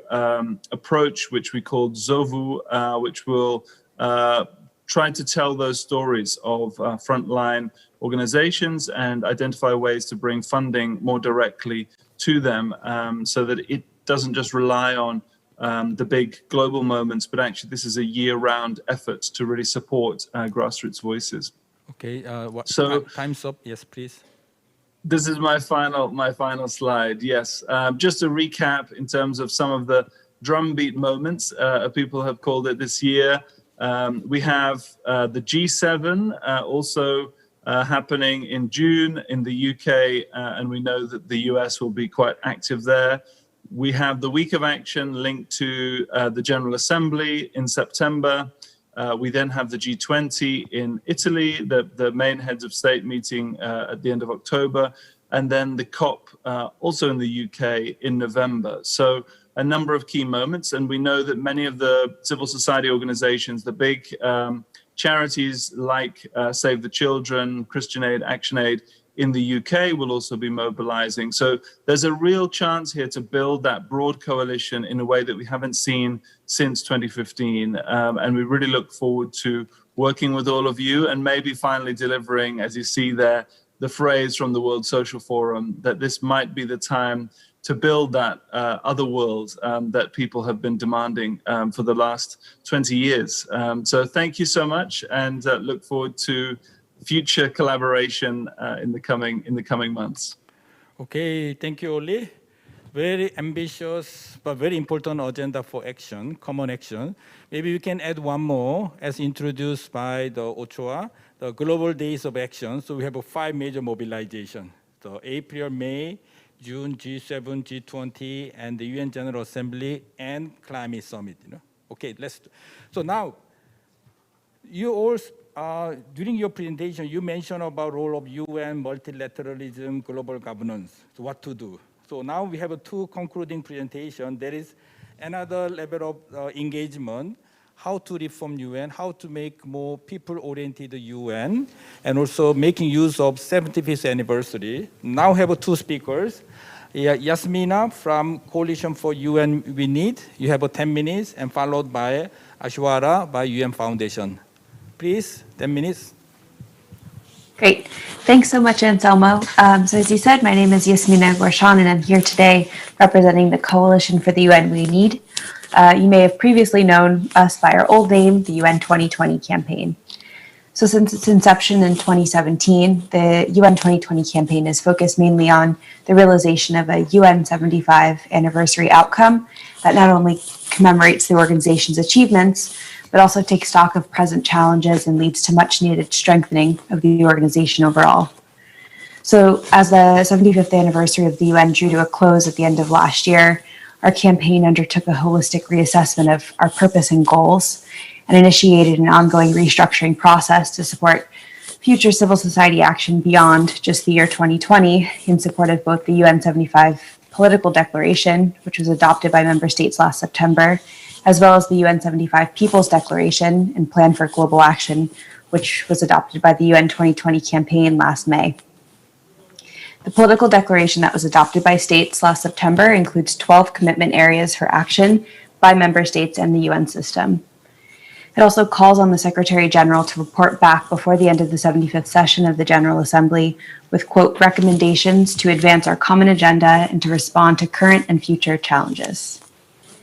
So this report is expected to lay out the existential challenges confronting humanity, together with a set of key recommendations to resuscitate multilateralism as the world begins to emerge from the COVID-19 pandemic. In a number of recent speeches, the SG has signaled the need for a new global deal and a more networked and inclusive multilateralism. As part of preparations for this report, The Executive Office of the Secretary General is leading a multi-pronged consultative exercise with member states and other key stakeholders, of course, including civil society. So last December, the C4UN, the Coalition for the UN We Need, as we're now known, has adopted a 3-year strategic plan based upon the expectation that the recommendations to be made by the SG in his mandated report will also include a call for a dedicated intergovernmental process to strengthen and reform the legal and institutional machinery of the UN system. So we as a coalition are now in this transition phase in which we're implementing the provisions of our strategic plan, which includes, of course, the rebranding of the campaign, as well as the reorganization of our management structure to make sure that it's democratic, inclusive, and representative of global civil society as we make this transition from UN 2020 to the Coalition for the UN that we need. So, as we all well know, peaceful and inclusive societies are quite key for sustainable development, including by providing access to justice for all and building effective, accountable, and inclusive institutions at all levels. Peace is, of course, more than just an end to war and violence. It's the promotion of economies, actions, behaviors, and laws consistent with a culture of peace. So in order to enable the future that we want, to prevent war, to sustain peace, facilitate sustainable development, end poverty, and protect universal human rights, those who are in positions of responsibility must take a transformational approach to global governance. The political declaration that states adopted last September seeks to advance our common agenda in order to renew the world's social contract and revive core values to address these challenges that we face collectively today. The 12 commitments in the declaration are wide-reaching, from seeking climate action, ensuring peaceful societies, ensuring gender equality to youth engagement, among others. Now looking ahead, the C4UN intends to convene global as well as regional dialogues, briefings, events, in order to facilitate an exchange of ideas and proposals relevant to these 12 commitments. With these activities, we're really aiming to inform the SG's follow-up report on UN 75, which will of course be a key agenda item during the General Assembly this September. Later this year, we're also going to be hosting our second annual People's Forum. And last year, our participation in this PyeongChang Peace Forum contributed to preparations for our own People's Forum. And we're hoping, of course, that outcomes from this meeting will also inform the planning of our forum this year. Last year, we adopted the People's Declaration, and at this year's forum, we're really hoping, again, to be forward-looking, reflecting on the outcomes of the SG's report and some related follow-up. We're also engaged in planning other types of meetings as well, some broader events that will be bringing together civil society and more thematically focused events, which also will include involving relevant stakeholder communities, as well as a number of smaller focus sessions, including a wider variety of actors. We'll also be co-hosting, co-sponsoring, and participating in events linked to important UN calendar activities throughout the year. Another initiative that we have happening this year, one that I'm personally quite excited for, is our multilateral innovation hubs. So the idea behind these hubs is that they'll provide a space for collaboration to advance progressive proposals that seek to strengthen the UN system. They'll serve as a platform for facilitating, generating, and promoting thought leadership, and further facilitate partnerships and collaborations for advancing new and emerging reform proposals for the UN and other international institutions.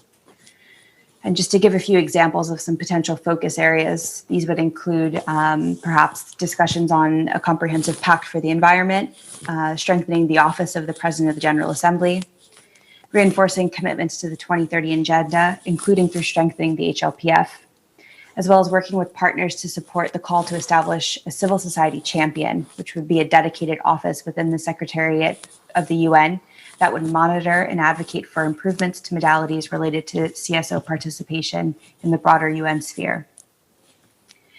So these are just a few of the activities that we have in the pipeline for 2021.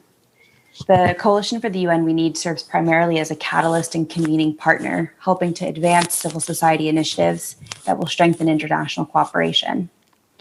Now, as we await the SG's report, this is a time for creative thinking about how the UN can, as the saying goes, build back better as we emerge from the COVID-19 pandemic.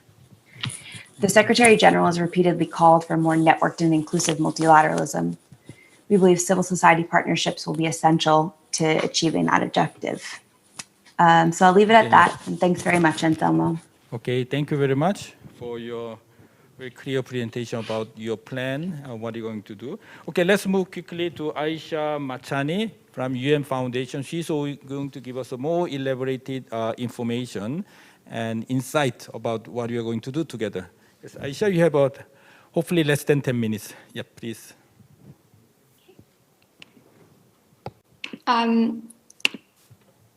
Hi, my name's Aishwarya Machani, and I'm speaking on behalf of an integrated team working on our common agenda, which Yasmina kind of already touched upon, is the report that the Secretary General will be preparing for the opening of the 76th session of the General Assembly in September.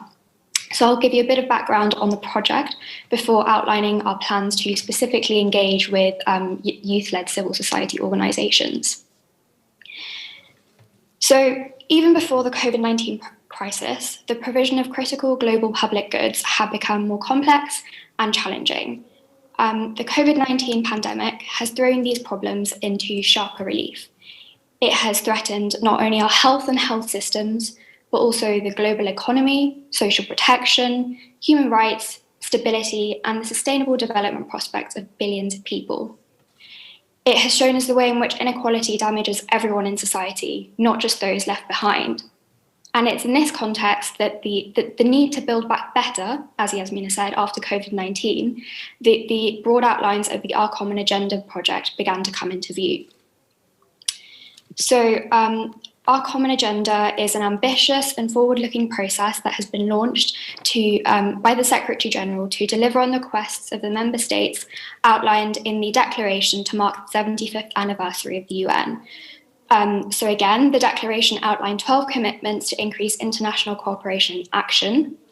It recognised the need for reinvigorated multilateralism in the international community, and it requested the Secretary General to report back within a year with recommendations to advance our common agenda and to respond to current and future challenges. So our common agenda seeks to set itself apart from previous Secretary General reports by engaging with people who've not previously had a chance to contribute. This is a multi-track process that seeks to have input from not just thought leaders and member states, but also civil society organisations and, crucially, young people. One of the Secretary General's signature ideas, outlined in his address to the opening of the general debate of the 75th session of the General Assembly, was his call for solidarity with young people and future generations. And the 11th of the 12 commitments in the UN 75 Declaration is also to listen to and work with youth. So at the heart of the Common Agenda initiative is a mission to provide young people with a platform to genuinely have a say in our shared future. We are committed to providing a space for not just the next generation, but also future generations, such as the 10.5 billion people to be born in the next century. In designing a process to gather input from young people, we had 3 guiding principles. The first, this had to be more than just a tokenistic opportunity for young people to engage with the UN. A clear message that came out of the UN 75 Youth Town Hall discussions hosted by the Office of the Secretary General's Envoy on Youth was that young people are tired of only being given opportunities to speak at their own events, in the absence of policymakers or as an afterthought. The second principle, this process had to be aware of and collaborative with the brilliant work that so many organisations are already doing to empower young people. So keeping this in mind, we have been committed to working with key organisations from the outset. We have a core group of partners emerging around the track, including the Office of the UN Secretary General's Envoy on Youth, Restless Development and the Youth Collective, BRAC, GALA, and the African Union Youth Envoy. Though this is by no means a closed group, and our doors are open to any youth-led organisations or youth-oriented organisations who want to have an input. And the third principle is that this could not be just another consultation. It is clear that there's a certain consultation fatigue amongst young people. There have been countless attempts to ask young people what they think are the biggest problems facing next and future generations. But there have been fewer efforts to engage with young people at the policy-making stage, which is a mistake. Young people can offer creative solutions, and crucially, it is our future that is at stake. So young people must be empowered as change makers in their own right. Guided by these principles, we've come up with a 4-step process to engage with young people. We're beginning with a core group of young thinkers and activists and steadily expanding the circle to engage with youth-led organisations from across the world. The recommendations that come out of this track will both feed into the Secretary-General's broader report and culminate in a standalone youth report on our future agenda due to be delivered in June. So first, we brought together a diverse group of 8 Next Generation Fellows, including myself. The group was nominated by leading global organisations in the field of youth empowerment. We're from 6 different regions and vary from age 18 to 30.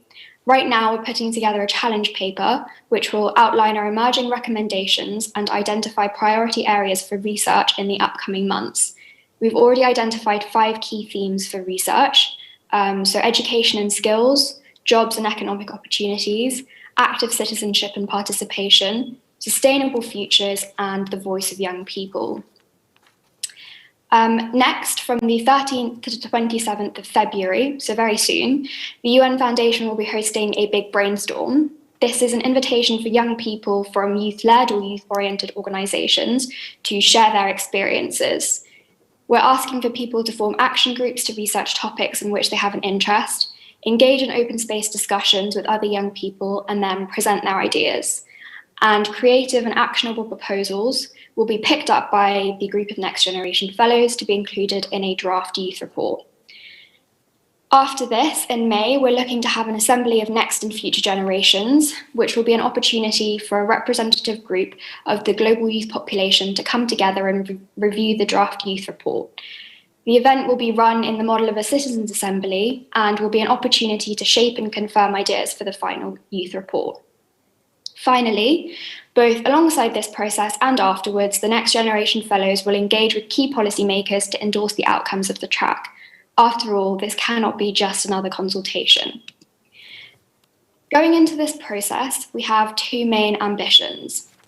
First, our process has been designed by young people for young people, and we hope that this provides a model for international and national policymakers on how to engage with young people in the future. We should be given a seat at the decision-making table. Secondly, in a year that's been so disrupted and in a world that is increasingly fragmented, we see this as an opportunity to practice and promote the kind of network multilateralism that the Secretary-General has talked about. Going forward, we hope that this process creates momentum for a more unified agenda for next and future generations. So the takeaways. First, we have a few spots left for our big brainstorm from the 13th to the 27th of February. So I'd like to invite all young thinkers and activists who have a clear and ambitious idea of what they want from the future to register. Also, if you know of anyone under the age of 35 who would be interested, please do pass on the details of the event to them. The recommendations that come out of the brainstorm will be included in a standalone youth report and also feed into the Secretary-General's broader report. So this is a chance to really shape the way in which the multilateral system engages with young people. And second, please feel free to reach out to us if you would like to collaborate in any way over the next year. Our cohort of Next Generation Fellows is always looking for new ways to engage with youth-led organisations and experts, and would be more than happy to participate in any upcoming events. So thank you all for listening. And we look forward to hopefully working with you on this new common agenda for the future. Thank you very much, Aishi Machani. I think it's very useful, very concise, very practical. So now we see different agenda which are all interconnected, how to create a synergy among different initiatives. This is our challenge. But unfortunately, I need to apologize again. We don't have enough time to have a taking question and interactive dialogue. But I want to suggest, I will send you by email the collection of the questions. Basically, the common question I want to pose was how to create a synergy among different initiatives. I guess while listening to others, you have a lot of new ideas, how to develop your strategy more organic way. So, but let's do it later on by email. But we have to do one more thing. initially we were supposed to have a welcome remark by Vice President of COICA, but somehow that was omitted in the program. So now I want to introduce, now welcome, supposed to be welcome, but it can be concluding, the remarks by the COICA. Can you please show the remark by Vice President of COICA? After that, I'll make a closing remark and then the end of this session. Good afternoon, distinguished guests. I'm Suki Baek, Vice President of COICA. I would like to extend my gratitude to everyone who have made it here today despite the unprecedented difficulties presented by the COVID-19 crisis. The COVID-19 pandemic is not only a health crisis, but also has huge economic and social consequences. Therefore, the pandemic exacerbated the vulnerabilities and inequalities within and between countries. Furthermore, the pandemic has the potential to severely undermine decades of development, accomplishment, and SDG implementations. Therefore, it is important to reimagine how global partners will collaborate and make solidarity possible. As you already know, the year 2020 marked the 75th anniversary of the foundation of the United Nations. Despite the long journey taken by the UN during the past 75 years, there is still much to be done in the face of new challenges. Especially the current COVID-19 pandemic threatens to disrupt the spirit of multilateralism embodied by the UN and other international organizations. Therefore, we can say that the current crisis of COVID-19 has been a wake-up call for renewed and revitalized multilateralism and a strengthened position of the UN. To mark the 75th anniversary of the UN, the world is calling for joint efforts by the government, civil society, and international organizations to resolve the pandemic and long-term challenges such as climate changes, global inequality, conflicts, and security of human rights. In line with the global voices to highlight the importance of global solidarity and collaboration, President Jae In-moon of the Republic of Korea participated in the high-level meeting to mark the UN's 75th anniversary and stressed the importance of solidarity and multilateral cooperation as a power unique to humans that a virus could never match. Ladies and gentlemen, we should remind ourselves that this issue cannot be resolved by any country alone.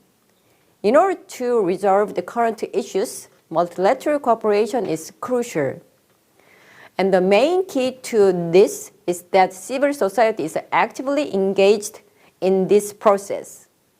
In the sense of the renewal of multilateralism and global governance, we should increase the opportunity to improve the role and capacity of the global stakeholders. This year, 2021, is the 30th anniversary of the founding of COICA.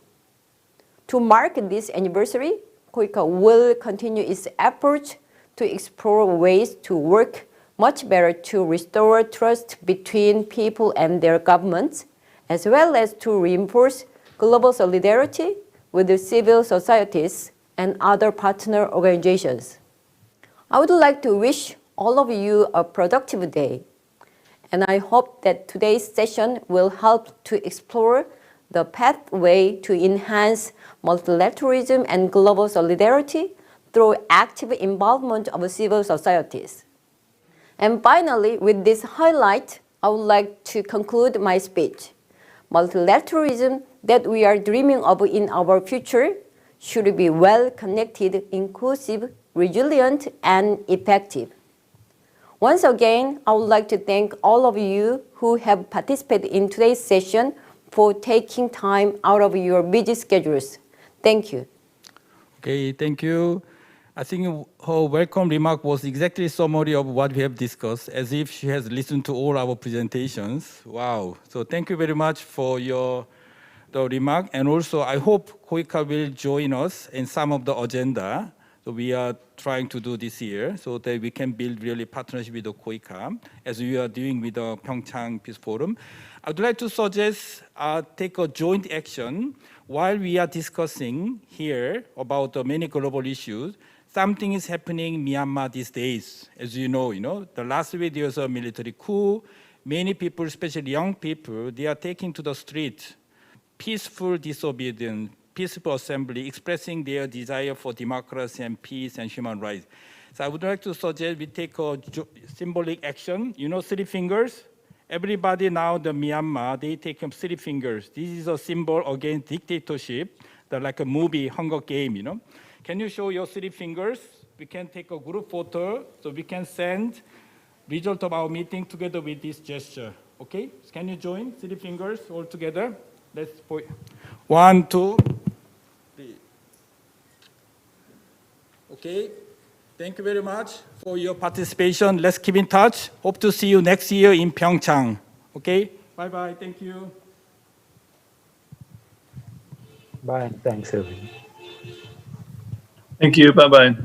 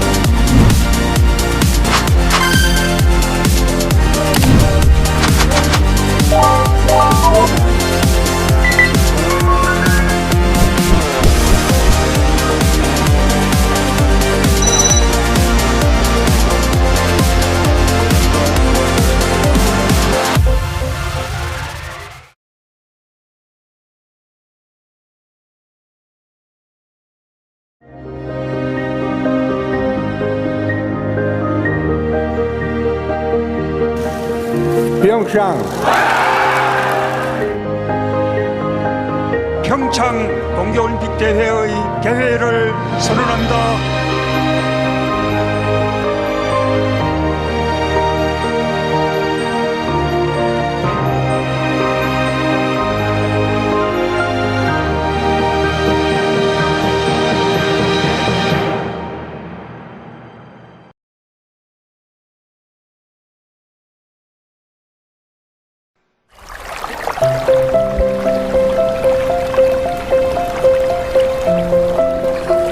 도시를 떠나 낯선 곳으로의 여행. 이곳에서 또 다른 일상을 만나다 답답한 일상을 벗어나 잊고 있던 나에게로 떠나는 여행.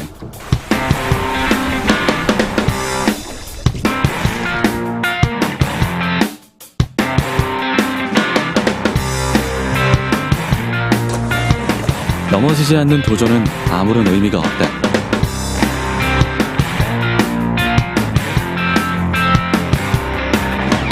시원한 바람을 가르며 마주한 곳에서 또 다른 나를 만난다.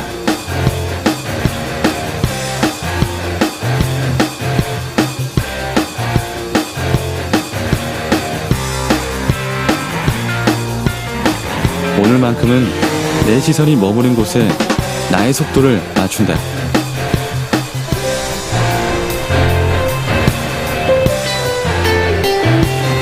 저물어가는 하늘과 밀려오는 파도가 유난히도 새롭게 느껴지는 순간, 익숙했던 모든 것이 새롭게만 느껴진다. 잊고 있던 나를 발견하는 것, 자연과 공존하는 즐거움, 다시 만나는 새로운 세상.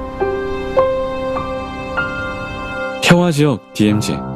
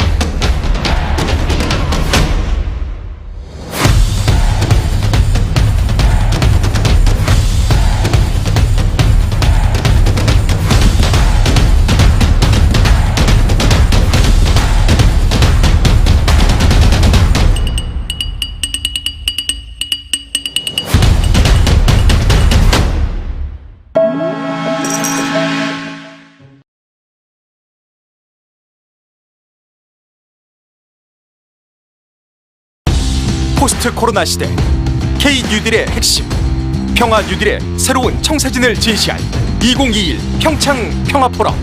짐 로저스, 데이비드 비즐리, 무하마드 유누스. 평화 지금 이곳에서, 당신이 함께하는 그곳에서.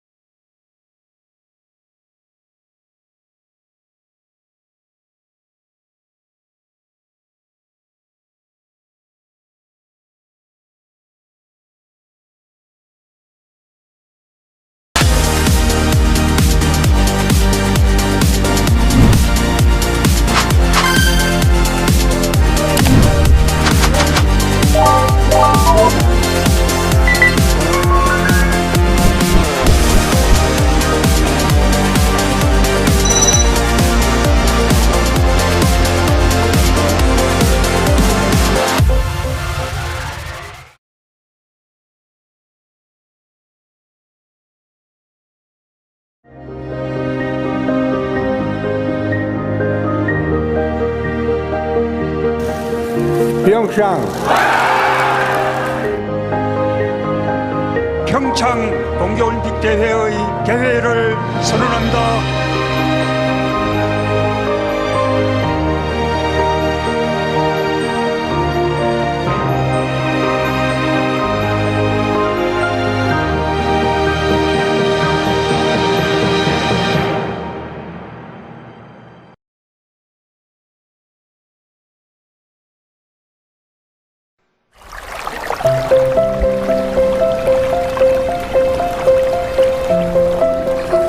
도시를 떠나 낯선 곳으로의 여행.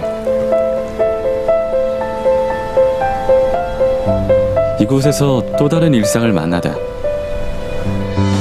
답답한 일상을 벗어나 잊고 있던 나에게로 떠나는 여행.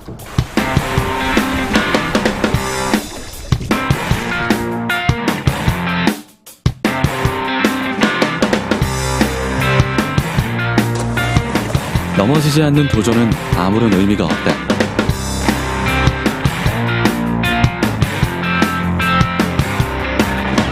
시원한 바람을 가르며 마주한 곳에서 또 다른 나를 만난다.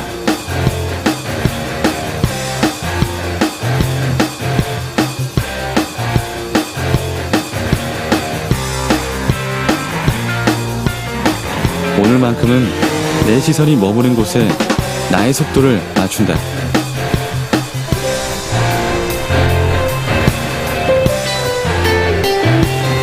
저물어가는 하늘과 밀려오는 파도가 유난히도 새롭게 느껴지는 순간, 익숙했던 모든 것이 새롭게만 느껴진다. 잊고 있던 나를 발견하는 것, 자연과 공존하는 즐거움, 다시 만나는 새로운 세상. 평화지역 DMZ.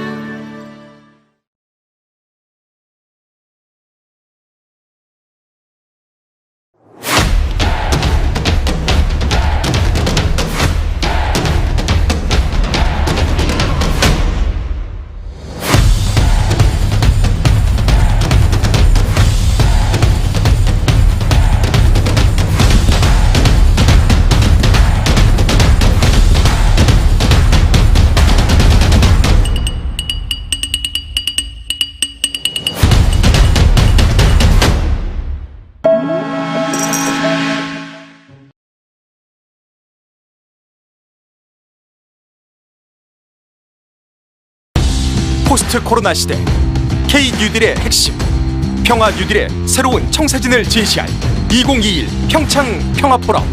짐 로저스, 데이비드 비즐리, 무하마드 유누스.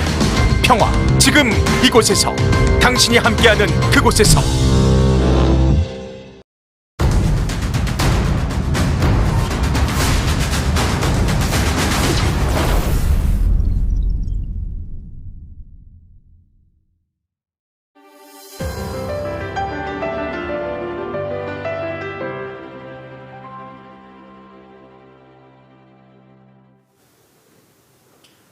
Warm welcome to Global Peace City Network session at PyeongChang Peace Forum. PyeongChang is the convener city of this forum, and PyeongChang means peace and prosperity.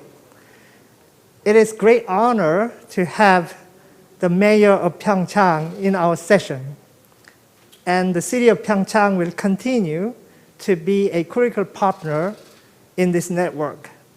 I'd like to ask the mayor of PyeongChang to come and give a welcome speech. Please, sir.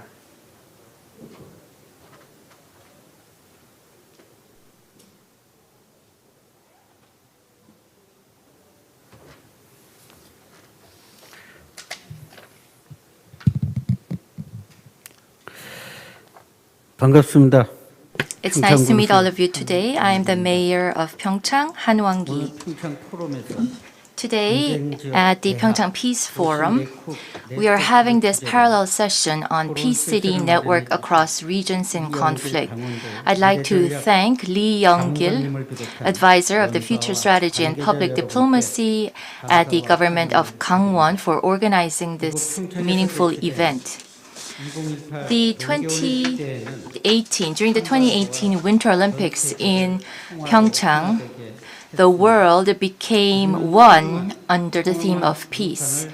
And we are carrying on the activities and the work to continue on this legacy of peace.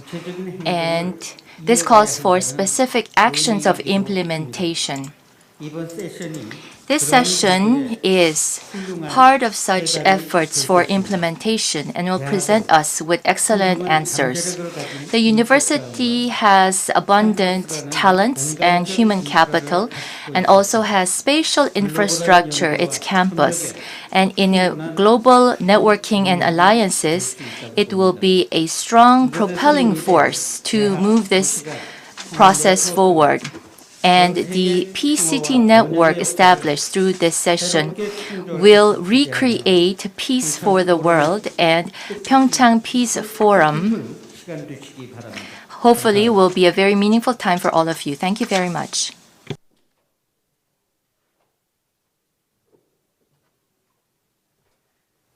Thank you, Mayor, for your encouraging message for the participants at the session and those who are connected online. In fact, due to pandemic of COVID, almost all of the participants are online, but they are linked to us, and I've been informed that more than 50,000 participants in this conference are connected online currently. So this is a wonderful opportunity for us to discuss how cities can be connected with one another to better do for peace promotion. There are quite a number of cities which are experiencing conflict. But at the same time, there are cities that experience already the conflict and have learned a lot from it. So there are peace promoters. And there are many different cities which want to be engaged in peace process one way or the other. We invited from 9 countries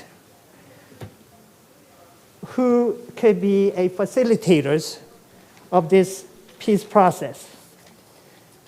Now, this will be a continuing platform of Peace City endeavors. And you please take this as a launch pad. That means this is just the beginning of the things that we like to do in coming days. We want to expand to more cities to cover different aspects in the city. For example, the combination of the city government and universities would be one of the special features of this network.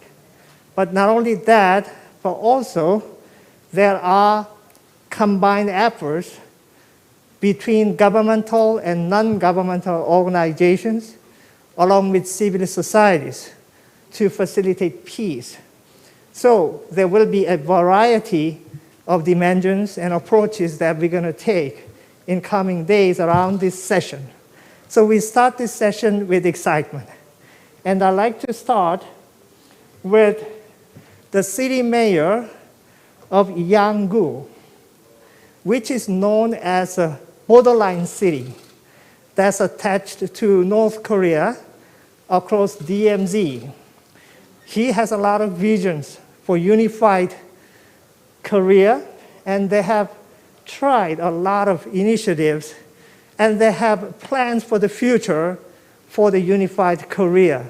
So let me ask Mayor Mayor Jo In-mook of Yanggu City to make a presentation first. And after him, I will ask Vice Chancellor Amal Yamnam from India. Please.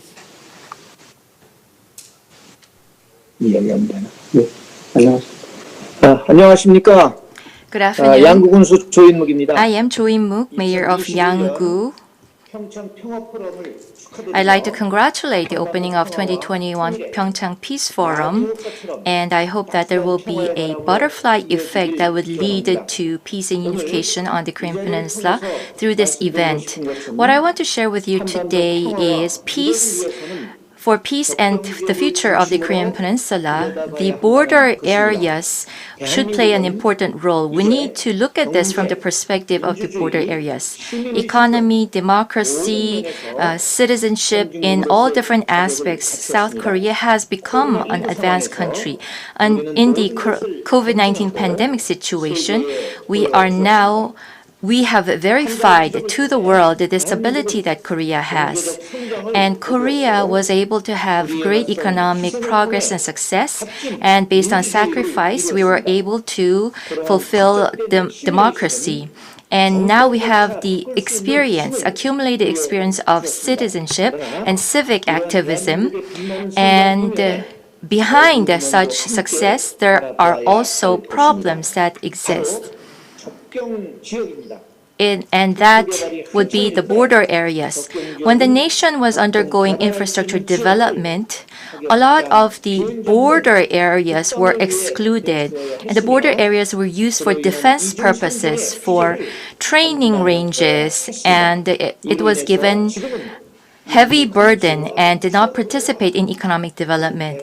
And the border areas right now are suffering from various social problems, including the aging of population, and it is relying only on the military for its economic growth. So introduction of sports marketing and other practices are being introduced to try to revive the border areas. And border areas are now receiving global spotlight through the Winter Olympics and these forums.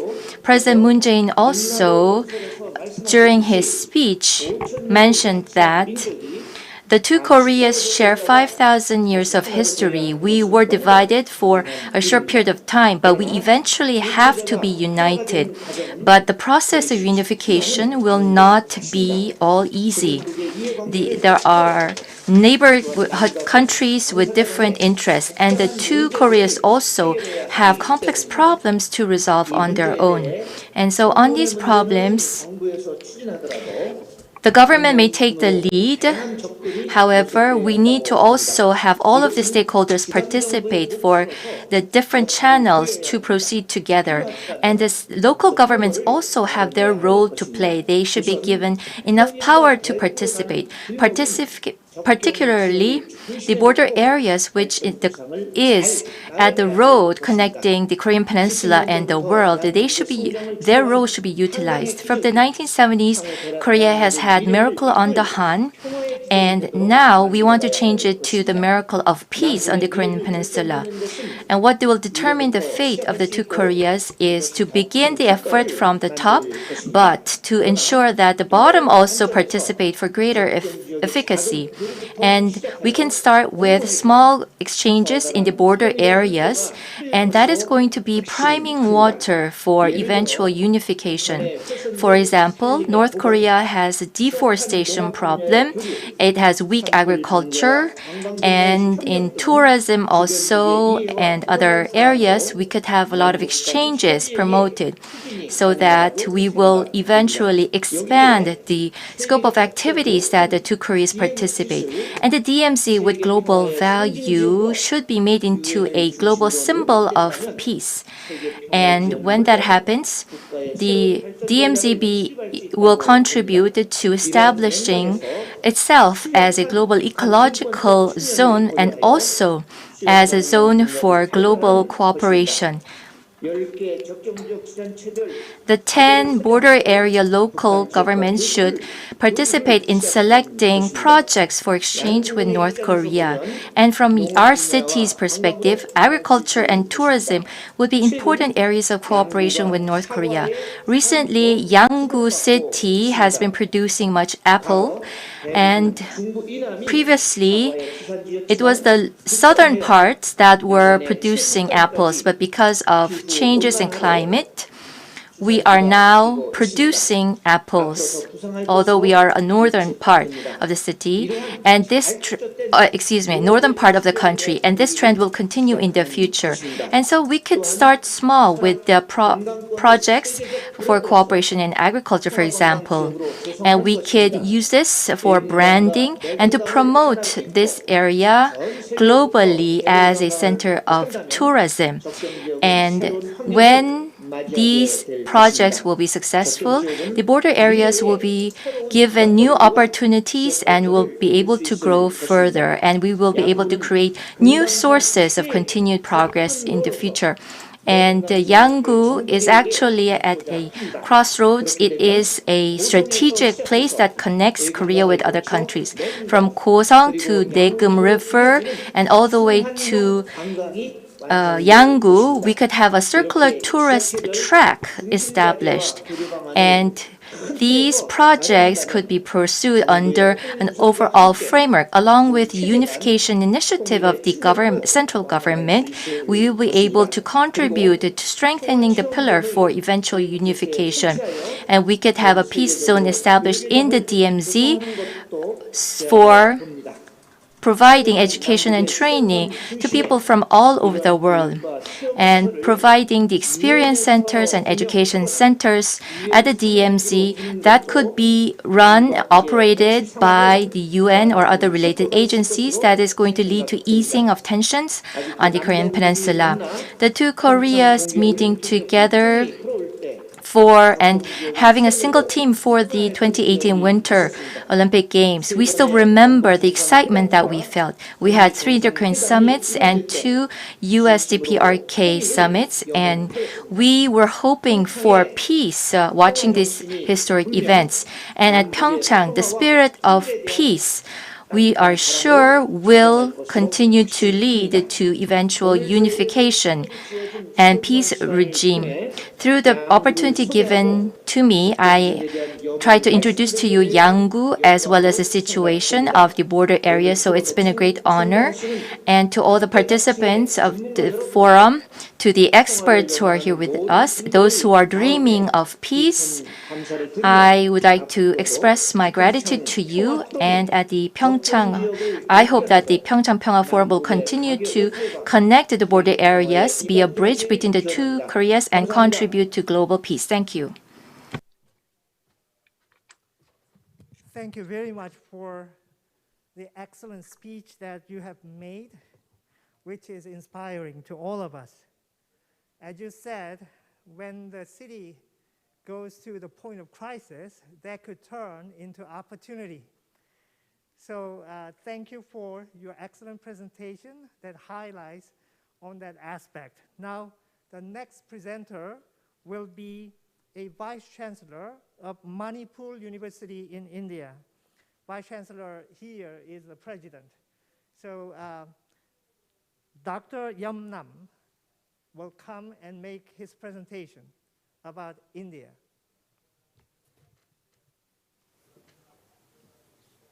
Well, it's wonderful to be with friends who are lovers of peace and life. Let me start with a brief explanation of where our location is like. Manipur is in the northeastern corner of India. Well, in other words, Manipur is a province bordering Myanmar. Or in other words, we are closer to Southeast Asia than we are to South Asia, which India is. Well, this is a very important context which I'll be emphasizing while I go on. Well, we all love life. We all long for happiness. But love for life and a desire for happiness cannot be something which could be realized in a vacuum. The context is very significant because peace can be a continuum only in social and economic contexts remain more or less the same and they do not get destroyed. Because context leads to many implications relating to behavioral issues. These behavioral issues are at the individual level, at the collective level, and at the policy levels. Well, where Manipur's context is, how Manipur has been experiencing lots of conflict issues and has been a conflict region in this part of the world for decades together. Well, Manipur's context is that the cultural, demographic, institutional, and geographic continuum of Manipur is with Southeast Asia. But the political continuum with South Asia, well, it was an abrupt continuum which was, well, met a reality in Southeast Asia. So whereas cultural, demographic, institutional, geographic continuum are with Southeast Asia, the political continuum became abruptly, well, merged with South Asia, that is India. Well, here the problem arises because the seat of power in Delhi is more than 2,000 kilometers away, almost 2,500 kilometers away, number one. Number two, the power sharing method in India is such that, well, it's very skewed in the sense that it doesn't serve the interests of the peripheral regions. And this becomes a much more intriguing problem because the political continuum is a very recent one. Well, this political abruptness have been coupled by absence of any approach to evolve a new continuum. Well, earlier social, cultural, demographic, institutional, and, well, economic continuum have been destroyed. The question is how to evolve a new continuum and based upon this new political continuum, which is an abrupt one. Well, this definitely calls for evolving a new appreciation of the diversity and the differentials. Well, peace, well, which have been slowly have come back during the last 1.5 decades in Manipur and for that matter, the entire northeastern region of India, have been the result of emergence of a new realization and the imperatives of this realization. Well, the new realization is such that we must accept the differences in the heterogeneous in the cultural sense, heterogeneous in the geographic sense, heterogeneous in the institution, that is social norm sense, and institutions, and the geographic sense. Well, this realization has been the foundation of peace slowly returning to Manipur and Northeast India during the last 1.5 decades. Well, the role universities or institutions have been playing in this is that, well, the university faculty have been trying, not many, but a few have been seriously trying to bring the different sides, well, South Asian side and the Southeast Asian interest side, and the contextual realities of the dynamics of these two forces coming together, being played out in a particular place. The university community have been trying to understand the dynamics of this. Well, the problem now, slowly this realization have enabled us to come to a kind of understanding between the security forces or military forces and the general public. The fundamental reality now is that we have to couple this with a new realization in policy formulation. While framing policies, we have to understand all these contextual dynamics of Manipur or construction dynamics of Northeast India, that is where we have the biggest challenge. As I mentioned earlier, well, the power dynamics is such that it doesn't serve the interests of the peripheral regions. So policy formulation necessarily involves how the power politics gets played out. And that is where our next challenge is. Thank you so much. Thank you so much, Vice Chancellor Yamman. You discussed about the issue of center and periphery, which brings the issue of political dynamics. So thank you very much for highlighting that issue that is unique to your region and also role of university in this. I'd like to ask Professor An, who is the Vice President of Hallym University, which is located in Chuncheon. Chuncheon is the capital city of Gangwon province, and they have already a good experience of a cooperation between the city government and the universities. Now, please, Dr. An. Hello, good evening. My name is Dong-Gyu An. It's nice meeting you here. And before beginning, let me say a little bit about PyeongChang as a peace city. I was involved in PyeongChang Winter Olympic since the beginning of our bidding, which is almost 20 years ago. At that time, I was a finance chairman of the PyeongChang bid committee. That time, PyeongChang is, Korean letter, two letters, Pyong and Chang, and initial letter is PC.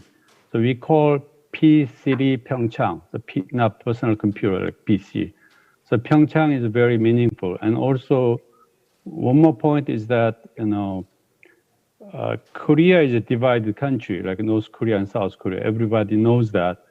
But not many people know about the Gangwon-do is the only divided province in the world, which means there is North Gangwon-do and South Gangwon-do, Gangwon province. So peace is a very important issue. Today, I want to share my experience of GUN, we call gun, but it's not the weapon of gun. That GUN means Global University Network. That university is spelled different, like university where I work. That is not SC, so Univer-City. So this is interplay between city and university. So that is a little different concept, but the definition of university is you can define in your own way, but to me, the definition is university, the city where the university is located and university officials occupy a large proportion. And Chuncheon is the capital city, provincial capital in Gangwon province. Even in Chuncheon, there are 6 universities. National university, private universities, 4-year college, 2-year junior college, and polytechnics. And the population of Chuncheon is 300,000 people, but among them, almost 20% are university-related. So we are the major stakeholder. So Chuncheon is well good form of university, not SC. So last year we started Global University Network. We designed like a platform where city mayor and president of university work together. So for example, like my university president and mayor of Chuncheon is one partner, and we are looking for international partner to work together with global issues and university-related issues. Even in Chuncheon, there are many socio-economic issues, but that is very important. And today, Jo In-mook, young mayor, mentioned about local issues. And my question is, who is doing that role? University is the main leading initiator to work with a city plan. Yanggu is has a lot of special needs, but unfortunately, Yanggu doesn't have many potential people and professionals. But university inside, there are many potentials. So how do we come together with one partner? Let me give you an example of one good partner that I work with. In Hong Kong, there is a Hong Kong Polytechnic Universities. They have the project called CUP Cup, a cup of coffee like cup, but that CUP is a city university partnership. So they have 17 cups project. So in the Hong Kong is divided by 17 areas. So each area has a special project and problem, and then university class matching with this one. So one class is linked to one region. So that is called CUP. And another example I want to share is that when I was a student, I studied in the United States, which I studied is the North Carolina, but there is a RTP Research Triangle Park in North Carolina. There are 3 universities in Durham and Raleigh and Chapel Hill. The Duke University private and National University of North Carolina and North Carolina State University. 3 universities can make a research RTP, Research Triangle Park. So that is very natural things. So this is a very important area. And also you can imagine Silicon Valley and Boston. So university is the leading actor to develop the citywide project. Let me add 2 more things. These days, now we are doing this online Zoom kind of setting project. So platform is very important. So I want to give an idea of LLLP. City can be a lifelong learning platform. So LLLP. Well, in university, we have a lifelong education.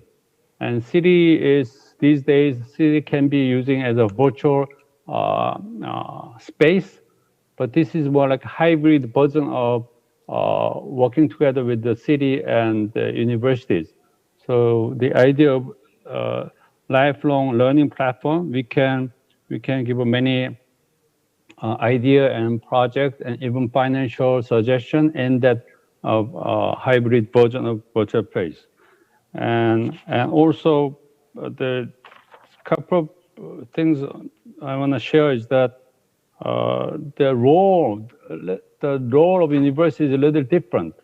The city and university has a very complementary relationship, which means university is very strong at initial stage like visioning, planning, but city is very strong comparative advantage in executing or action.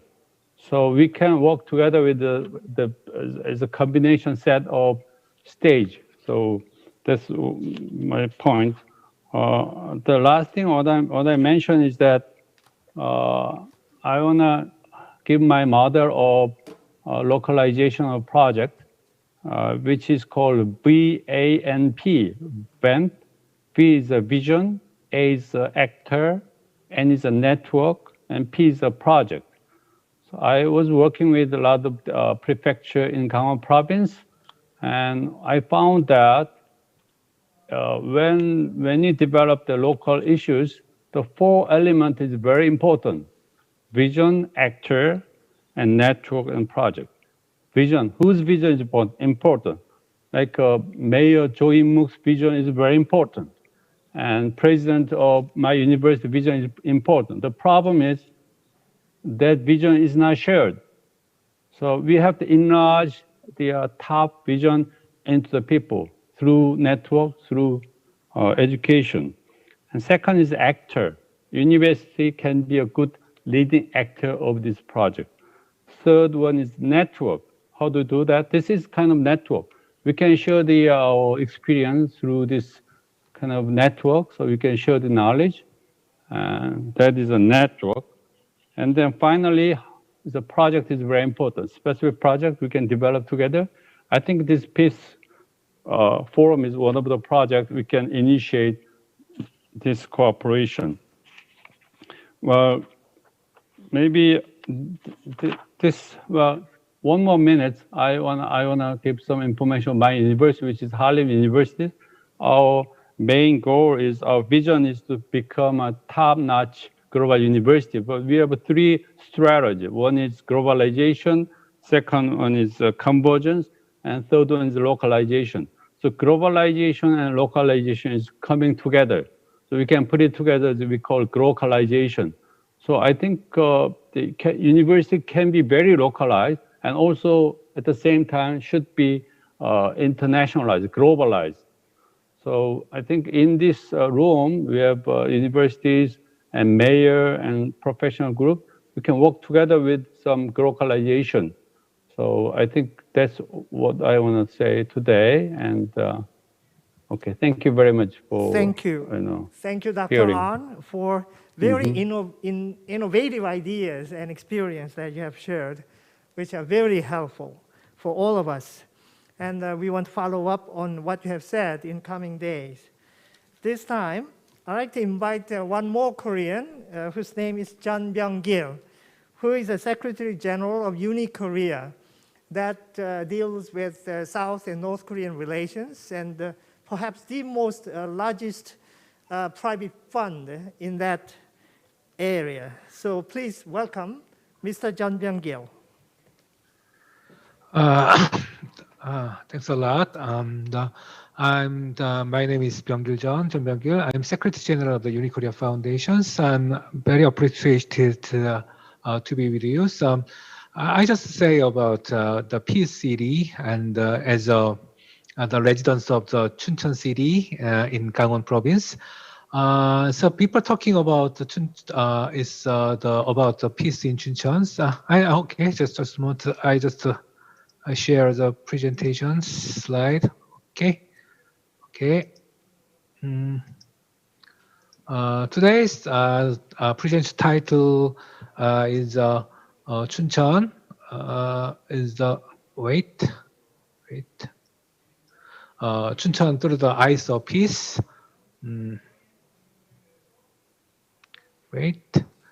Okay. I would like to mention the two cities in Great Britain, Belfast in Northern Ireland and Coventry in the Middle England. The pictures on the left is the Belfast Peace War. And as you know, the Northern Ireland, the Catholic Irish and the Protestant Unionists have been in conflict for a long time. A peace agreement was signed between the two sides in the 1999, but not all the ones of conflict healed. There are still barriers to separate boundaries throughout the city. In the pictures, the right part is where the Catholic live. And the barrier is a little high. On the left is an area of the Protestant residents. On the picture right is and on the picture of the right is the trace of the cathedral that was destroyed by the German Air Force bombing during the World War II. This cathedral is located in Coventry, Central England. At the time, Coventry was the industrial city, so bombing was more damaging than other areas. So after that, the Coventry set the brand image of the city to the peace and the reconciliations.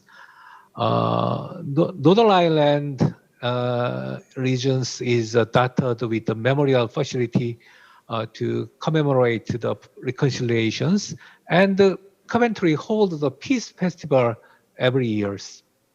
Most of the peace-oriented cities have a historic background. Examples include the war and conflict of the ideologies and politics, race, and race, and the religions and the colonialisms. In addition, plaza, museums, and the memorial to commemorate the peace were built. Above all, the public policy for peace and the various research and the grassroots civic movements provide the foundations. So I think so for a long time, I just seek the peace in Chuncheon. Then how about the peace in Chuncheon, the central city of the Gangwon-do? And how about seeing the Chuncheon's past and the futures through the eyes of the peace? Chuncheon is a city divided into the north and south. When the Korean Peninsula was divided in the 1945, of course, the northern part of the city became the South Korean land after Korean War. It's playing a role as a central city of Gangwon-do that was divided after the ceasefire. It has also been marginalized after many years in the course of Korean economic development. There are many spaces containing peace throughout the city, like I already said, like in the Belfast and the Coventry. This include the names of the roads. It's 평화로, and the park is 평화공원, church is 평화교회, and the social service and 평화복지재단. And there is also department in Gangwon Provincial Office named Peace, 평화기획사업단. And the regional university have courses and subjects related to peace and unifications. Chuncheon has a historical background to wish for peace, and the related facilities and the community's willingness I think it is sufficient. Since last years, I have been preparing the Chuncheon and the peace project with my colleagues. Its name is Chuncheon through the eyes of the peace. So we created the Chuncheon's peace storytelling by dividing the themes into the Chuncheon's past, division and war, and the Chuncheon's cultures, youth and peace, and the imagination of the peaceful futures. We tried to draw the little peace in our daily life. I hope there are more of these attempts around us. Beyond Gangwon province and the Korean Peninsula, Chuncheon must network the peace cities around the world. I just talked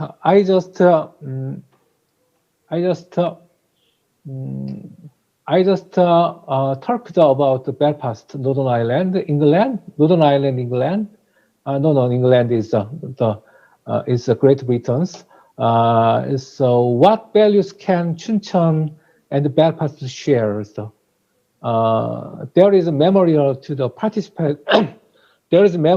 participation of a Korean War near Belfast City Hall. It is a memorial of the soldiers who participated in the Korean War. 157 young people in this area died during the Korean War. The Korean War is a link between the Belfast and the Chuncheon. And among the peers from the Belfast one of them is C.S. Lewis, the author of the Chronicles of Narnia 연대기, a Christian apologist. Lewis was born in the Belfast and grew up. And the rate of Belfast influenced the world of his work. C.S. Lewis could certainly be another link between the Belfast and Chuncheon. The many Christians in Chuncheon, and they may read the C.S. Lewis's many works, I think. And the peace is not created by the police of institutions alone. Peace is achieved through the endless concern and practice of the people. Peace City is a community of people who dreams of peace. For this, the university and the local government have a law of their laws through that and make that and realize that and come through that. And for these sessions, I think is So we just discuss many things about the peace and the peacefulity and the relationships and the good works between the local government and the universities. Thanks. Okay, That's it. thank you.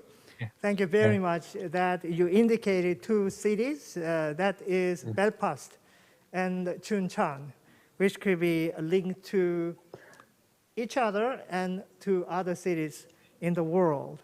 That's very exciting proposal. Now, I'd like to indicate one thing that, 5 minutes are given to each presenter, which I forgot to mention. So please try to maintain your presentation within the limit of 5 minutes. Otherwise, the person who will come later will miss their opportunity to share. Okay, so this time, let me ask Mr. Charlie Lamento, who is an international lawyer at Geneva Institute for Leadership and Public Policy in Geneva, Switzerland. Charlie, please. Okay. Okay. So thank you, Young Gil Lee. It's great to be here today. It's an honor to be here today and to present.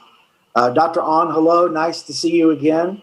I wish I was there with you all again this year, but I'm hoping maybe I get to come this summer. I'd like to try some fly fishing near the DMZ border. That would be kind of fun. But it's nice to see you. It really is. So I'm going to kind of discuss today a little about Geneva Institute for Leadership and Public Policy and give you some specifics, projects we're working on to assist Governor Choi Moon-sun as well in Gangwon, as also connecting the universities and the city level. I think is a great idea. When Young Gil Lee mentioned this to me, I was like, wow, good idea.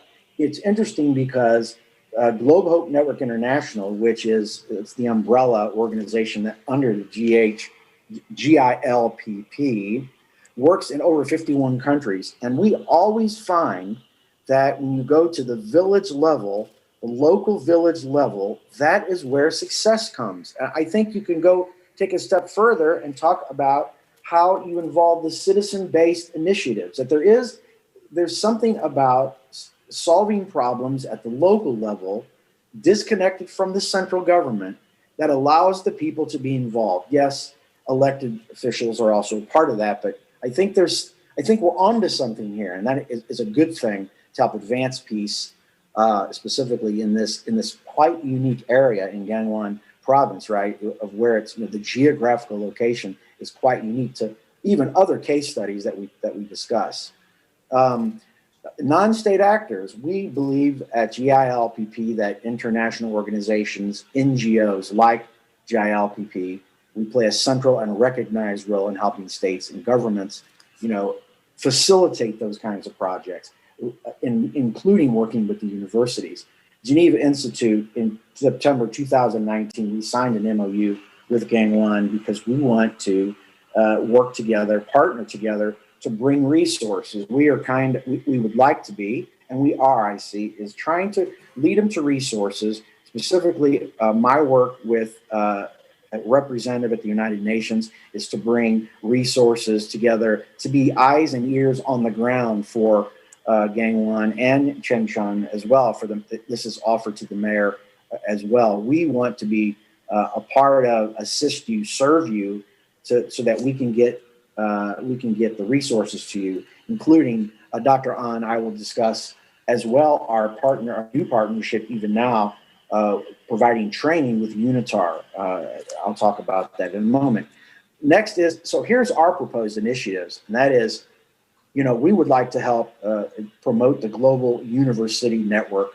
And how are we going to do that is I see that we can explore relevant resources among the United Nations members. There's 193 United Nations member countries here, all living diplomats, all here living in Geneva, including international organizations like UNITAR and international universities as well, based in Geneva. These UN member states we want to focus on. I think it makes sense. I think you all agree that we want to focus on, specifically United Nations member states that have experienced or experience even now inter or intranational conflict, to share the knowledge, to share the do's and the don'ts during these kinds of things, during these conflict events. I think another issue that plays into this, you probably will agree with me, is that each of the incidences, even though there are some probably unified do's and don'ts, there's still cultural differences that play into it, right? And how you plan your strategy. And I think that's where, this needs to be, even if we as outsiders, as foreign nationals trying to assist and bring resources to Korea, it's Koreans that are going to be the ones who solve this. It's going to be Koreans that are going to come up with the wonderful strategies, and then we will stand by them, with them, to give them all the resources they need and the support they need, both from the international side, so they can do their job. And I think, let's be honest here, North Korea has time and time again persisted. They are looking for solutions. I mean, the Moonshine Project, the Moonshine Principle, President Moon's, this commitment to actions. In my mind, I see what South Korea does. In my mind, I see this as actions speaking louder than words. They don't just talk, they do. And that is huge. That is a critical step. It's a characteristic of South Korea that I love. I love working with groups that are never going to quit, that always keep trying, that always keep taking actions, even if they fail sometimes, even if they don't result in the success that they want. They're still they stand back up, recalculate, and go forward again. That is an exciting group to be with. I think, so lastly, let me say that this UNITAR training, imagine the fact that they have all kinds of resources, experts. We have everything we need now. I will be presenting a proposal to Young Gil Lee after this conference is over that he could present to the governor, Choi Moon-son. Dr. Ahn, you also will be included in considering how you might want to work with this. But I also would like to investigate the UN Peace University here in office here in Geneva, and see how we could do something in Gangwon province that will, peace studies, so bring in experts and then focus on university students. I love teaching. I miss my days at Anglo-American University. I lived in Prague for many years, and Carol Ann Brum, she's here today. She represents Anglo-American and University of London projects. So that is a recipe for success. We are very passionate ourselves. GILPP is very passionate and committed. Young Gil Lee is also a part. We're a team in this, trying to share, trying to do whatever we need to do from our side to make you successful. So that I think that is a recipe again for success. That the fact that the education side of this, let me add that I would like to be known as someone who did all I can, have done all I can to create agents of change, people who want to risk and sacrifice what's needed for the betterment and lives of other people, not so that we're not just focusing on ourselves, but we're focusing on others. And that again makes life grand. Let me see. Last and not but least, there's a little bit about the United Nations Institute for Training and Research.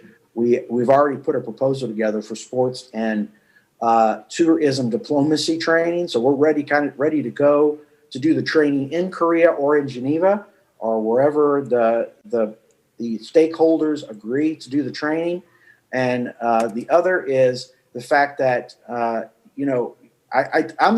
just figured this out myself. The fact that they place a great importance on building partnerships with universities all over the world.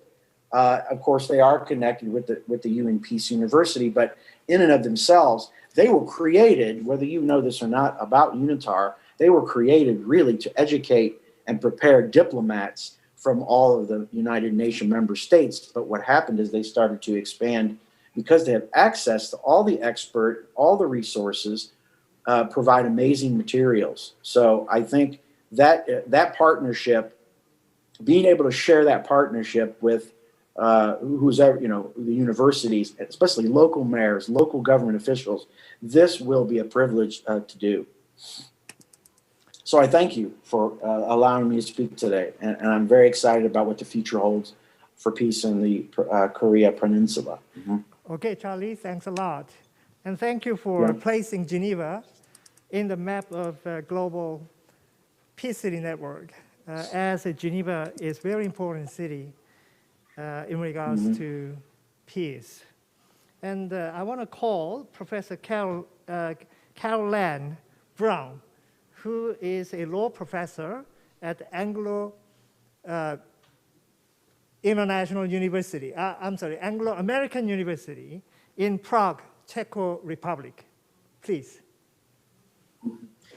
So thank you very much for having me today. I'm really honored by this opportunity to speak with all of you and to get to contribute to what I see as an incredibly promising project and something that we here at Anglo-American University we're looking forward to being involved with in the future as well.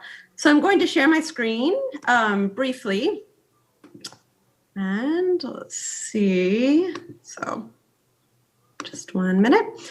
So what I would like to do today is to talk you through a little bit about what I have seen in Prague and in the Czech Republic in terms of students and the energy that they bring in with regard to implementing change, demanding change, and on many different fronts.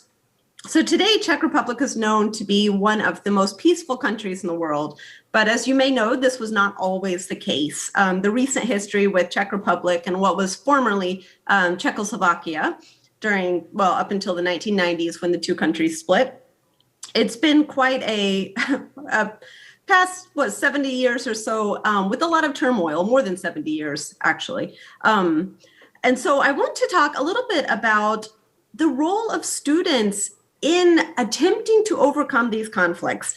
Even before we get to this Prague Spring, as I've talked about here, we have to go back to World War II just briefly, which kind of set the stage and has really created a lasting memory for the students and for the Czech people. In World War II, in 1939, during a protest against the German occupation of Czechoslovakia, one student was killed. And in response to that, there were student protests, protesting in an even stronger way, the German occupation. And in response to that, the Nazis invaded universities in Prague, Brno, and Příbram, and they executed 9 students and closed all the universities and sent approximately 1,200 Czech and Slovak students to concentration camps. And so this was obviously a terrible time, I suppose, for students and for universities. At the same time, this belief that students can make a difference and this energy that the students brought carried on. So even after World War II and during the communist regime, this idea and this energy that the students brought continued.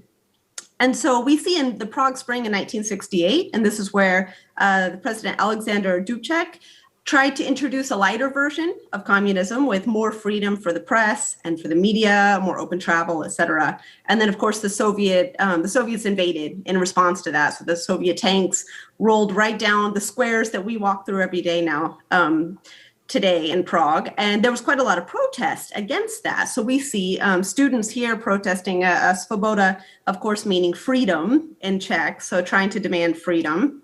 And then we see here quite a large number of protests against the Soviet tanks that had come through the streets of Prague. Unfortunately, the protests didn't achieve what they had hoped. And then we later saw the self-immolation of Jan Palach. These pictures are, of course, from a recent movie about Jan Palach. So these are not actual photos. There weren't any photos of the actual situation. But this is where the student, Jan Palach, burned himself to death and on Wenceslav Square, which is kind of our main square in Prague. And then, of course, he's been definitely memorialized and remembered for that. And that kind of shut down a lot of the protests after that during the late 1960s. So things were a bit quiet for a decade or so. In the 1980s, we see the beginning of what is called the John Lennon Peace Wall. So this is a wall in Malostranska, which is the main old town center of Prague. And it started in response to John Lennon's death. And students would continuously write protests and these expressions of desire for democracy and justice and freedom on the wall. And it caused quite a bit of clash between the police and the students at the time. And it continued, though. Today, this wall still stands, and it is kind of a symbol of these calls for those same values, for democracy, for freedom, against oppression all over the world. And so that is something that has really lasted. At Anglo-American University, our student publication is called the Lennon Wall. So it's something that we have still carried on with that tradition as well. This takes us to the Velvet Revolution of November 1989. As you see here, there were a significant number of people. It came to be about 500,000 people who eventually were calling for change, for the end of the communist regime and the entrance of democracy. But it didn't start that big. It started with students, for the most part, who were calling for peace. We see the symbol for peace or victory here. And it started in, this is Wenceslas Square. Again, it's one of our common squares here in Prague. And the students were trying to protest peacefully. And this originally started just as a remembrance of Jan Opletal and then Jan Palach, who had both been killed, one during the Nazi occupation and then the other during Prague Spring. And it was meant to be peaceful, but the police reacted quite violently. Sorry, my pictures are a bit out of order. The protest grew dramatically. So it started with students. And then here we see students trying to symbolize by lighting candles that it's peaceful and that they're unarmed. So they would shout, we have bare hands, we don't have arms. But yet the police nonetheless reacted quite violently. And then, of course, this led to more and more people coming forward and joining. So not just students, but workers and people from all age groups joining this protest. And eventually that led to the communist regime stepping down and democracy being introduced. And we see here Václav Havel, who was a human rights activist and, of course, a famous playwright as well, and who would become Czechoslovakia's first democratic president. So that was quite a momentous time. So this is just to show the role that students have played and this unrelenting energy that they bring in the Czech Republic in terms of demanding change and demanding, as I've said before, values of democracy and justice. And although they played a momentous role in bringing democracy to the Czech Republic, this sense of power and possibility has certainly not gone away with students. So I work with students every day. Our students are not just Czech, but from around the world. And they have very much this belief that they can make a difference and that they've got value. So we're still seeing protests today. This was from the environmental protests a few years ago. And I taught Friday mornings, and our building is right by the main government buildings in Prague. And during the Friday mornings when they were having their marches, the students, it was so loud, even though we closed the windows, it was so loud with their chanting for change and for environmental justice that I always had to pause and couldn't keep teaching. And fortunately, most of my students were still there in class, but many of them did ask if they could leave, because it's introduction to law, so there's a lot of overlap there, if they could leave the class and join the protests. So it was something quite impressive to see. And then finally here we see students in Brno, I think there were high school students who are leaving. And then of course the Black Lives Matter protests. And you can see this was just this past year, of course, with the masks on as well.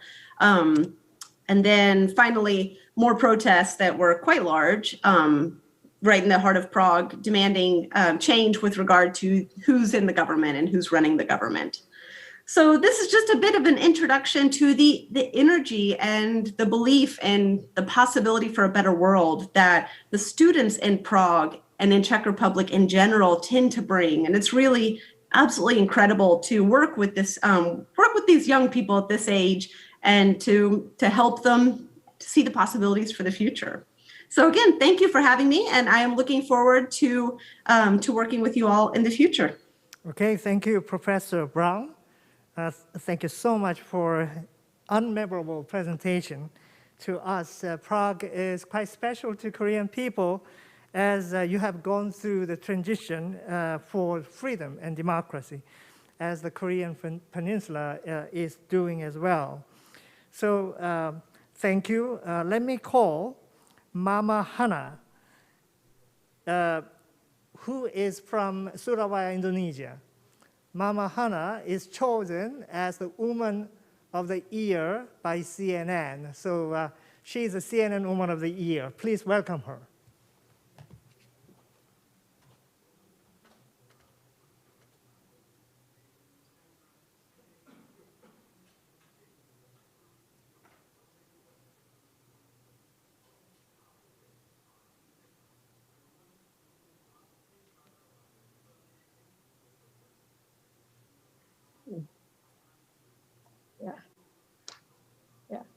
Halo, mau Kak Mama dulu ke sini.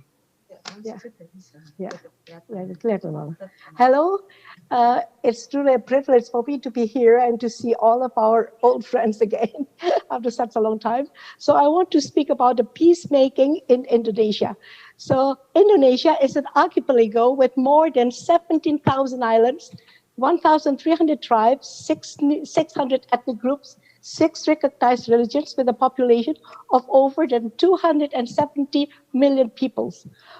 We thank God that to unite this very diverse nation, our founding fathers were inspired and birthed our Pancasila, the 5 principles, as our nation ideology and foundation.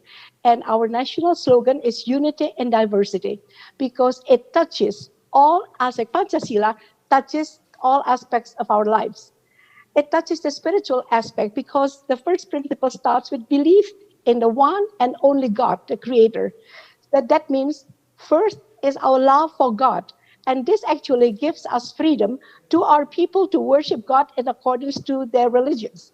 But unfortunately, because of the Dutch occupation, there was a strong hostility between the Christians and the Muslims. The second principle covers the aspect of social, because it is just and civilized humanity. It speaks about love for others indiscriminately. And the third is national aspect, because it speaks of the unity of Indonesia, love for our nation.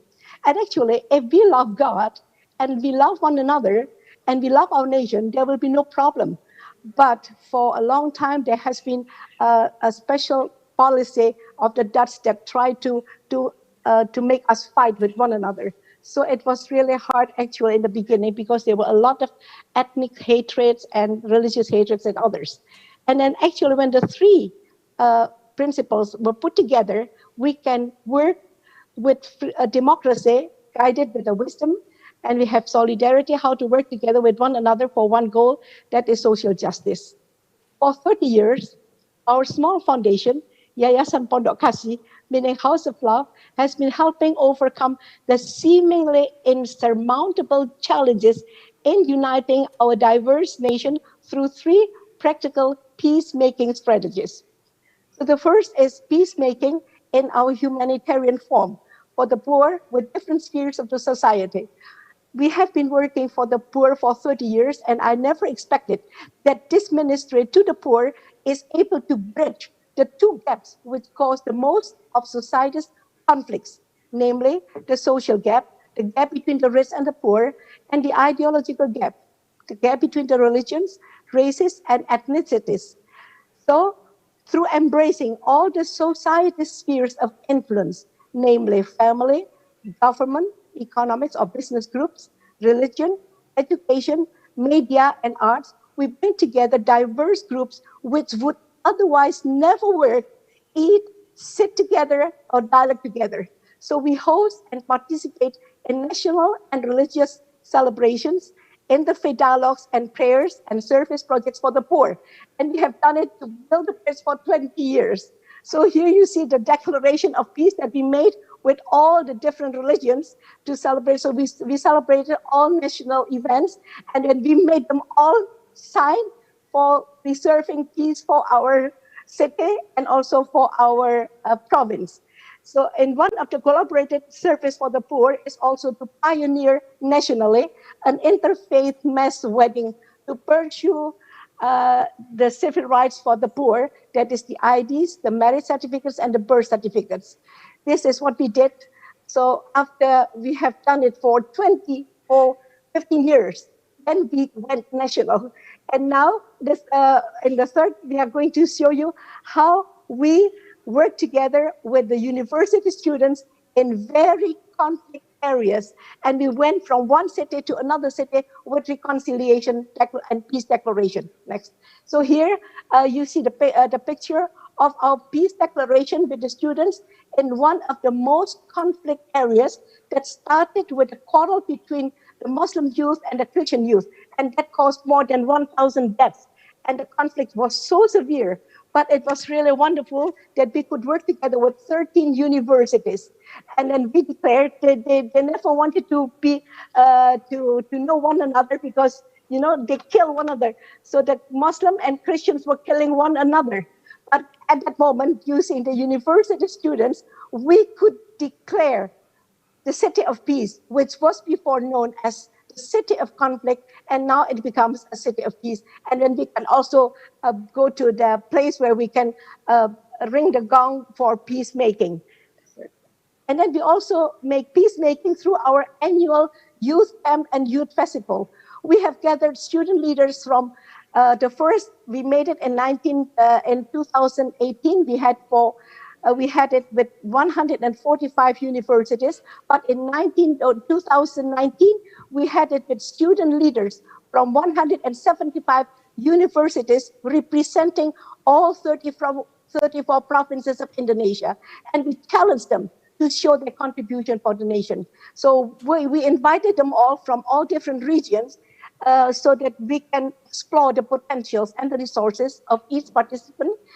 Because when they come, they must be prepared to discuss the major resources and to make the proposals and to make the proposal how they can become the solution for the challenges that they have in their provinces. And so we invite them also and experienced leaders across a wide spectrum of fields. And then we also, at the same time, we also commemorate our youth pledge that speak of how we love our country. We love our country. The youth that speak of, make a declaration of youth pledge that we found since October 28, 1928, that we belong to one nation, Indonesia, live in one native country, that is Indonesia, and we speak in one Indonesian language, one national language, that is Indonesia. So by having this kind of events, we now have the alumni of our youth festivals in 340, about 680 in 34 provinces of Indonesia who are ready to become the agents of reconciliations in the areas. And that's what we did, that whatever we went, we have already gone and worked in 19 provinces. Those who will work as volunteers were students from the universities, and they who had never been laughing to one another, like one tribe hating another tribe, now they could work together in peace and harmony. So that is what we really now. And then we also have a special, we celebrate all national and religious events, and we also celebrate our cultural events together. This is a song for the praise, song of praise for the nation and for God. We gather all ethnics and all different religions to be together. So our slogan is, be peaceful, my country, be united, my nation, and be prosperous, my people. So peace with God and peace with others so that we can be united and work together for the social justice of our country. Thank you very much for the time that is allowed for me. God bless you. Thank you, Mama Hana. And Indonesia, in fact, is Muslim dominant, but of course, of religious diversity too. And thank you for highlighting on religious aspects of conflict. Now, I want to go to Professor Grace Jamong, Professor of Political Science in the University of the Philippines. Please.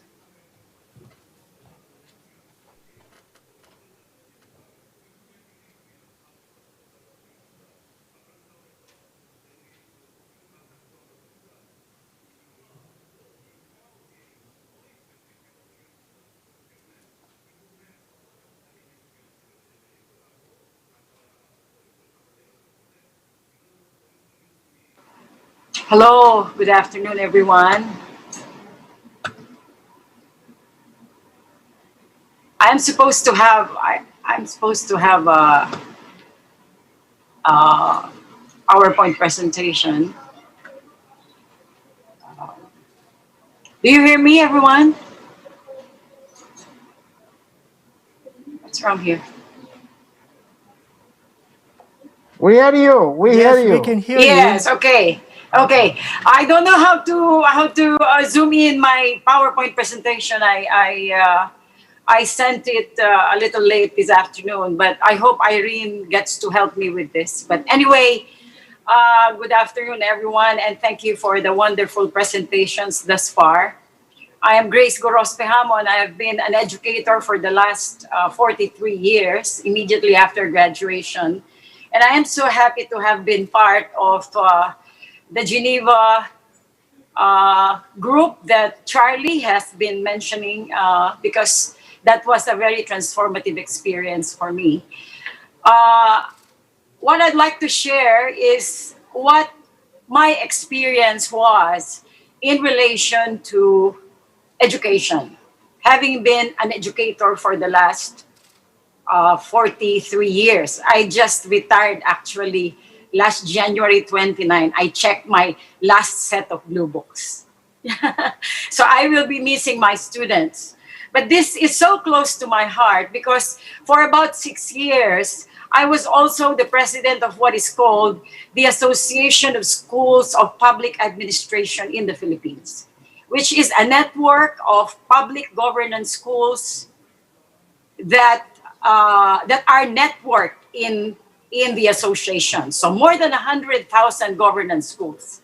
And it was my own personal experience that there is nothing beats partnership, nothing beats network, nothing beats the whole idea of involving the school as the fulcrum of, as a platform for converging all of the other participants in whatever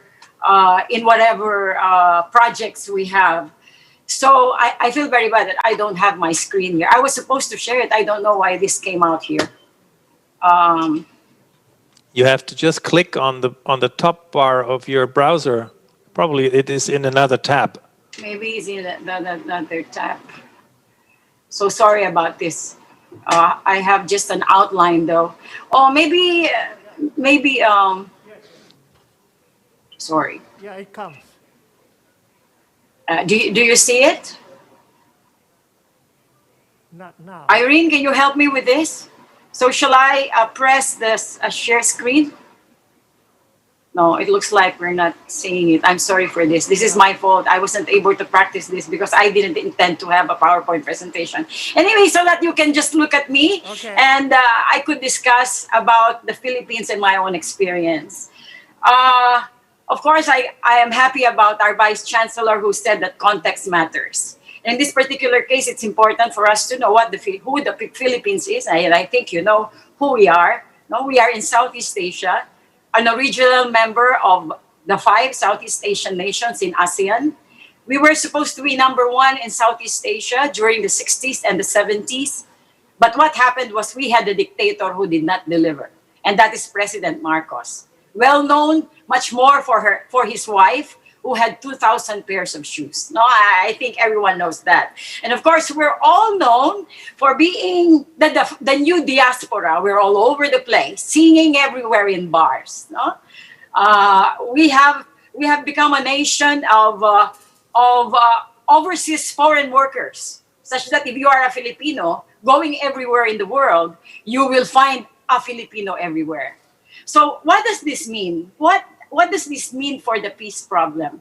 It meant, therefore, that there was, because of our colonial past, because of different ideological, passionately held persuasions, both religious and cultural, as well as ethnic, because of the economic conditions, poverty, no? Only 20% own the nation's wealth. 80% are somewhere between the lower middle to the poorest. So 80% of the poor people are our poor. We are also as ethnically diverse, but not, of course, as diverse as Indonesia. And then access to justice, human rights, public accountability. We call it elite capture of our institutions. Business capture, therefore marginalized are the poorest of the poor. Leadership, we had a lot of transitions. I wish I had my picture of the 1986 revolution. I don't know whether you remember that. We inspired Korea, we inspired the falling of the Berlin Wall, the crumbling of the Berlin Wall. We did it first. We call it the People Power Revolution. And we catapulted into power a woman, the first woman president. But because of the coup d'etats, about 11 of them, because of the empowerment of the military, and of course, leadership transitions, the lack of integrity and the lack of continuity in reforms, we are where we are, a country of OFWs. Now, having been in the academy for a long time, I can only say that really you are right, my friend, our Korean friend, who talks about the importance and our position to making the university a platform for convergences. One, why? Because it is the place for learning, not only of this generation, but the next generation we would like to shape into having values of democracy, of inclusion, of democratic practice, of peace. No? So learning and discourse, open to all ideological persuasions. So we teach tolerance very early in the university, to the extent that we are able to listen to all of these persuasions and understand where they are all coming from. And then, of course, there's the wide range of instruction, the wide range of research platforms.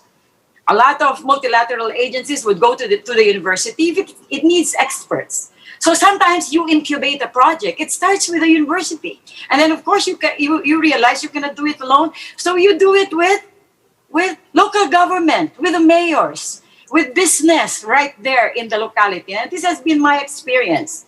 Now, everywhere in the Philippines, we have 100 public administration schools. And in those places, because we believe in the town and gown, I believe that it is the academe, it is the school that has relative integrity. Relative integrity. It is one of the most trusted in the community. In the Philippines, it's second to the church. In the Philippines, they still believe in the church. Spanish influence all this 800, almost a century before the Americans came. But that is the case. So it is a platform for learning and discourse of all ideological persuasion. So tolerance. I should have pictures of the students really starting the revolution to oust our dictator Marcos. Yes, and like we have come up with books like this, where we study the dynamics of conflict in Mindanao. We have twin insurgencies in the Philippines. The communist insurgency because of the influence of China and of course, the Soviet Union during the Cold War. And we have, Mindanao. I think everyone knows about our problem in the South.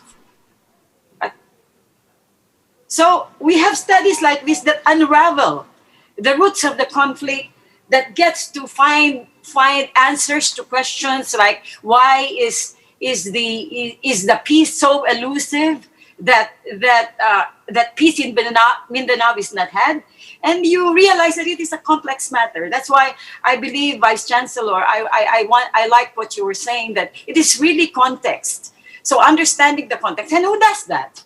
It is researchers in the universities. That's why we go to the universities to unravel the dynamics of conflict, the dynamics of the possibilities of peace, etc. For example, findings like that they found out on the ground because of research. The role of academia. It is really the broker for peace. Because more than the politicians, more than the military, they trust academicians more than others. And then the role of women, the role of traditional leaders. Professor. Okay, are we almost through?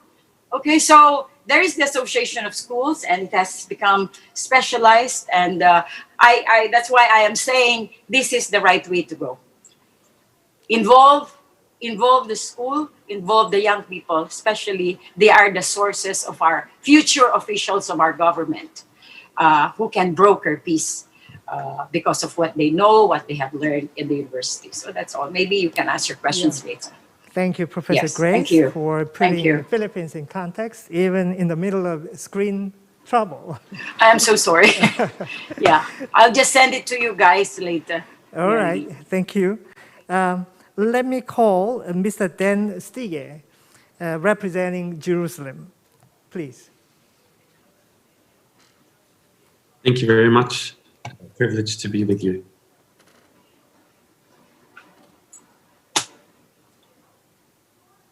Is the presentation coming up okay? Yeah. Distinguished Global City Peace Network and Univer-City partners, thank you for the privilege to speak at the PyeongChang Peace Forum. Let us foster the cooperation between Israel and Korea from the private sector. Let us partner together in humanitarian aid technology and innovation. Humanitarian peace is the advancement of peace through humanitarian aid technology. Why do we need it and why do we need it now? 70% of all hunger is in conflict areas or war zones. If we truly want to advance peace, the humanitarian aid efforts need to arrive to those people that need the aid in the cheapest and most efficient way. According to Paul Spiegel, the UN High Commissioner for Refugees, the humanitarian aid system is broken. Communities and organizations are unable to firstly know what new aid solutions exist for their specific needs, secondly, find them at the cheapest price, and to get them in an efficient manner.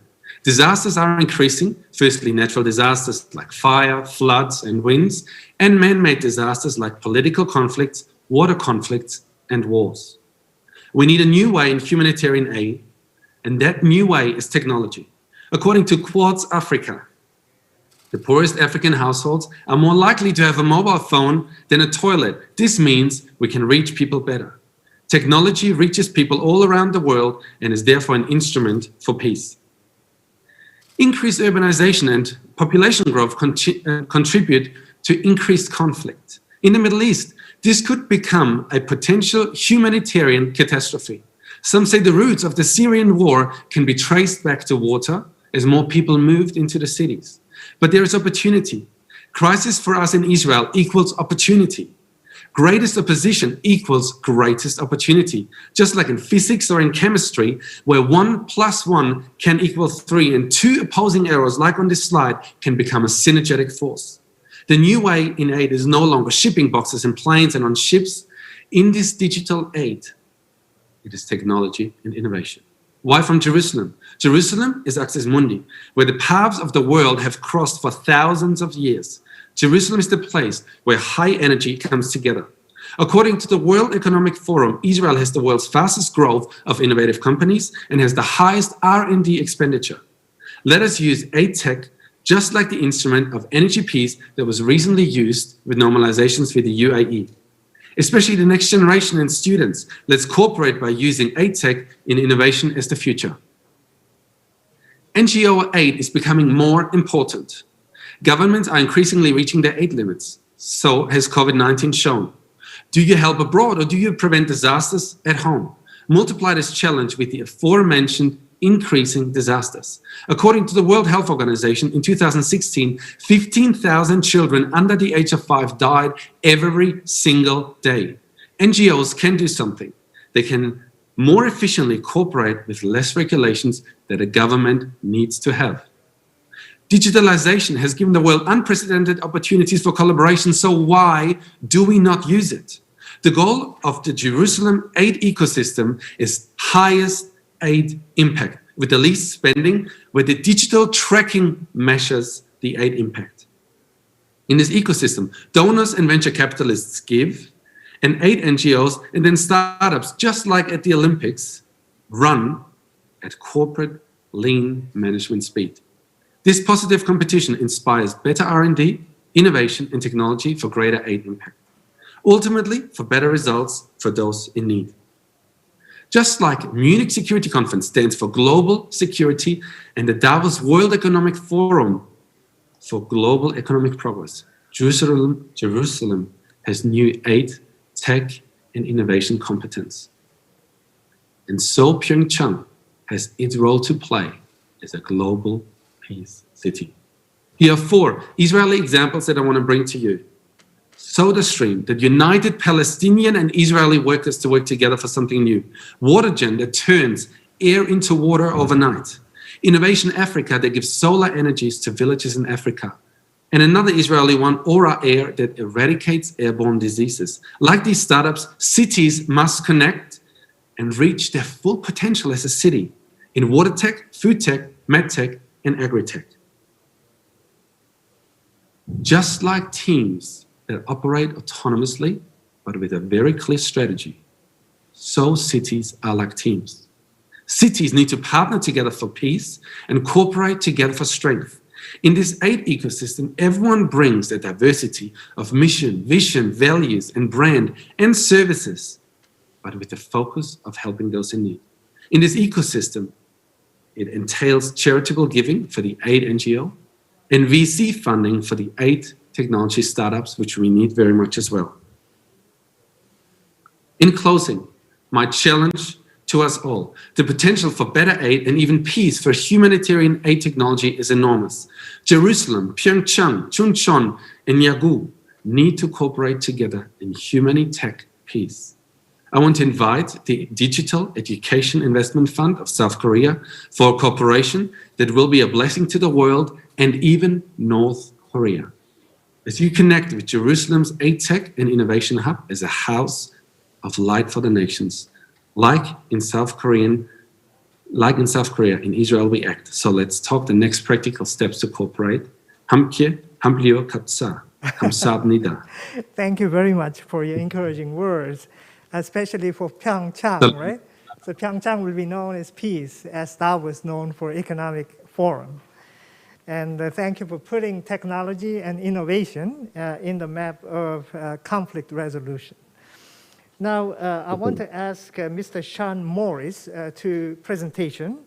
He is the chairman of Grow World, which have a very strong partnership with Huntington City in West Virginia, USA. So Grow World is a knowledge institution, and the city of the Huntington is the city government. So they have a very good story of partnership. Thank you.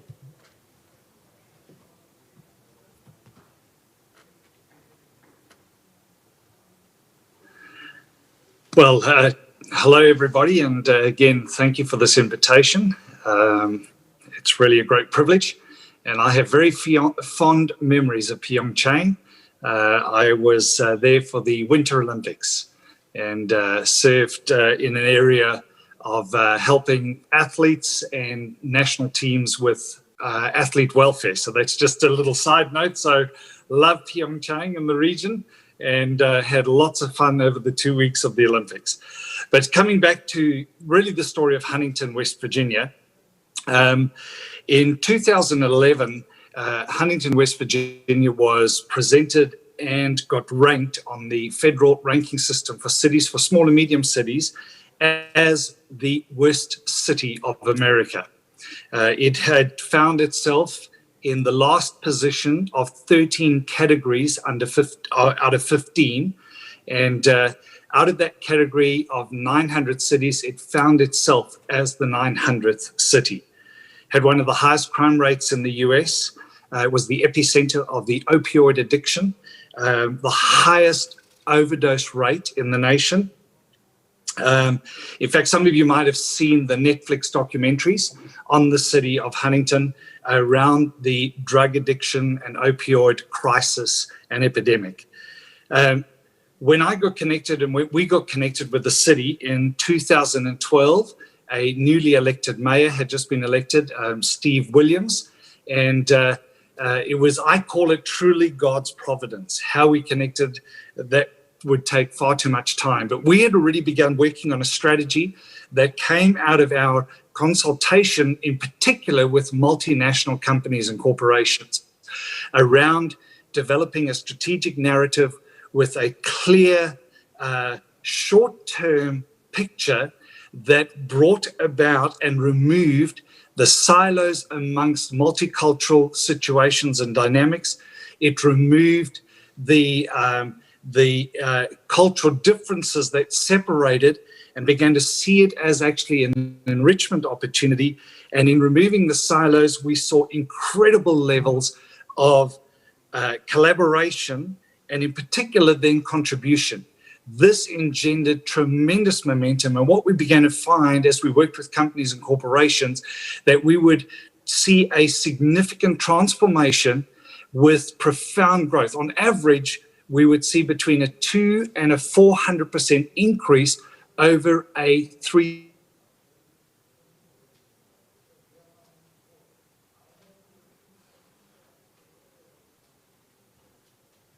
issues, etc., etc. And providentially, we got connected with the city.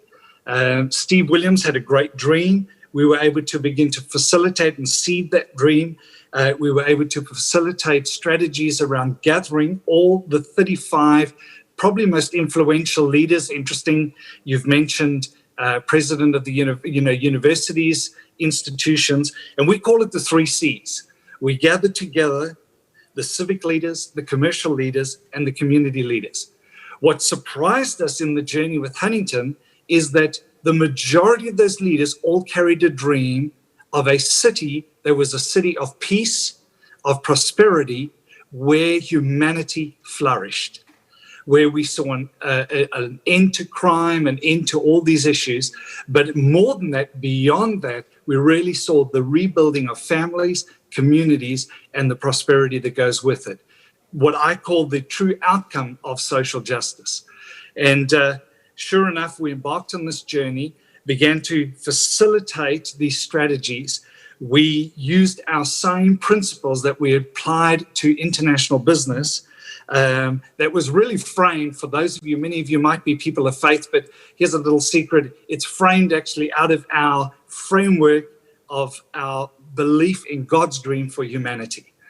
And that's our basis. Now, I don't usually say that in commercial secular environments. Most CEOs and boards have no idea, but that is the truth. That is where the wisdom comes from, and it works. And sure enough, we saw it work. In 2012, we began this journey. By 2017, the city of Huntington, West Virginia, was invited to participate in a platform called America's Best Community. Cut a long story short, Huntington, West Virginia won that position because of what we called Huntington Innovation Project, the HIP project, in partnership with universities, institutions, in partnership with community and commercial. And Huntington, West Virginia was voted in 2017 as now America's best community. In just a 5 to 6 year period, we saw nothing short of a miraculous transformation. Crime rate, violent crime dropped by 48%, overdose dropped by over 60%, and the story continues. In 2000, that was 2017. In 2018, we began then what we call, and we take this two-pronged approach, is the short-term narrative that creates tremendous momentum and unlocks strategic activation, and then the long-term blueprint view of a 5, 25, and 50-year strategy, socioeconomic strategy that begins to really engender tremendous amount of investment and continued transformation over a long period of time. And so we're now at the start of, we're going to implement what we call phase 2 or Huntington Project 2 in the blueprint of the long-term socioeconomic strategies and roll that out. Of course, COVID hit. Everything has been put on hold, but I am actually back in the city of Huntington, West Virginia now in March. And we continue this amazing journey. In the process of Huntington winning and being nominated America's Best Community, we've had now significant response from a number of other cities and communities all across the US and other parts of the world as well. So we're literally expanding the team, beginning to take that success, the lessons we learned, the things we failed at, and putting it together and helping serve other communities. And it's been a great privilege and honor to share that amazing, what I call true miraculous story of the transformation of a city, of a community. Thank you. Okay, thank you, Sean, and thank you for the exciting story. I believe the time is too limited for you to share all those stories in you. And in the coming days, of course, we'll come to more specifics with presenters. And we are running out of time, in fact, so we passed the end line of the program, but there are two more who like to present. So I just want them to give attention to time factor. Now, Mr. Andreas Wieland is representing Germany, please. Thank you, Dr. Young-Ji. I will be brief because we are I'm fascinated by what I hear from all of you, and it's a learning journey for me. So I'm more in the exploratory first phase of looking into what may be happening. Of course, Germany has a history of a lot of these processes that peace and change happening, like the Berlin Wall and the East-West German situation. You all know of that. But then I just wanted to tell you about two things that hit me in the last weeks, so very recent. Stuttgart, it's the city where I live, has been voted to be one of the most charming and pleasant cities of the world, and actually kind of the most relaxed city of the world. So if you want to come to my city, it's really relaxed here. But about 6 months ago, we saw something happening that you would never have expected in this really calm city to happen. I don't know if any one of you heard. There were riots and looting in our city that we have never seen before, and they sprung up out of nothing. So there is no explanation. Sociologists, psychologists, social workers are completely irritated by what happened here. So young people would really get baseball clubs and really destroy store fronts. And that has never happened here in this city before. Never, ever. So why am I telling you this? I'm telling you this because I think the world is in a changing process, and I'm referring a little bit to what Professor Brown was saying from Prague, because what we are seeing here is the opposite side. There is also a destructive part in youth that has lost its way and is not being offered any reasonable perspective. So that is a big problem I see in the Western countries. So this is also a little bit of a different scene. Like Western Europe and US, Canada is kind of facing that situation. And so I think we can very much profit from a lot of things that you have been describing and have been exploring already. And for that reason, I'm really blessed and thankful to be in your midst and to be able to learn with you on this journey. And I'm actually in the process of connecting to the mayor and connecting to the president of a few universities here in the city in order to try to set up a Univer-City. The second thing I just want to mention with a few sentences is the northern part. I don't know if you know that. In the northern part of Italy and a part of Austria is called Tyrol. It is, if you want to Google it, you will find it under Tyrol. In German, it's with an I. And that region was split after World War I into two sections, so North and South Tyrol. And South Tyrol is part of Italy, and North Tyrol is part of Austria. And I've lived for 15 years in the northern Italian part, so in South Tyrol, and had very strong connections with North Tyrol, of course.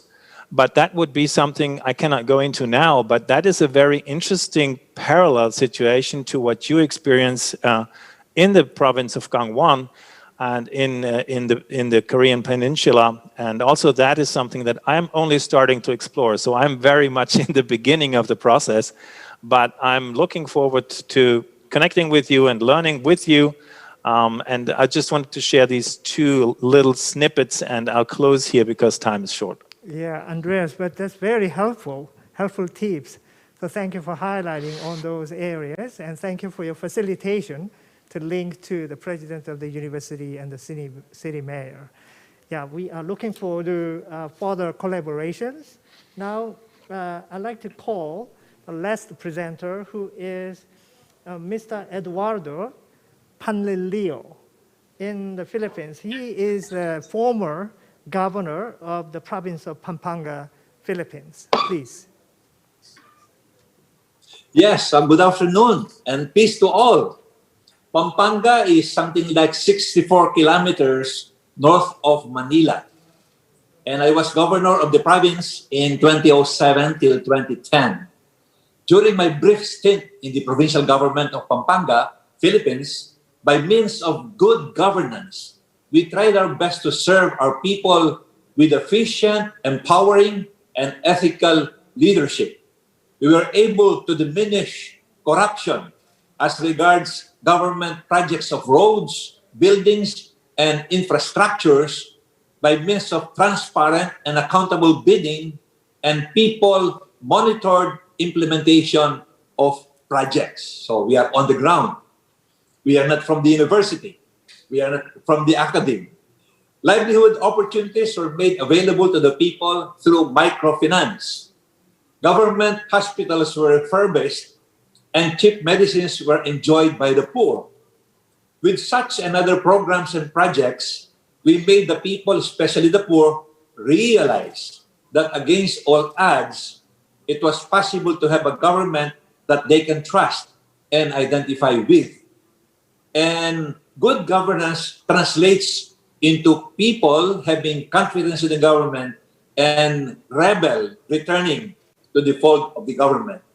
So it was no surprise then that we witnessed the return to government fold of former rebels who laid down their arms to join us in serving the people.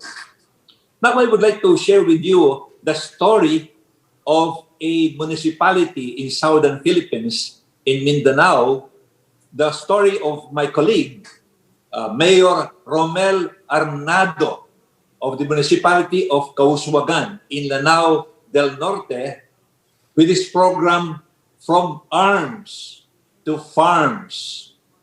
Mayor Romel focused his initial efforts on the peace process, trying to reconcile the government with the Moro Islamic Liberation Front and the Moro National Liberation Front over a decade ago.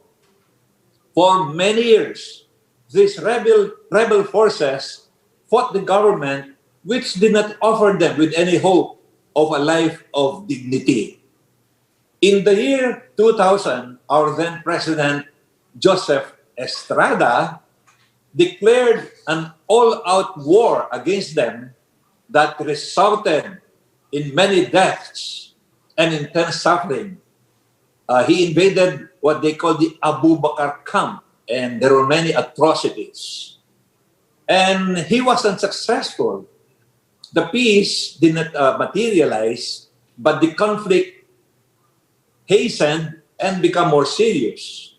So the good mayor, Mayor Romel Arnado, his council and leaders soon realized that this municipality's root problem was hunger and injustice.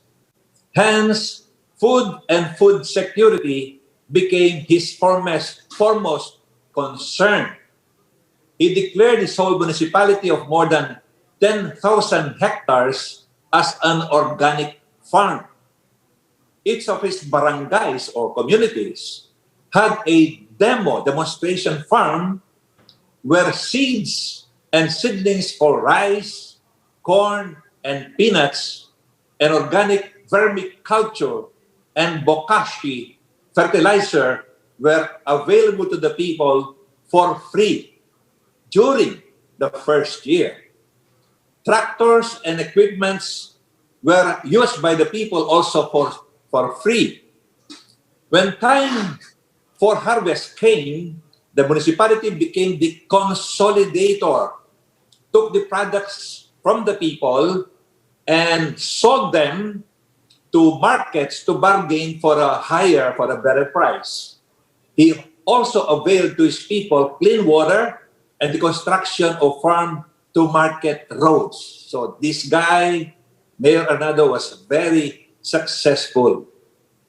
He did not, another feature, he did not ask the rebels to lay down their arms. You may say very idealistic, but he was realistic because he demanded from them open hearts to the government and to the Philippine military, Philippine army, which was present in his municipality.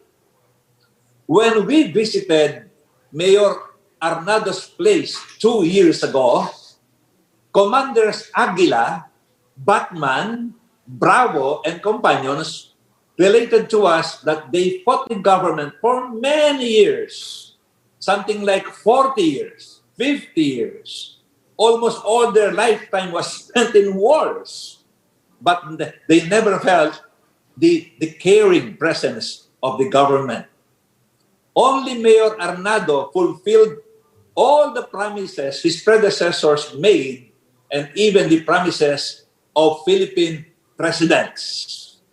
Now, together with the Philippine Army, they now bring the successful Arms to Farms program in the whole and even neighboring municipalities, a program that has earned them the Galing Poop Award, something similar to the Nobel Prize, and several international award-giving bodies. For Mayor Arnado and for me, war against the underground movement is not the answer. It is a clean and responsive government that could provide the solution to food security, oppression, and hopelessness. This approach speaks of peace and reconciliation. Thank you very much. Thank you very much, former governor of Pampanga. And it's very impressive to hear from Arms to Farms campaign, which the other cities would like to learn and implement. And thank you for sharing that inspiring story. And now we are coming to a close. I'm sorry that we do not have enough time for even free discussions and for responding to the questions that's been raised online. As mentioned, this time in this forum, more than 50,000 clicks we are witnessing. So it's much more than we have we experienced last year when we did offline mode. So it's very encouraging. And we will follow up on what we have discussed. In fact, we meant to know with one another. So even though we have not had enough time for interactions, but at this moment it is good enough for us to get to know one another, and we will follow up on what we have discussed in coming days. So this is the launch of the Global Peace City Network across the regions in conflict, and we are celebrating the good beginning. And thank you very much for your participation. Thank you.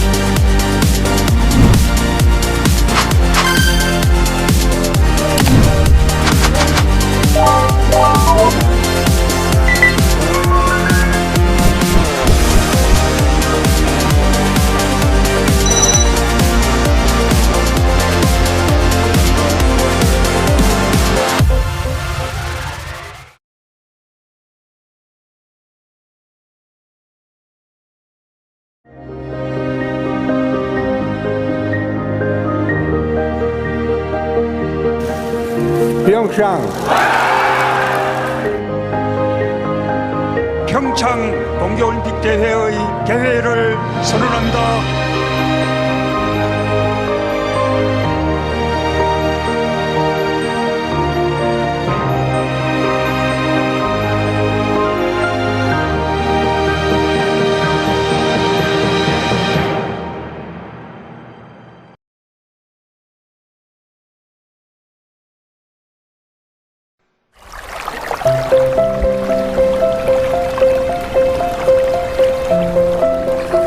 도시를 떠나 낯선 곳으로의 여행. 이곳에서 또 다른 일상을 만나다. 답답한 일상을 벗어나 잊고 있던 나에게로 떠나는 여행.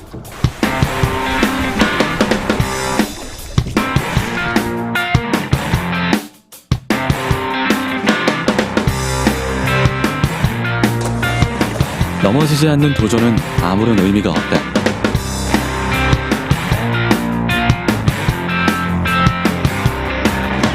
시원한 바람을 가르며 마주한 곳에서 또 다른 나를 만난다.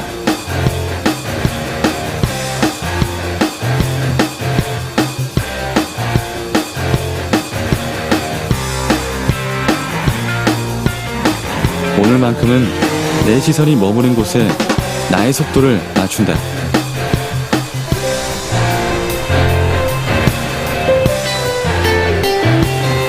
저물어가는 하늘과 밀려오는 파도가 유난히도 새롭게 느껴지는 순간, 익숙했던 모든 것이 새롭게만 느껴진다. 잊고 있던 나를 발견하는 것, 자연과 공존하는 즐거움, 다시 만나는 새로운 세상. 평화지역 DMZ.